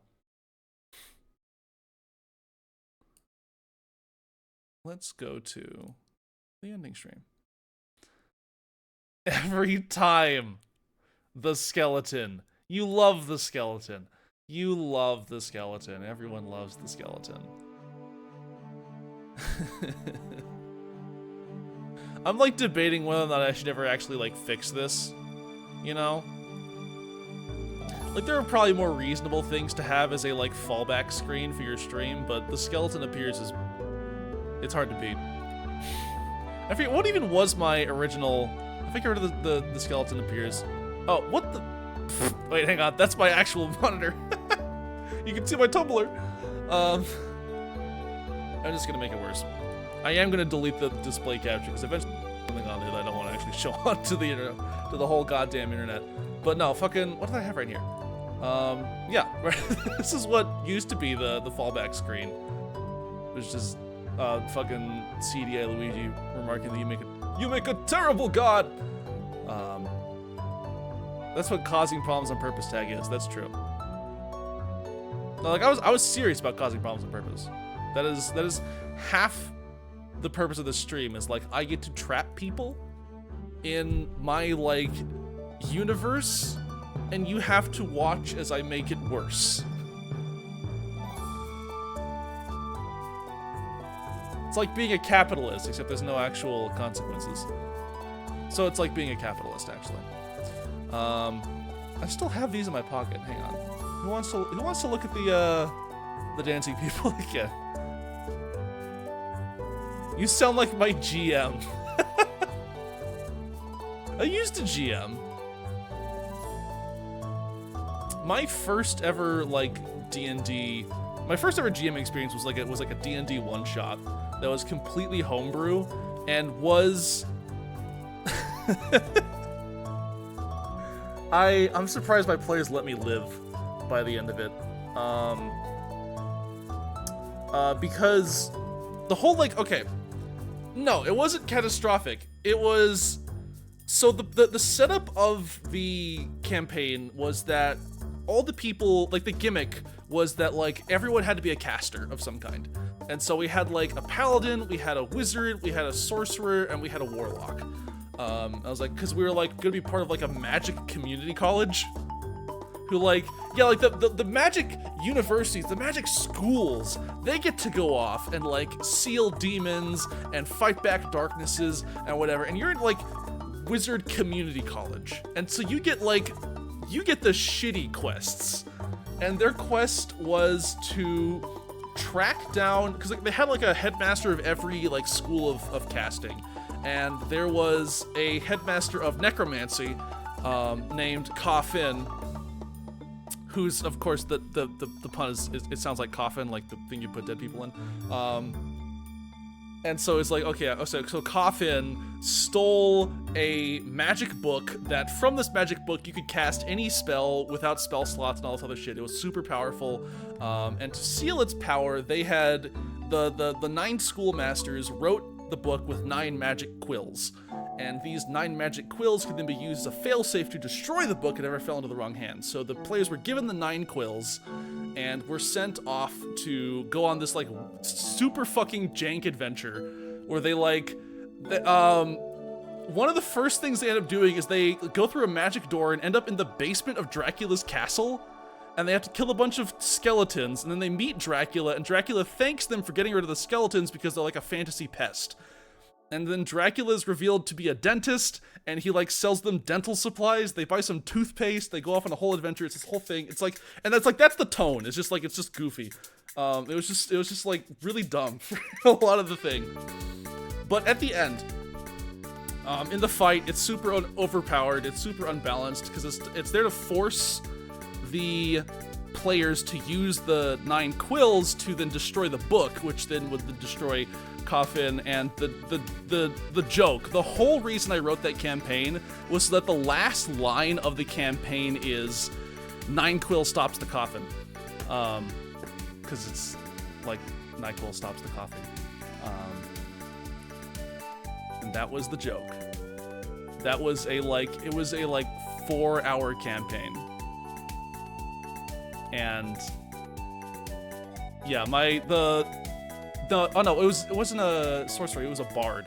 The bard player like jumped out of his seat and charged me when I like revealed that joke. It was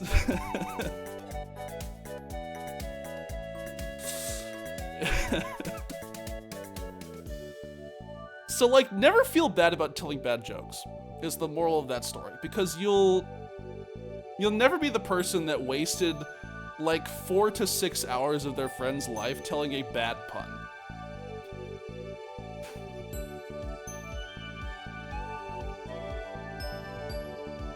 It's also important to note that Dracula and his gay lover show up later on. They let me DM again. There was another one shot where it was mostly focused on like vampire drama, which was like a fun one. So the game run them. Honestly, it's super fun. And like, despite the stupid joke, it was fun. The players had fun. I think they had fun. I don't remember this part of Sunshine Industries. Oh right, I forget they put Dracula in Sunshine Industries. Isn't it like the joke is that like everyone knows Dracula? Like everyone knows Dracula. Dracula's like everybody's friend. Everyone's just like, oh, what's up, Dracula? Isn't that like how that played out?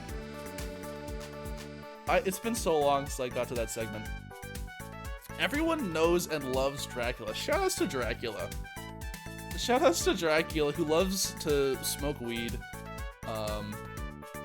Wait, no, does he smoke weed? Is that a Space Funeral? I need to play Space Funeral again. If you've never played Space Funeral, please play Space Funeral. That's a very good, completely other kind of game, but such a good game. Another one he said, I'm Dracula from the famous Bram Stoker nonfiction novels. Play is a strong word for Space Funeral. It is a game. It's interactive fiction. You know, that's like a game. Sort of. But yet, maybe it's more like Space Funeral like happens to you. Like you're kind of helpless. Space Funeral will just kind of like, it occurs. And you're right in the middle of it. And then at the end, you're like, what the? You just like, you are changed. And you've been introduced to a lot of really good old like BBC radio music. I still have a playlist tucked away somewhere with it. I should put that in my like pre-stream playlist. That'd be a good addition. Speaking of playlists, where the hell did the music stop?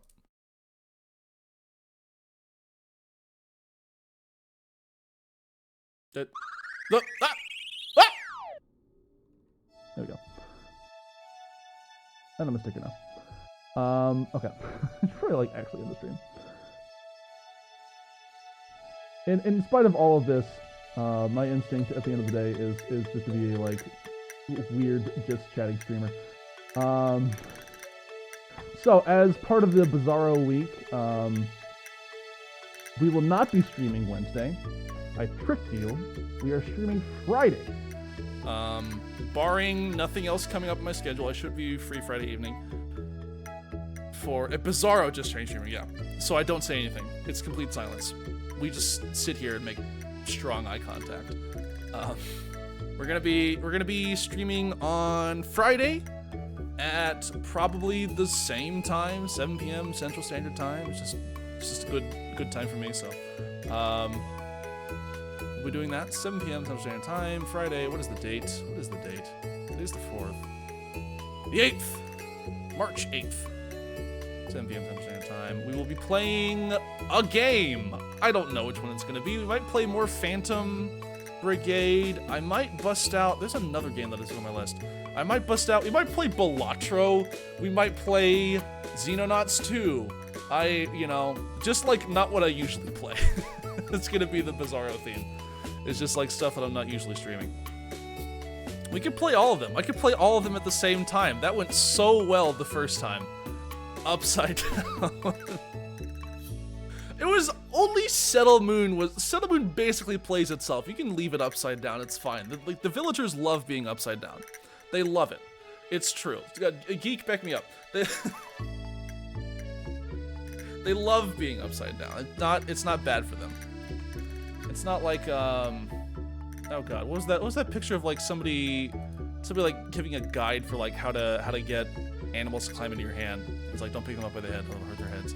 Anyway, they're not like that. Adventurers are great. They love being upside down. Don't shake them! No! Where's the two? I deleted the trampoline. I don't have the trampoline. No. The adventurers, no! It's very cool and healthy to be upside down. Yeah, see? This gives them brain damage. No! They love it, actually. They love brain damage. I'm Bizarro Moose, and I endorse brain damage.